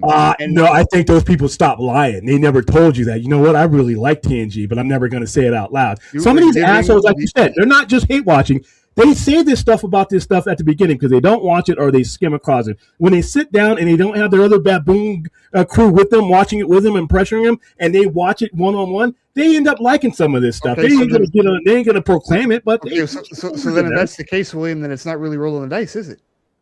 When you're talking about reboots, yeah, because look at this. I did a part on the show about a year ago how reboots that name alone is toxic. Because here's what you're doing. You're fucking with continuity. And the most important thing between a customer and a retailer is trust and continuity. And once you give a signal that you're going to break that continuity, they start getting, it's no longer what you're attracting them with. That's the brand. You're using the brand to attract them, but you're disrupting the brand. Now, it works in some cases, but I wouldn't do it. So what you're talking about right there, that example you're talking about right there, breaking continuity. A female Jem'Hadar technically breaks continuity, doesn't it? No, it doesn't. We don't know. We don't know in the 938 years what they did to create her. But in the minds of the people you're talking about, it breaks continuity, right? No, because this is what we get for being friends with Star Trek something cannot happen because they haven't seen it. I'm talking about breaking continuity to the point where we're restarting all over again. From ground one, we're giving you a brand new this and that. We're using different actors and all that. What you're explaining is something that is okay. But now you're talking about and this is what I was going to say earlier. You're talking about multiverse. What you're really talking about is not like evolutionary changes. You're talking about the difference between the Prime timeline and the Kelvin timeline. That's what starts. That only applies to one franchise like that, though. That's a very unique circumstance. But when we apply it to the norm with the other stuff that's not Star Trek, it gets a little bit more explosive. I don't because in Star Trek you have because in Star Trek you have those continuities built into the reality, and you have had so for a long time. I don't think there's a difference between rebooting Star Trek and rebooting other things. I don't think there's a difference at all. Yeah, and you know what? When they redid Star Trek in 08-09, that was a risk, but the risk was mitigated. You know why? Because of what happened in 2002, 2005, when a lot of the audience went away after Enterprise.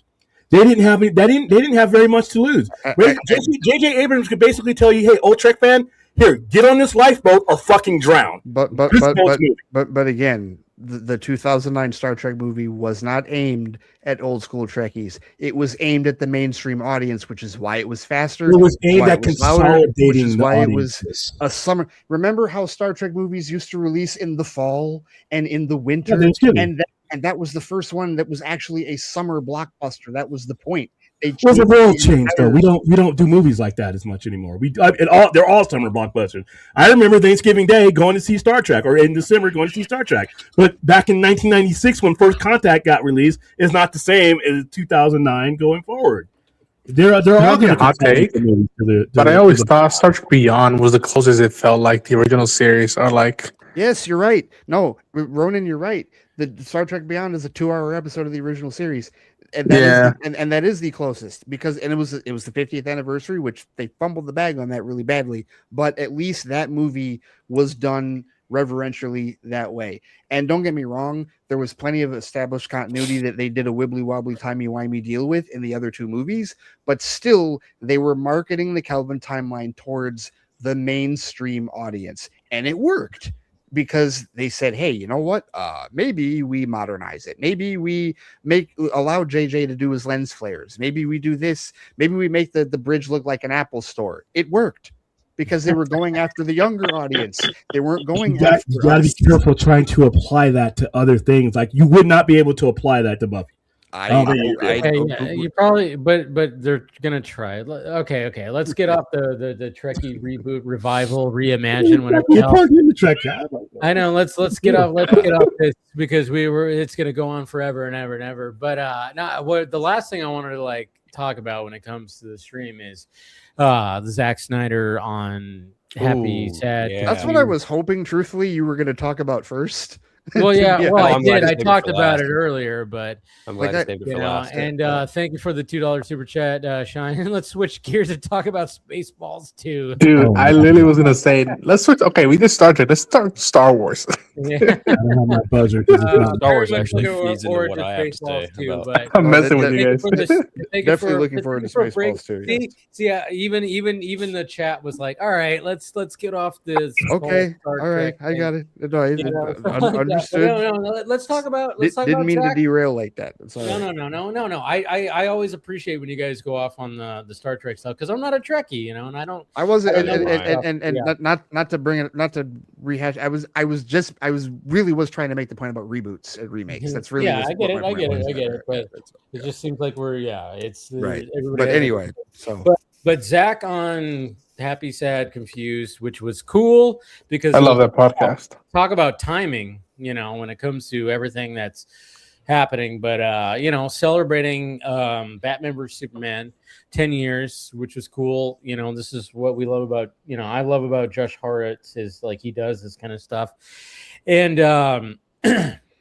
what was, it was like, oh shit, like we heard about, I remember on Twitter, like there was whispers. Oh, Josh Horowitz, I think he's going to have a podcast with Zach celebrating Batman vs Superman. I did not expect it till next month. I thought it was going to be a couple weeks from now, and then all of a sudden just showed up today, and I was like, Jesus Christ! All right, it just popped up, and so listened to it, and of course at the beginning of the stream, I pulled up some points when it came to this, when it came to things that he talked about, it's always funny because obviously, and probably you guys even probably think about this too, is like there's always things where you go, ask this about this. And of course, Horowitz does a great job because he does ask those questions that like, oh yeah, because he's a fan and he does ask those questions. And I pulled clips and I've always been like, thank you, Josh, for asking this question. But one of the things that I wish you would have asked about Batman vs Superman, because, obviously he did talk about the origins and, all that stuff we've already heard. There wasn't anything that was totally shocking that we haven't heard Zach already talk about. But one of the things that I wish that Horowitz would have asked was like, well, what was that original script like before Terrio came in? What was that Goyer script like that was not as political and it had Metallo? We saw the concept art. What was that more like? And that's something that if I can get Zach back on here that I would ask. I'd be like, what was that like? Because we know that before Terrio came on, there was a Metallo, and I think what's his name was actually going to be Metallo, and they just no, he's just going to lose his legs, and he's going to be this guy. He's going to be that Wallace character, and I was like, I was even hoping when I was listening to it, I was like, I'll ask him about that. Oh, he didn't do it, but I don't know. What'd you guys think of if you guys listened to it? What'd you guys? I didn't get to watch the whole interview just yet. I know that's crazy to say for me and stuff, but I've been dealing. I should also tell you guys too, just real quick. I just got off of a 3-day no power, no heat scenario where I'm at because of a giant blizzard that hit. Shit! The Northeast. Yeah. 20 inches out there, man. Jesus. Yeah, and we had a smaller blizzard like a week or two before, and not even all the snow from that had melted yet either. Mm-hmm. And I think what happened was there was an issue. I was talking to Phil about this earlier too. I think there was some issue where there was we like 5+ years we've just had mild winters where it's just manageable and stuff like that. And plows would come and it was like, and I think someone did, I can't prove this and I'm not trying to start shit, but I feel like somebody did some budget cut somewhere because we were totally unprepared for this. And I have experienced, blizzards from like the 90s when I was a kid in New Hampshire.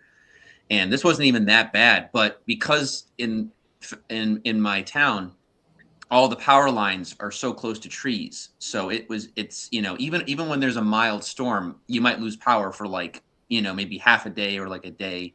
And then but this was 3 whole days, no power, no heat. So yeah. National Weather Service budget was cut back in January. That was one. I believe that.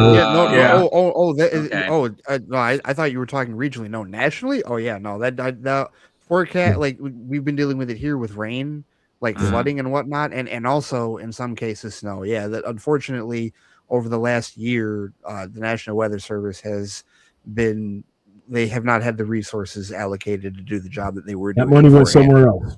Yeah, wonderful. It's taking time. Now, I should preface just real quick. I was not struggling. I went 1 whole day without full power and heat, bundled up like in a cocoon of blankets, and going through the first night without heat all the way through, basically. But I live in a pretty nice neighborhood to a degree, and my neighbor who bought property next to me years ago has built a giant vacation home, and he's very rich, and he has a generator attached to the home and everything. So he and I are in contact. He's like, "Do you want to just spend the night at my house?" And I was like, "Yeah, I'd love to. Thank you so much." So the second and third night, I was more or less. You were good. I was okay and everything. So, but no, like, I mean, Falmouth, my town here was it was closed down. Like, I mean, even the plowing wasn't that well done up until like, it took like a couple days for everything to kind of get, like copacetic and everything. But anyway, I've been catching up with family. I've been letting everyone know that I'm alive and I'm okay, and, and all that. So that's been fun. So I haven't had time to watch everything, but I caught a few of the highlights, and I thought it was cool that Zack is he's loyal to his fans. He's a very nice guy. He gave praise to James Gunn's Superman. So he's just a nice dude, and he's just all about creativity and doing that. And I love Josh Horowitz as well. I think that podcast is great. I think he's a very good intimate interviewer. He asks good questions. He has a good rapport. And obviously he's a fan of Zack as well too. So I'm glad the interview happened, and I'm glad people were able to see it. And and I can't believe it's been 10 years already. I think that's just that's the scary part. It's been a whole decade.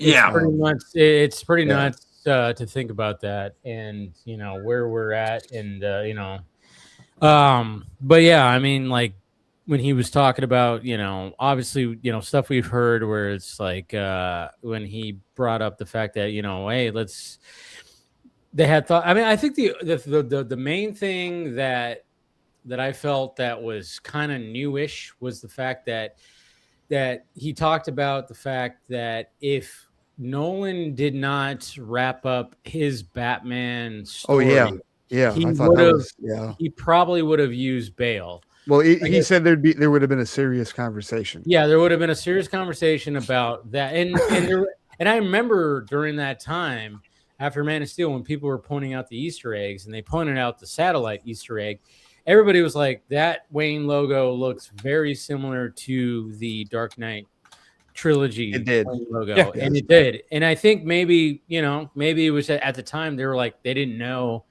what they were going to do.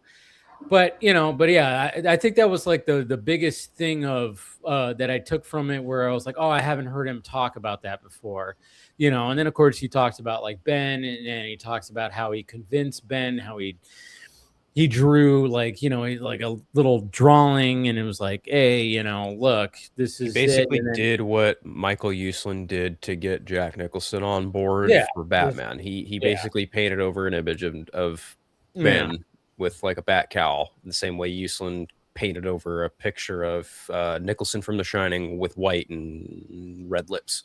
Yes. Yeah. Yeah. And that's what convinced, Yeah, which was cool. I don't know. There was one thing that he did say that I'm kind of like, so that was the plan, interestingly enough. What? And he talked about how, you know, the idea of a Superman, his Superman story encompassing, like, you know, the Justice League stuff, but there was at one point talk of doing a Superman movie with Brainiac. With Brainiac. And I'm sitting here this morning. And listen, let me also just preface. Today is Pokemon Day. Today is the day Pokemon celebrates its 30th anniversary. So when I saw that this interview came out, I was like, oh, it's like Christmas, and this is my stocking stuffer, right?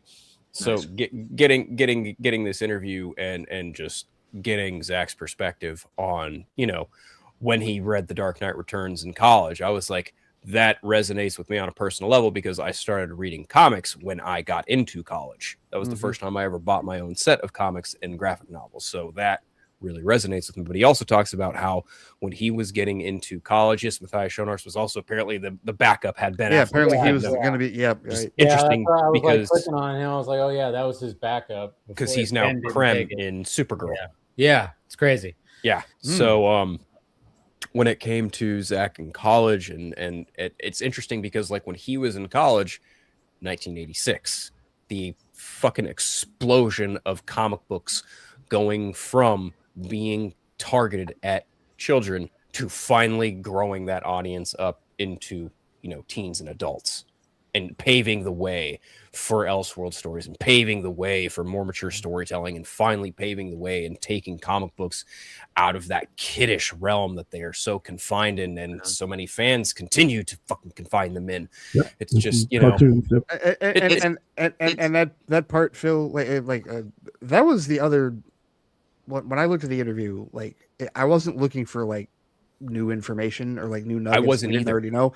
I wanted with Horowitz. What I like about his style is that he disarms the guest enough. Like they trust him enough and are open enough with him that they will reveal their perspectives. Yep. The stuff that I found most intriguing was what he was talking about with respect to the superhero genre itself, and how people don't want, like, first of all, the difference between the, you know, focus tested, producer driven superhero movie and, you know, the mythology that he and Terrio were building, or also how he unwillingly but willingly sacrificed footage and time just for the sake of fitting it on an IMAX screen back then. Before now I will say that was a new thing because I'd heard for years. That's what we all heard for years, that BVS got its time cut for, you know, for extra more screens. For scene, the IMAX film thing, I had never heard that. I had never heard that. And then when you think about it, so much more makes sense. Absolutely, it does. Makes way more sense. And you know, I'm sure the screens thing was also true, but at the same time, but having it. But this also provides another level of context to that conversation that wasn't present prior. The fact that they told him if this is any longer and it expands, it will fall off the reel. I was like, oh, well, shit, okay. But and that goes into the, you know, like his process of making films, that's another thing that, like, I was like listening to his perspective when he talks about the mythology and the storytelling, because the biggest thing that pisses me off when people like make their judgmental statements about Zack Snyder is this idea that he only makes pretty films and has no idea how to write and doesn't tell stories. That fucking pisses me off. Because it's so frustrating. All you need to say, people who fucking believe this, is just admit that you don't like his story. It doesn't mean he can't write. It just means you don't like his writing. You can say that about any other fucking director. Just say that about him. You don't like how he wrote it. But I agree with him, right? It wasn't, you know, they've spent the last 10 years raking him over the coals because he didn't give them the happy-go-lucky Superman movie that they wanted, and then he really didn't give them the boring-ass World's Finest movie. No. He even gave it a name. He even gave it a name. He was like, "Did you guys just want Batman and Superman, because Right. that kind of sounds like what you guys fucking wanted. Well, I mean, Yeah. that's I like how he said it too. He was like, it wasn't going to be BVS. It was B. It wasn't BVS. It was B and S. Right. Yeah. Exactly.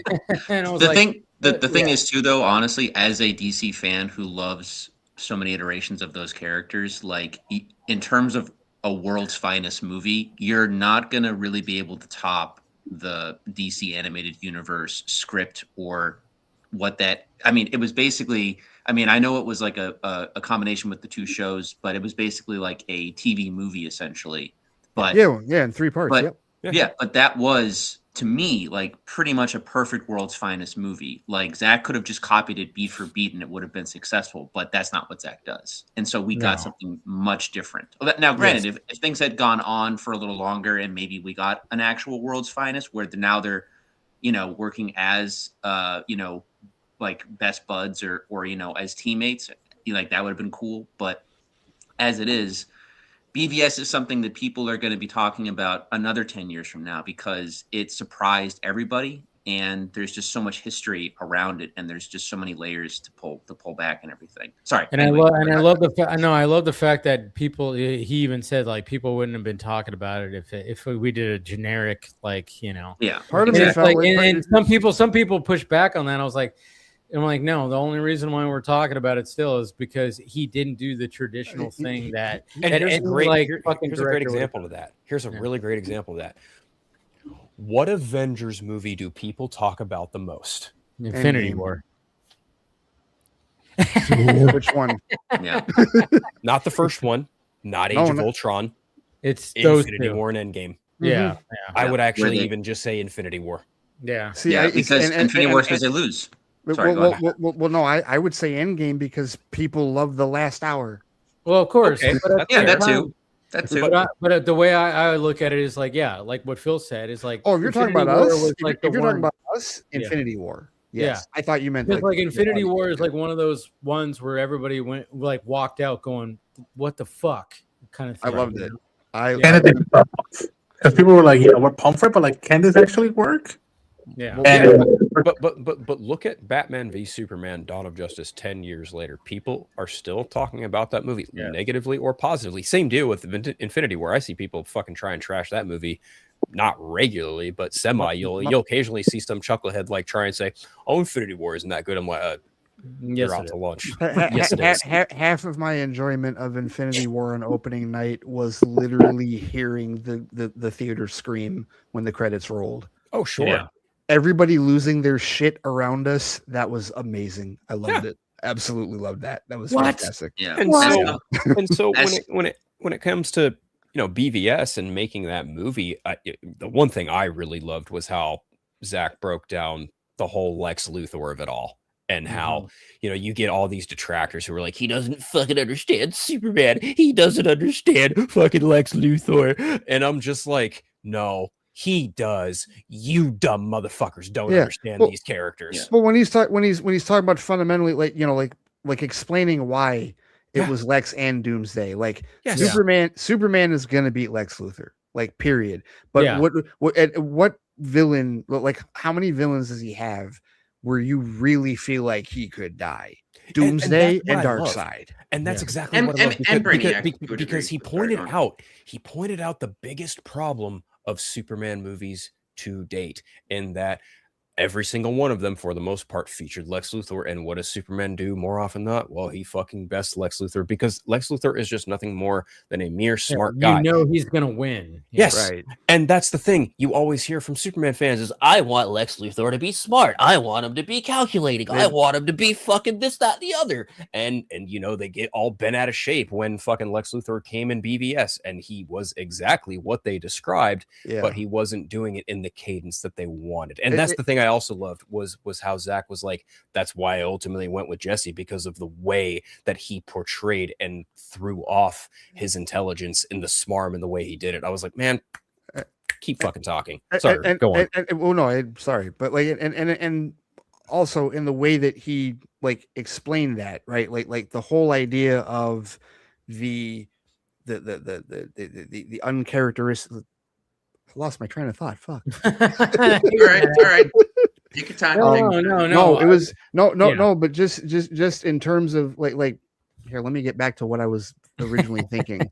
I was gonna bring up the Dark Knight Returns thing because I did really like how I like the breakdown. Like you've brought this up before, and you all have brought up before how much of a fan of like Dark Knight Returns he is.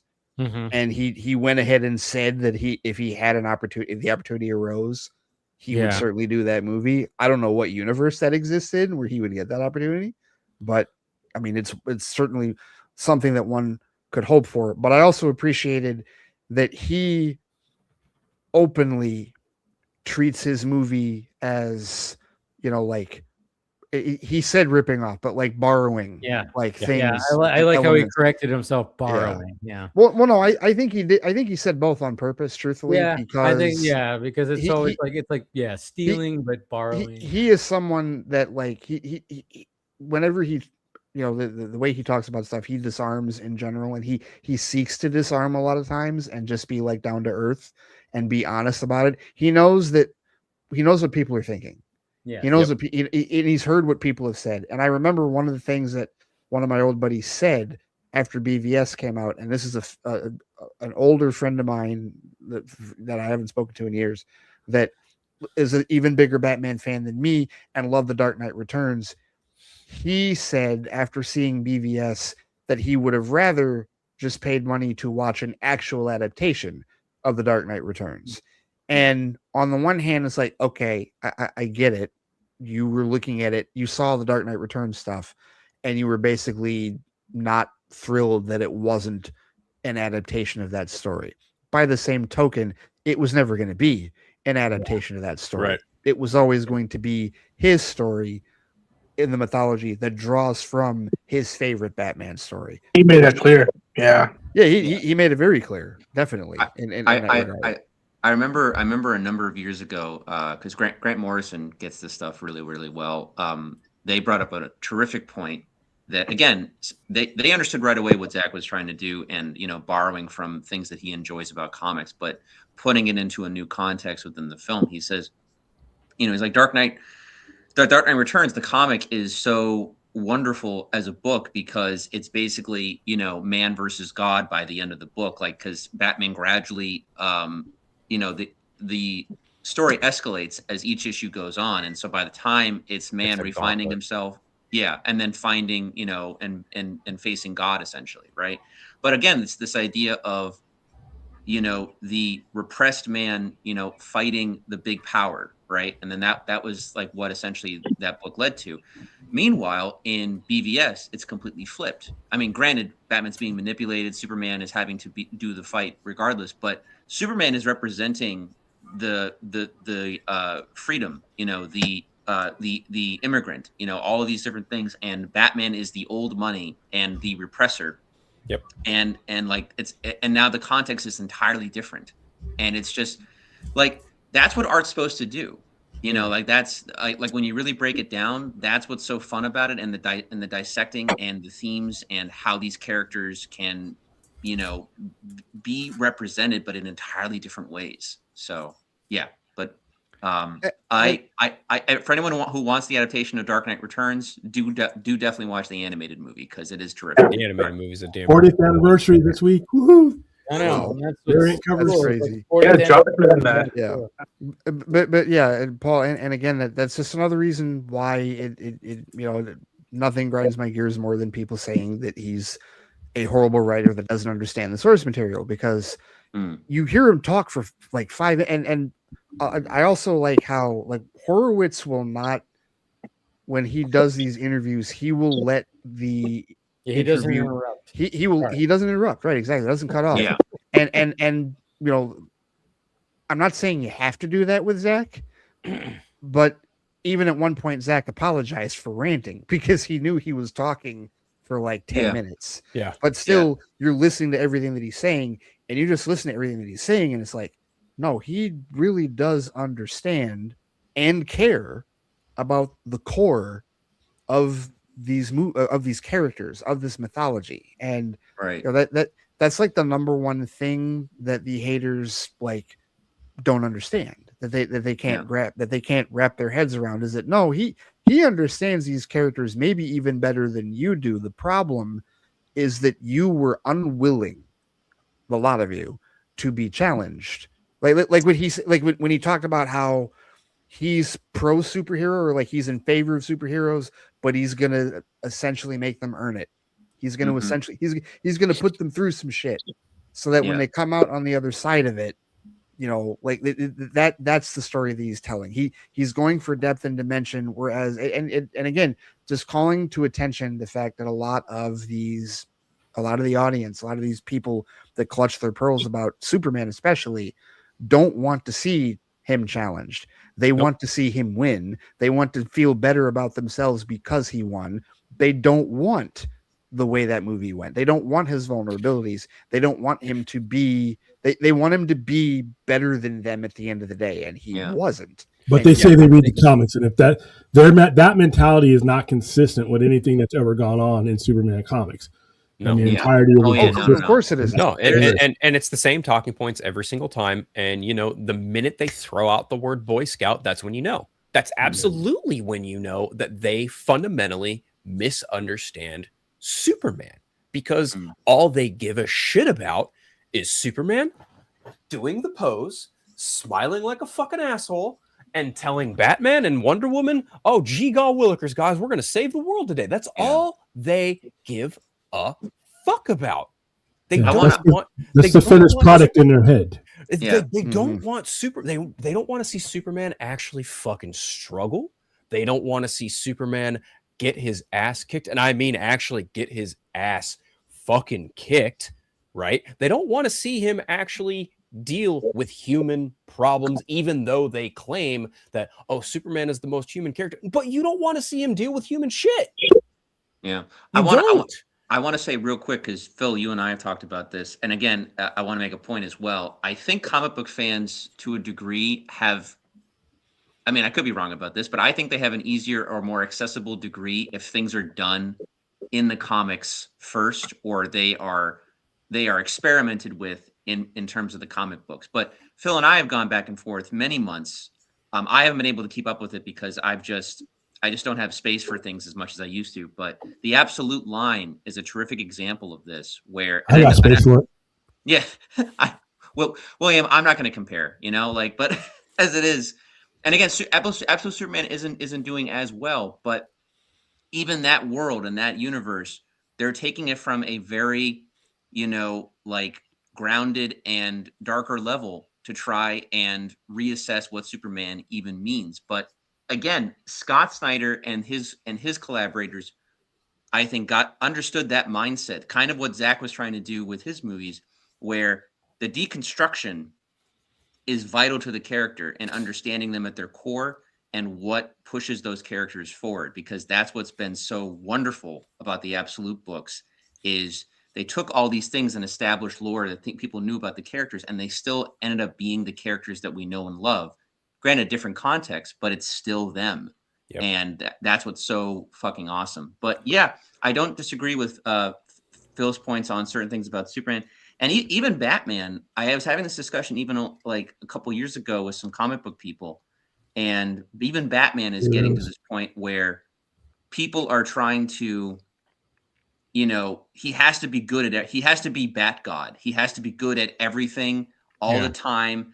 And, I had to deprogram myself a little bit with that, because I do really like the Batman movie that came out, but he's vulnerable or he fucks up in that movie. And it was weird for me. It threw me off because I'm so used to Batman just being a badass and kind of knowing what to do in the moment, So I love that movie. He fucks up in the comics too a lot. I mean, see, the comic book mentality, it's the moviegoer mentality is, I think, what you guys are describing, because the comic book mentality has always been open to deconstruction or reconstruction of these characters. It's when you get the moviegoer, because the moviegoer, for good or bad, puts together a composite image of what they think that the character should be, whereas the comic book collector is reading through these storylines, especially if they're long term. You don't have any illusion that Batman is perfect. He can be godly at moments and then screw up in others. He can miss things. The greatest detective in the world can miss shit that damn near gets him killed right on the very pages where he comes out of the darkness like some kind of pagan god. So I would agree with that, and I say that as someone who's always been, I guess, primarily a moviegoer in that regard. And you know what? Truthfully, Paul, I think maybe in a hilarious way, I never got the Bat God sense because when I was trying to get over my Jack's Joker phobia, I was watching Batman 66, where he literally fails every episode. That's why that movie worked for me, because I buy that at year 2, he's gonna fuck up. He's not fine yet. That's why it was believable for me. That's why I think absolutely. Yeah, he's fucking up at year 30 in here. Yes, No matter how old you are, like people fucking up is nothing new. Right. Yeah. No, it's nothing new. But like, if you're trying to be, if you're gonna, in the mythology, you're gonna be the greatest detective and athlete. The first 2 years too, you're sharpening your teeth, you're making your bones, and that's when you be like, okay, by year 5, I remember what it was like being in a scenario. I'm not gonna be in that scenario again. Look at Long Halloween. That's a prime example of early days Batman just getting his feet wet as a detective. That is, matter of fact, the pinnacle story a lot of fans look at as the Batman getting wet behind his shoes and actually ascending to becoming that detective is that story specifically. Right. And we know that Long Halloween was also an influence on the Batman as well as it's been for many different iterations. But I want to preface too that it's really funny to me, and I know I've talked to you guys about this before, between comic books and the comic book media, in terms of things are kind of like this Ori Borealis effect on things going back to affecting comics, but then the comics affecting, the media that then gets adapted from it. And because like Dark Knight Returns, which is this, seminal book that changed the industry, it only exists really because Frank Miller, as a little boy, is watching Batman 66, and there's an episode. I don't remember seeing the episode, but he had a vivid memory of Commissioner Gordon giving Batman a badge, and even as a kid, he knew that was wrong, and that stuck with him for decades. So then he gets to be a grown man, and then he makes Dark Knight Returns, which then in turn helps make Batman 89 possible, and then of course leads to Batman the Animated Series. But then what does Batman the Animated Series do? It does a whole episode about the Gray Ghost and about, like, it's basically it's a love letter to Adam West. 1000%. Because it has Adam West in the he's Simon Trent, the Gray Ghost. Listen, that time period for him. Yeah, and they do this whole sequence where Kevin Conroy shows him.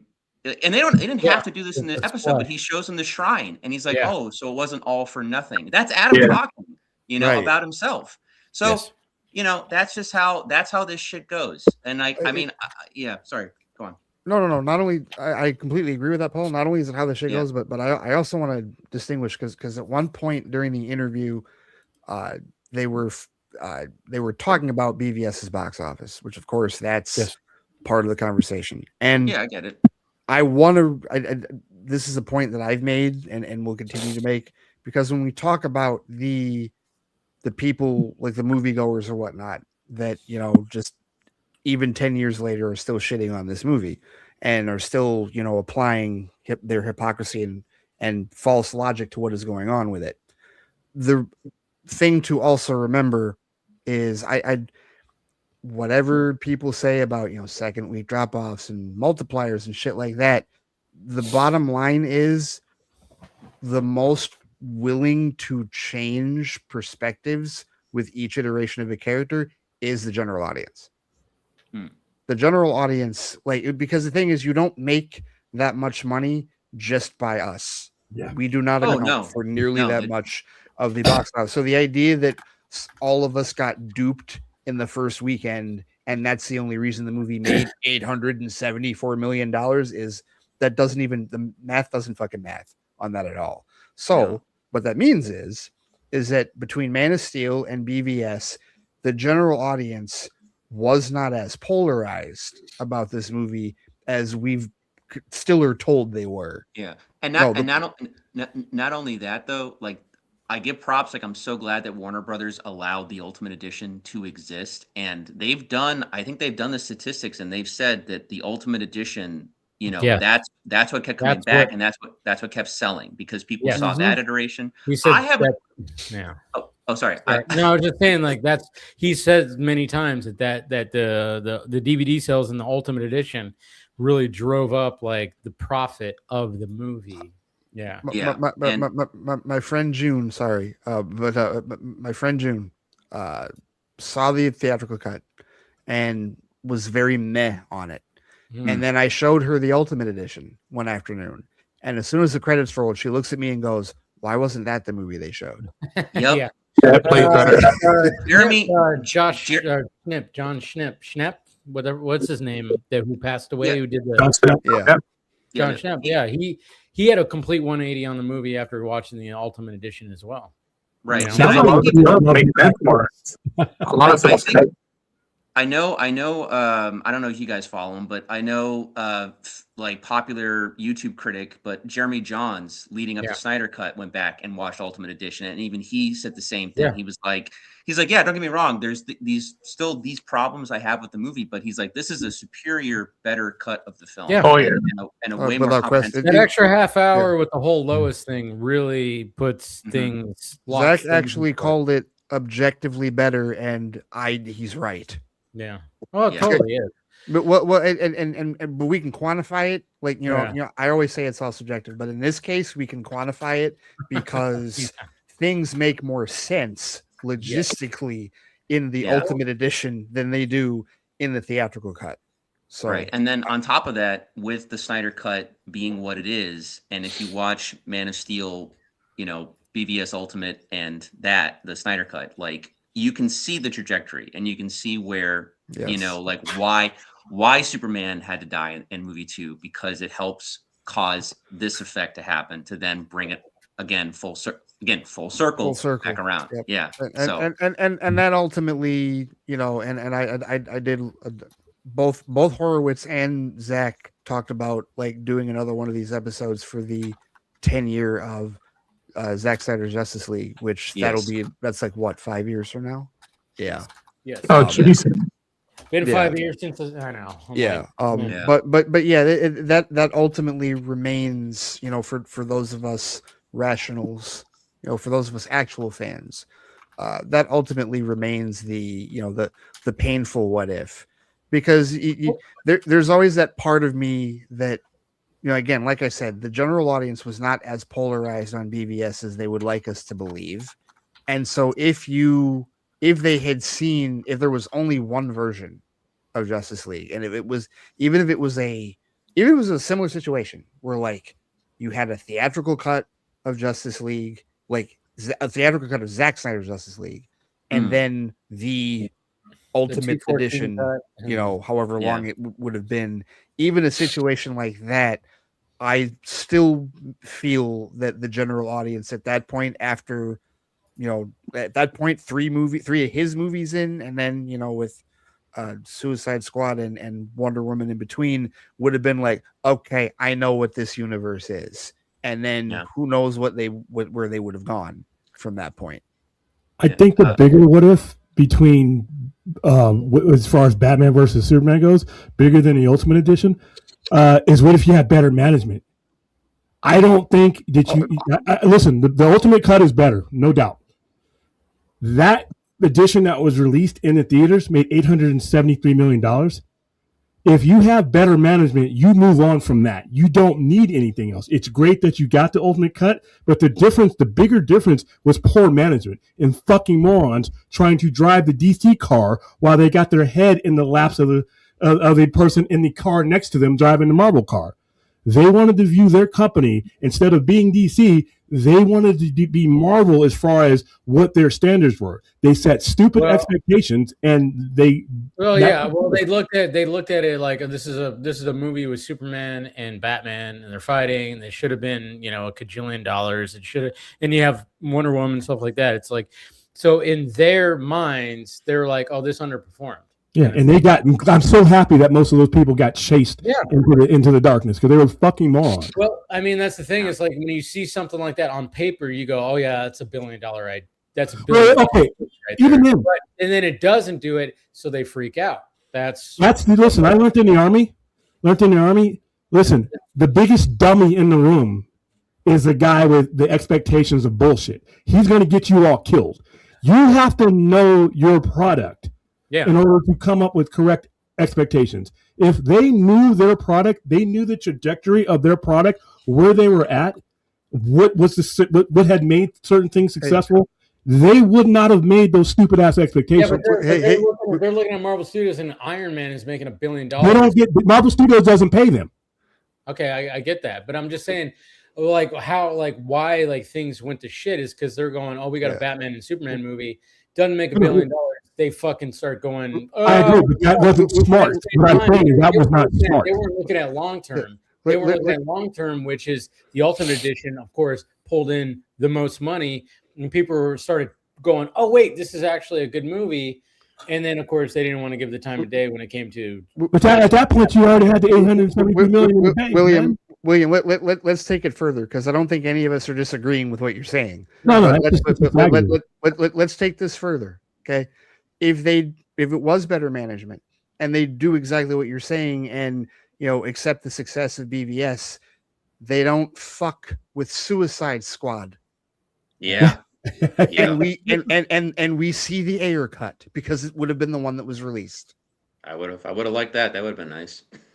Yeah. But you know what really bugs me about all this? But then you see they fuck with the Ayer cut. That thing made $745 million without China. No China, and it still made $750 million. People were pumped for Suicide Squad. I remember the trailers were kind of cool. Well, the first original trailer that was leaking everywhere that they then had to release officially, the David Ayer one essentially. Yeah. I started a joke. Yep. Yeah, that went viral. I remember my friend Caitlin, who's not into comic book stuff that much. She likes Batman Returns and Michelle Pfeiffer stuff like that, but she's not like us. You know what I mean? And even she was like, "Oh yeah, Harley Quinn looks awesome. I can't wait to see that movie." And then that's the one when he comes in at the end with the "I'm not going to hurt you. I'm not going to kill you. I'm just going to hurt you really, really bad." Yeah. No, I had coworkers that were like, "I'm really not interested in Batman v Superman, but Suicide Squad looks awesome." I had coworkers telling me that at that time. Yeah. Yes, definitely. Yeah. So there's the general audience ate it up. It's us geeks that shredded that motherfucking film because we knew what happened. We at that point you start to realize that there's meddling involved. But yeah, all these decisions were one bad group of people away from just basically gathering momentum. You have to know what a win is in order to win. Mm-hmm. If you don't know what a win is, then you're useless as far as knowing what the next step is. And they just did not know what a win kicked them right in the nuts. And they're like, "Oh, what was that?" It's kind of sad. But they had the expectations of billion. Yeah. That's it. Yeah. That's what it was. When you were one Heath Ledger away, I'm sorry. And you can chat, you can attack me, comment, you can attack me. You are one Heath Ledger all-time performance away from none of those 3 trilogy movies making $1 billion. Do they make really good money? Yeah, but do they become the phenomenon that drives that third one, which I don't think was a very good movie, into what it did? No. So you have to look at all that. Where did my success come from? Was this a phenomenon? Was this a drop? They had college-educated people running a $1 billion studio that didn't have people just sifting through this. That's kind of sad. So you're saying that Dark Knight wasn't that good of a movie? Is that what you just said? No. I told you. You know the version I watch of The Dark Knight. But anyway, it's 47 minutes. I understand what William's saying. But he's part of the story. That's what makes it good. Without his performance, without that all-time performance. At the same time, that's part of the movie. That's fine. Okay, take that performance out of the movie. But you don't doesn't catch on. Out of the movie. Okay, I don't like that. That logic's no. That shows a director who knew what they wanted from that fucking character. I'm not disputing any of that, Dave. Dave, I get what he's saying. He's not arguing. I don't think he's arguing what you think he's arguing. But this is coming from the guy who thinks Batman Begins is the best movie out of that trilogy. But right, yeah, there's some days where I think that too. Yeah, but you have to, if you look at we pulled in this much money under this particular trilogy, you have to understand that was a big factor of that 2 of those 3 movies did not have. So when you're trying to use that, a lot of people are using that. Well, why aren't these movies making this much? I'm like, each set of these movies, or each movie like this, is going to have different circumstances that you have to analyze. And they looked at everything like a big blanket. Like, well, this did it here, we have to do it here. And it's like, it's lazy. It's really lazy because there are people who assume that because the Dark Knight trilogy made $1 billion, that Batman is automatically a viable $1 billion character every time at the box office. And I'm like, I'm sorry, the Batman made less money than Batman v Superman: Dawn of Justice. What kind of crack are you smoking? I'd really love to know. Not that I want to try it, but I'm just curious. And you know, but thank you for bringing that up, because I get to bring this up. Why did it make less? Because the studio decided, and this was a decision I didn't agree with, 45 days, and then it's on HBO Max. Yeah. That one I didn't agree with, because that was the year after the 2021 day and day release. That was like part of their compromise, and this was around the time that Nolan left. Also, like, I wish it was still a thing. I don't know if ever will be again, but DC fandom, the 2 biggest things at that original DC fandom was the Batman trailer and the Zack Snyder's Justice League trailer. Yeah, like, by far, yes. Those things were so viral, like that held up the. I mean, there was a lot of great stuff with that first fandom, but like those were like the crown. That first fandom was amazing. It really was. I need to kind of step on a soapbox here for a second, because there's something that I feel needs to be addressed in regards to this very thing and this very interview between Zach and Josh Horowitz. I love everything and the conversation that we've had about everything regarding Zach's interview with Josh so far. I think I know what you're about to say. I love it. I love it so much that you know, actual sensible fans can talk about how great of an interview it was and look at all the intricate things that are within it, instead of doing the fucking internet thing. Here's what really bothered the shit out of me about this after I finished. I know after I finished watching this, there were 2 headlines that started making the rounds. Oh yeah. And the first one I'm just going to address briefly, because I'm not trying to get on a soapbox. Everyone knows how I feel about this upcoming subject matter. When it comes to the narrative of, oh, James Gunn's Superman, it's amazing. Look, I get it. They're friends, professional. He said exactly what he said. He saw the movie. He liked the movie. He's waiting for Man of Tomorrow. Great. Let's move the fuck on, because this is not news. This is not news in the fucking slightest. They are friends. We've established this. The reason this fucking headline made the rounds, and I'm going to call him out, DC Films News, you know damn good and well why you fucking pulled this headline. You know damn good and well why you pulled this quote. Because you wanted to stoke the flames of that fucking pissing match between Snyder fans and Gunn fans. Okay, Phil, can I please call out the second one that you're going to bring up? I'm going to, you know what? Yeah, go for it, please. Black girl nerds. Knock it the fuck off. Because that was irresponsible. The quote where he said that fuck anybody that calls the fans toxic. No, that's a bullshit misappropriation. He talked about how the fans raised money for American for the AFSP, American Foundation for Suicide Prevention. He got teary-eyed and choked up, and we know why he got teary-eyed and choked up. And then he said, fuck anybody that thinks that's toxic.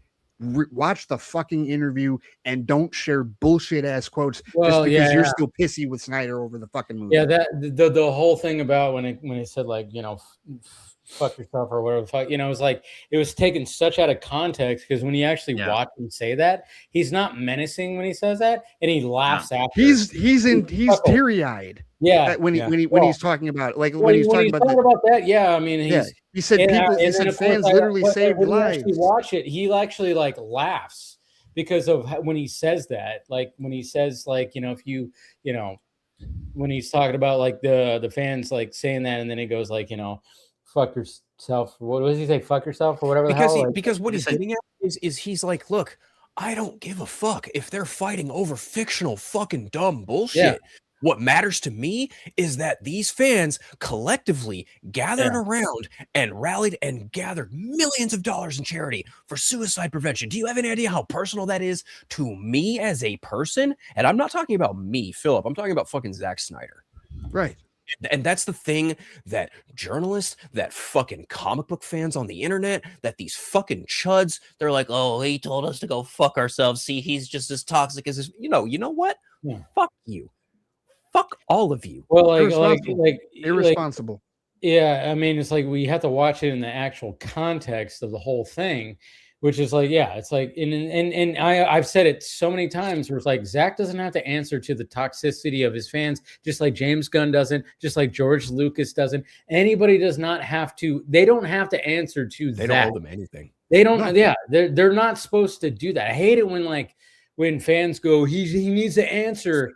Any one of these guys need to answer to their toxicity. They're like, no, that's always going to be the case. There's nothing that you can. He's not going to sit there and go, no. Not only that, Dave. The toxic fans, they don't harass the general audience. The people, the toxic they're all fans, fighting with each other. Yeah, right.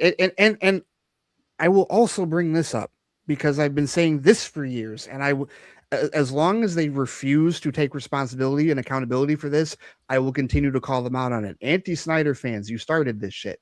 You started 100%. This shit when you bullied fans for liking Batman v Superman Dawn of Justice. You bullied them, told them they didn't know anything about the characters, told them they didn't know their head from their ass, and pushed them into a corner, and then also the studio listened to you and your gatekeeping and your pro clutching, and the idiots in charge that William was talking about earlier followed your lead instead of theirs. And that's the problem. You started the cult that you hate.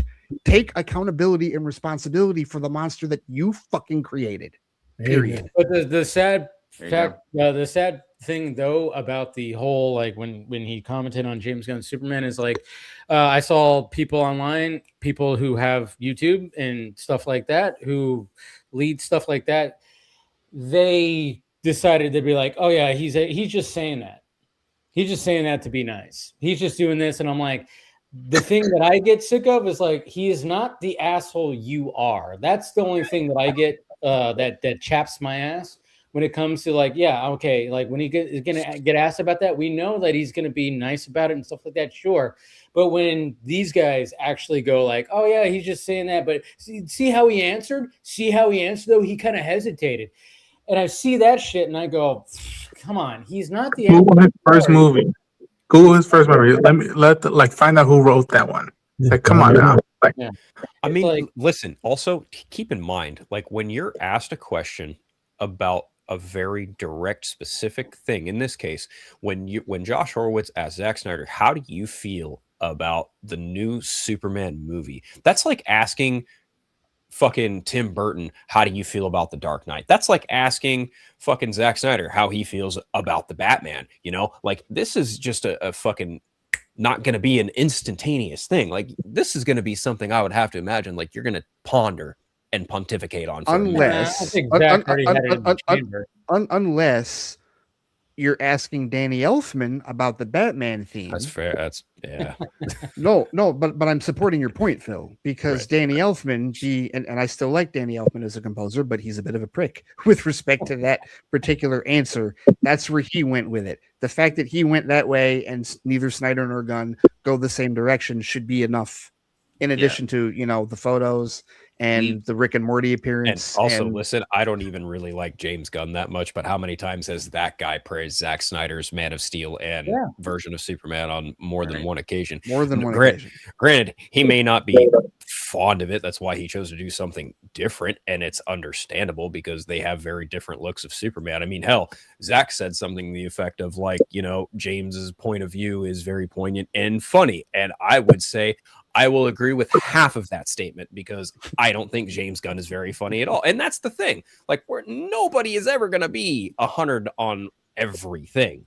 And you know, that was the point of the interview where I was like, yeah, I get why Zack said exactly what he did, because number one, that is a professional colleague. Number two, that is a friend that he has worked with in the past. And he might actually think it's funny. Zack might actually think it's funny. Yeah.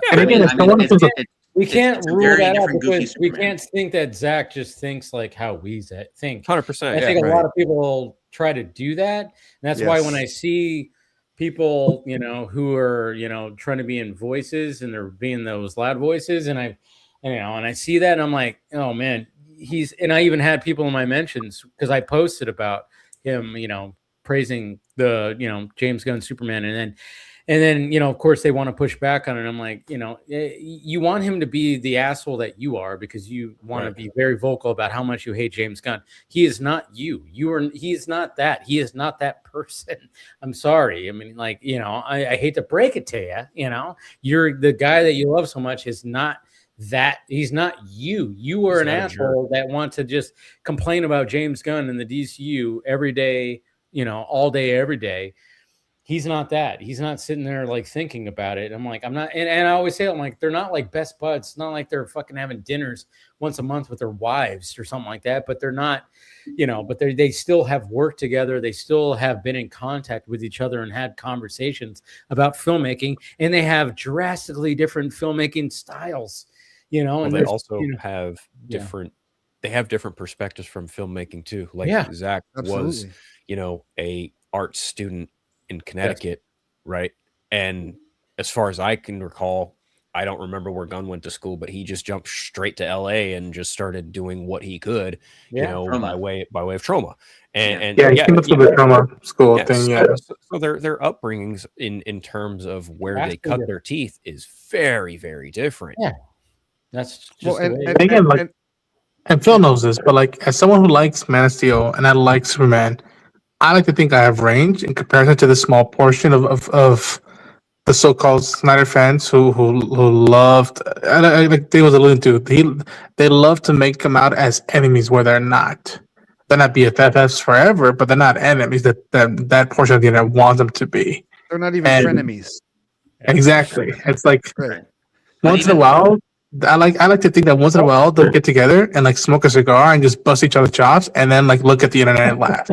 And to me, I'm okay with that. But I also hate it when you have like the diehard like Gunn fans that go like, oh my god, the Snyder cult's gonna get upset that he praised. And I'm like, no, nobody's, you know, there's not gonna be anybody that's gonna get upset about that. Dave, you know? those diehard Gunn fans, I wouldn't even call them diehard Gunn fans. I would call them just, you know, they're just anti-Snyders. Carried over anti-Snyder fans who are just happy that someone else who isn't him is doing something with DC that he isn't working on. Because let's be honest, even though Bill, you did not care for James Gunn's Superman, and it still wasn't the Superman movie the anti-Snyders wanted. It still wasn't, because there are still things in it that were not Superman the movie from 1978.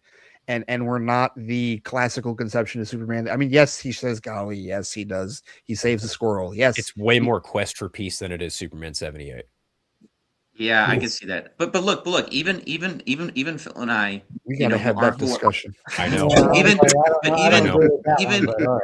Even Phil and I, who don't like Superman 2025, you know, we've discussed it. Like, you know, if some little kid watched that movie and had a good time and wanted to go, and it made that kid go to a comic store and pick up a Superman comic, then the movie's done its fucking job. Like, at the end of the day, like, and I've told you guys, I did do that. Yeah. Dave, I was telling you from fucking day one, before James Gunn was even a thing with the DC stuff. I mean, other than maybe Suicide Squad, but running DC Studios, I said, look, I want everyone to have what they want. You know, like I'd be fine.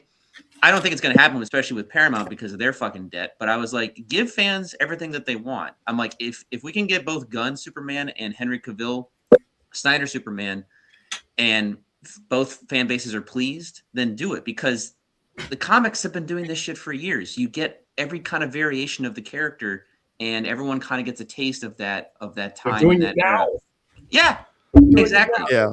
But it is what it is, you know. Well, Paul, and I hear what you're saying in terms of your trepidation with Paramount doing that, but I would extend that and say that I don't know that I think that creatives, like even people like Gunn or Snyder, are not above doing that at all because they understand from our perspective what you're talking about. I think it's the executives and the producers that are going, well, you can't confuse the audience with multiple versions of the same character at the same time. They're the ones that freak out, but at the same time, it's like, you know. I think that's going away a little bit better because I can sense that going away a little bit because it was always stupid. Whenever I hear somebody say, well, you can't do this because you confuse your audience, one of two things or both have to be present. Your audience is a bunch of fucking morons or your creative is a fucking moron. I don't think either was the case. I think that, you know. And then you have multi-million-dollar movies that is, you know, Spider-Man, No Way Home. I was just going to say that. That argument doesn't work anymore for me. They could put out The Batman Part 2 and Ben Affleck's The Batman or whatever it would be called, Batman versus Deathstroke, and I would go see both movies because I like both those Batmen. Stagger them, but put them both out, you know? Yeah. Like, well, I mean, that brings up a good point. Like, another thing too is like Zach did say, like, okay, so my version's always going to be out there, and I've had discussions about doing maybe, and then he, you know, obviously there's brought up animation, comic book, which I'm like, okay, here we are again, guys. We're in this discussion because, you know, I mean, the way I've always said it is, I would not, you know, I would never rule out a legacy Snyderverse sequel that could be 3-4 hours, or it could be like a trilogy or whatever the fuck. But if we want to see, we're not going to get Justice League 2 and 3 live action. Get that out of your heads. Because the first Justice League movie went in production 10 years ago. Right. Snyder Cut finally came out 5 years ago. And it's like, all right, we're now to the point where it's like, okay, and not everybody's going to come back, you know, and Zach knows for a number of reasons. And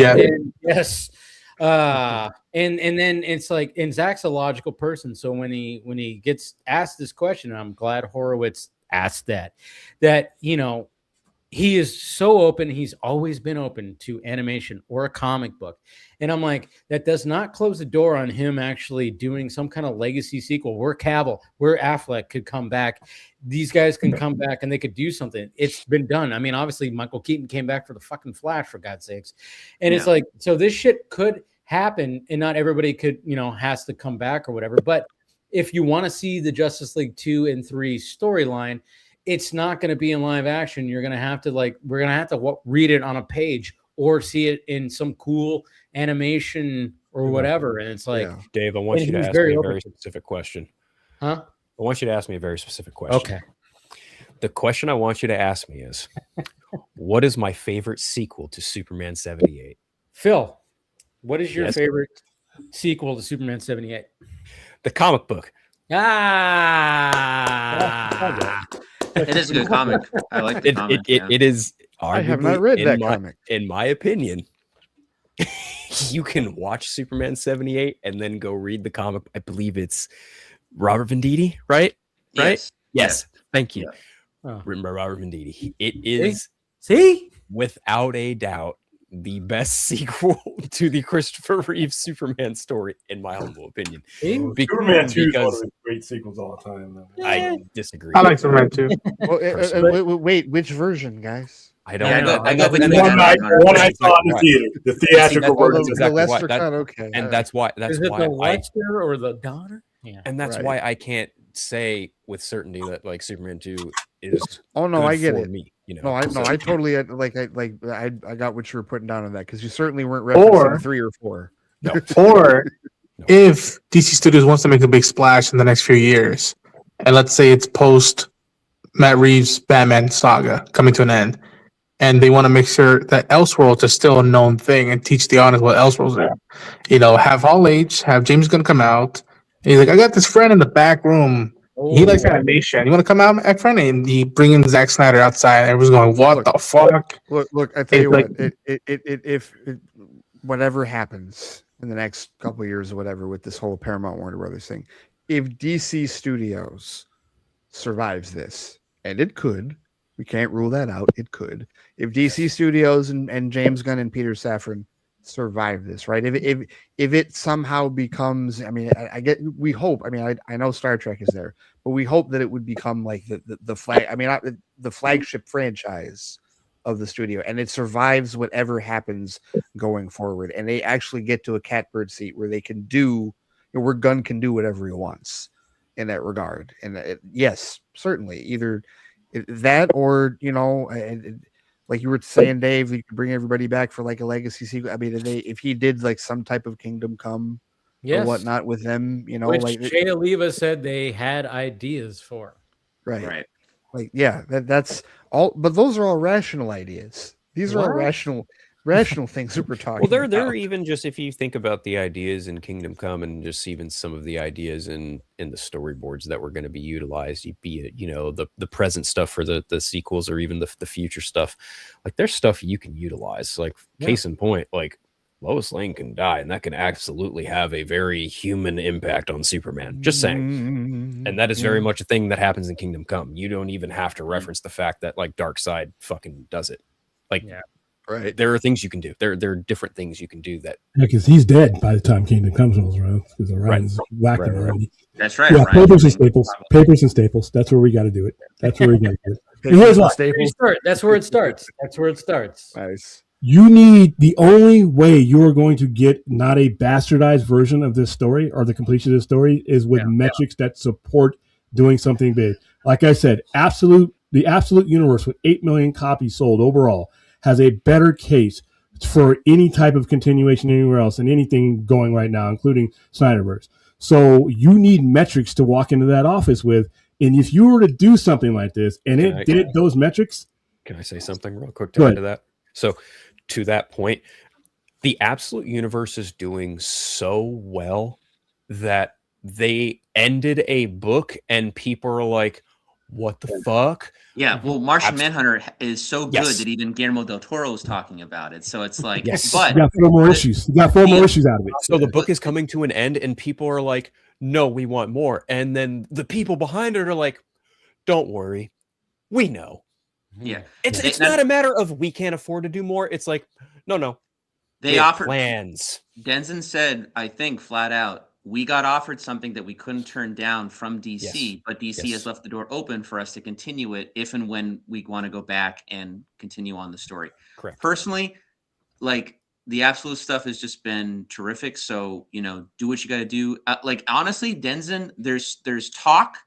Nothing is confirmed, but some people are theorizing it might be Doom Patrol, which with him, I think would be crazy. Yeah, but again, that's a theory. That's none of that is confirmed. But I think that would be a terrific series because like that is a once in a lifetime like opportunity, especially with the Absolute Universe where you can kind of go buck wild and have you Absolute Universe Doom Patrol? So have you seen who they're bringing in now? They're bringing in Green Arrow, and Catwoman gets her solo miniseries coming in June. That's going to sell like hotcakes. Now, who's working on Catwoman? Do we know? I think it's still Snyder. No, it's not Snyder. It's someone else doing the story, but they collaborated with Snyder on it. Okay. As far as Green Arrow, He's a serial killer. Yes, he is. He's a serial killer. It's also Raphael Albuquerque handling that. Yeah. I want to just preface outside of the Absolute Universe. I'm not big on the Supergirl movie, but I will say the synergy stuff kicks in sometimes to your benefit. They're reviving the Lobo comic, and I can't be more excited because I think they got Scotty Young writing it, and I forget the artist. I do follow him, but I can't think of his name. But he's a terrific artist doing Lobo, and they've already come forward and said that their main focus of the book is Lobo is the main man, and you don't tell the main man what to do. And I was like, they've got it. They know exactly what they're going to do. Okay, great. So I'm already watching Absolute Lobo. Part of DC's Next Level initiative going. And here we go. Another reason why, again, like I said earlier, William, another reason why the wagons need to be circled, and you because this is the synergy is a James Gunn initiative. Like this is something that he has preached from the beginning, and has been pushing in terms of between, going back to the source material and respecting the source material. He told us to read Flashpoint. He told the general audience to read Flashpoint before watching The Flash. He's told us to read Superman for All Seasons and All-Star Superman before last year's movie. He's telling us to read Woman of Tomorrow. before this, like that's going to continue. I agree. I just don't believe, given his current conduct, that he's going to recognize that. I hope you're right. No. I know that. I'm just saying this is the synergy is yet another reason why circle the fucking wagons and get him locked up. And not just that, with Scott Snyder as well. Right now, you're selling more copies of DC Comics than you have in like 30-something years. This is not a flash in the pan. And that's why I say whenever somebody wants to adapt something, like when it comes to the Snyderverse, when people say live action or nothing, you need to dismiss those people from the table.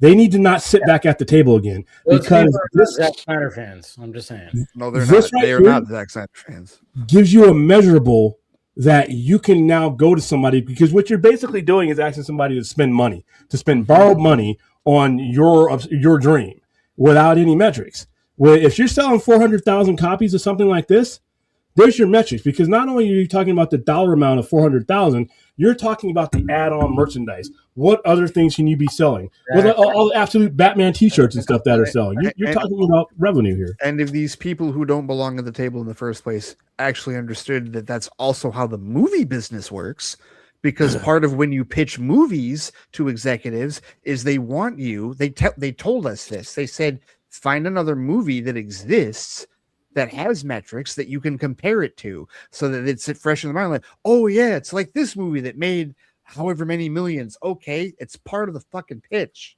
Yeah. Because like I said, you will get an absolute Batman. I'm sorry, Dave. No, go ahead. You'll get an absolute Batman, either live action or animated. Most likely animated, because he's fucking huge. But you're going to get that based on just the raw numbers of a comic book that's been around less than 2 years. So if you were to use that method with this, you're going to get something out of it. So I think Absolute Batman's going to get something animated before 2030. 100%. There's no. I would be based because I've read none of it, but just based on how the Absolute Batman keeps coming up every time I'm on the Vodka stream, there will be an animated something. I mean, this goes way back, but I'm also like pretty confident, because even at the time I wasn't hardcore like reading DC at the time. But the Green Lantern movie pretty much happened because the Jeff Johns run was so phenomenal and such a huge seller, and it changed the game for not just Green Lantern, but for a lot of the sales for DC Comics. So a giant ego was born. Sorry. Oh yeah. No. You're not wrong. You're not wrong. He's not wrong. But that movie, Celestro was born. And Paul also the DCEU's lone $1 billion film Aquaman was based off of his run. Yeah. It was. I always felt it was a mix of Jeff Johns stuff. But I also feel there was a lot of Peter David influence. It is. But that's just, it's Peter David and Jeff Johns. Yeah. Well, the guys at Squadcast Media actually gifted me the omnibus after, like, for my birthday some years ago, and so there were so many things that I'd never heard of, like the trench and whatnot. Right. And it's all in that book. They directly pulled from that. Yes. Yes. Yeah. Well, I mean, it was pretty common too at that point in time, because a lot of Jeff was still influencing everything. I mean, Jeff was literally the creative director, so he would literally write chief books. Creative Officer. Yeah. Yeah. He would literally write books and then say, "This is the material that you're going to take from." I mean, even Matt Reeves' The Batman has elements of Batman Earth One, which he had written. So yeah, I mean. It doesn't shock me at all, but I am glad that there was references to Peter David stuff, because even Peter David had written in one of his when they were starting to collect it finally, his Aquaman stuff, he wrote the intro and said that when that first picture shows up in the press of Jason Momoa Aquaman, he, like, comic book fans were like, "Oh, the long hair and the beard, that's Peter David Aquaman." So I was like, "Oh, cool." So guess the only Peter David anything I've ever read in life. Hulk? The Hulk. No. Supergirl? Star Trek. It's not a comic. It's Star Trek New Frontier. Yep. Captain Calhoun. Yeah. Yes. Yep. He was a big Star Trek. He actually also, if I can't remember the name of the show. It was a kids show, but it was basically like kids Star Trek, and it was Prodigy. Was it Prodigy? Prodigy? Yeah, Prodigy. Nickelodeon. It was something like Space Case or something like that. Oh, Space. Wait a minute. You mean like Space Cases from Nickelodeon? Yes, it's like Star Trek, but not. It's a yeah. But I get what you're saying. But I could be wrong, but I believe Peter David was involved with that show. I could be wrong. Maybe I can Google it, but I'm pretty sure that because I remember seeing that when I was a kid, and I learned about Peter David obviously growing older, and like his Star Trek background, and then I think that popped up, and I was like, why does that name sound familiar? And I looked back on the show, I was like, oh yeah, that was the show that I watched a couple times. I watched Space. That was right in the heyday of me becoming a Trekkie, and just like, and I was already into Star Wars, and so I was getting into like all the space stuff. So yes, I definitely I watched Space Cases religiously. The only thing that I remember from the show, because I remember it being so weird, but also kind of it's like the what do you call it? It's like the reoccurring tropes. It's like when you're watching Next Generation and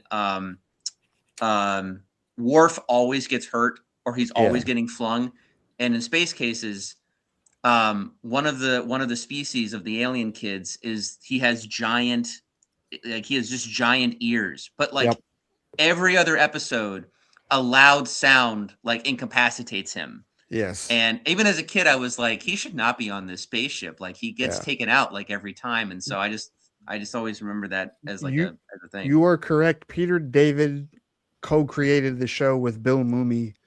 Bill Mumy, of course, was Will Robinson, the original Will Robinson from Lost in Space. Wow. In the 1960s. And funny enough, he was also the kid who sends everybody to the cornfield in the Twilight Zone. He is. Yep. So, yes, he is. He is. See how that happened? Oh my God. That's crazy. That's crazy. Hey, it's a good spot to end the stream because we're going on like almost 5.5 hours. Yeah. At least for me, it's I know. Yeah, you've been a champion, Paul. Usually you're already ducked out by now. Yeah, well, I'm my sleep schedule's been off a little bit. Yeah, makes sense. Yeah, same. Yeah, but this has been fun. Like I said, a lot of things happened in the last 36 hours when it came to the Paramount stuff and Zack Snyder being on Josh Horowitz and stuff. So, man, the future is going to be interesting. Definitely going to be interesting. And one thing I'll say, when it comes to the Zack Snyder stuff, I love that he, as he said, his full focus is last photograph. We have to support it. If you're an actual Zack Snyder fan, correct. And that's why like all this stuff when he was like, oh my God, something's happening. Zack knows something when he posts on Instagram. It's like, no, he's just posting things, and his full focus is his passion project. He made that apparent. He made that fully, on the thing. It's like, no, there's, he wasn't in discussions when it came to this merger stuff. That's never happened. Anyways, he does not have a hotline to Saudi Arabia. No, absolutely not. No. Yeah. Anyways, let's go around the horn and promote what we got to promote. We'll start with you, William. All right. Well, tomorrow, I actually have something to promote tomorrow. We're going to discuss the merger, but the original mushroom that started it all, the AOL Time Warner, as I spoke before, it's part 2 of the milestone special that we were working on last week. Some new stuff came out in regards to the history of the DC Universe and a couple other things, but those are the 2 main things. So tomorrow, 8 p.m. Pacific. There you go. So tune in. Ronan, what do you got? Should be wrapping up my coverage of A Night of the Seven Kingdoms this weekend or on Monday, and then in 4.5 hours you can see my reaction to the newest footage they dropped for Spider Noir. It was like 30-second TV spread. Nice. Looking forward to that. I should be releasing my rewatch of Mandalorian season 1 for the next few weeks leading up to the movie. I'll be covering the whole show back on, so be on the lookout for that. Sweet. Cool. Ray, what do you got? The Flightcast is actually undergoing a bit of an overhaul at the moment. Had some upgrades and whatnot and technical stuff, so I hadn't done anything this past week, but stay tuned next week for some hopefully surprising new stuff that will be popping up. Hopefully an advancement that I've been needling around with for the last however long is finally going to happen, but we'll see how that goes. So stay tuned next week at theflightcast.com for all of that. I'm also on, I'm on Threads for now. If if I hear any more, if I see any more doom and gloom, we need to take those 30-day breaks, Phil. We just need to take those 30-day breaks and cleanse our minds of all the nonsense and gobbledygook. But I am usually on Threads and on Blue Sky at Flightcast. Cool. All right, Phil, what do you got? Not much. I mean, that's actually a lie. I've actually been uploading a lot on my YouTube channel. You guys can check that out. Just at Unfiltered on YouTube. I'm on Vero Threads, Instagram, Blue Sky. So don't say it. Don't say it. I know at this point I just fucking roll my eyes and wait for it because I know it's coming because it's just. Well, I look at Willem every time. He's like, I have committed to the bit this time. I'm right there with you.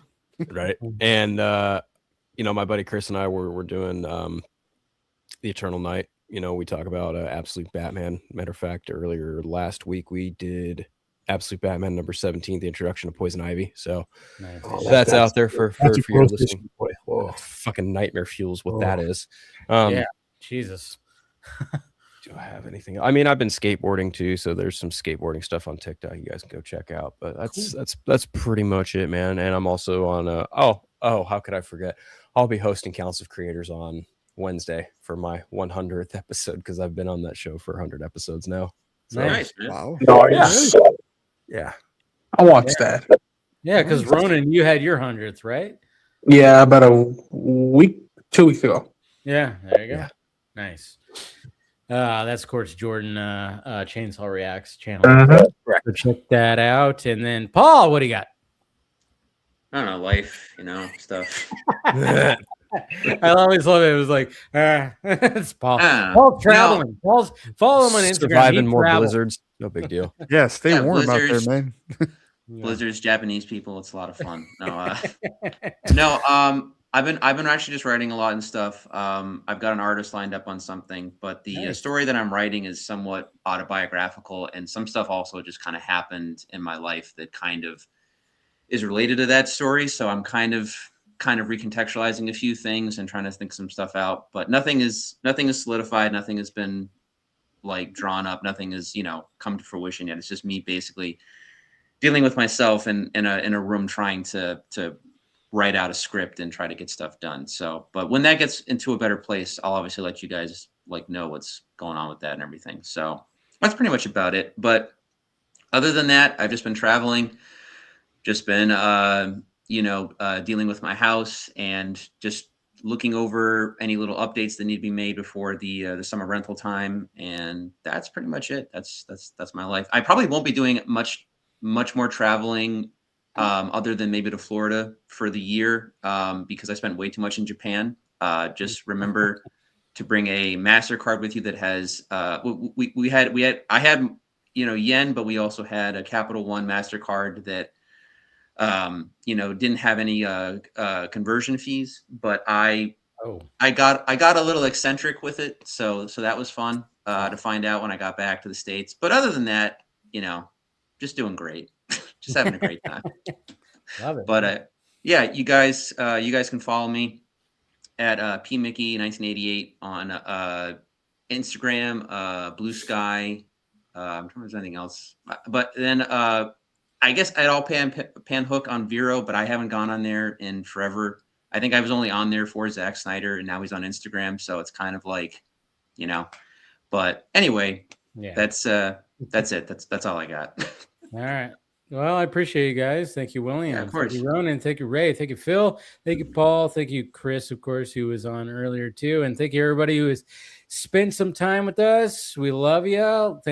Great conversations, of course. And, let's be, hopefully optimistic about the future. I know it looks dire sometimes, but hey, especially right now. Oh, man. Yeah. But hopefully, things will be all right. But hey, we'll be here every Friday to talk about it. That's for damn sure. All right. We love you guys, and we will talk to you later. Bye.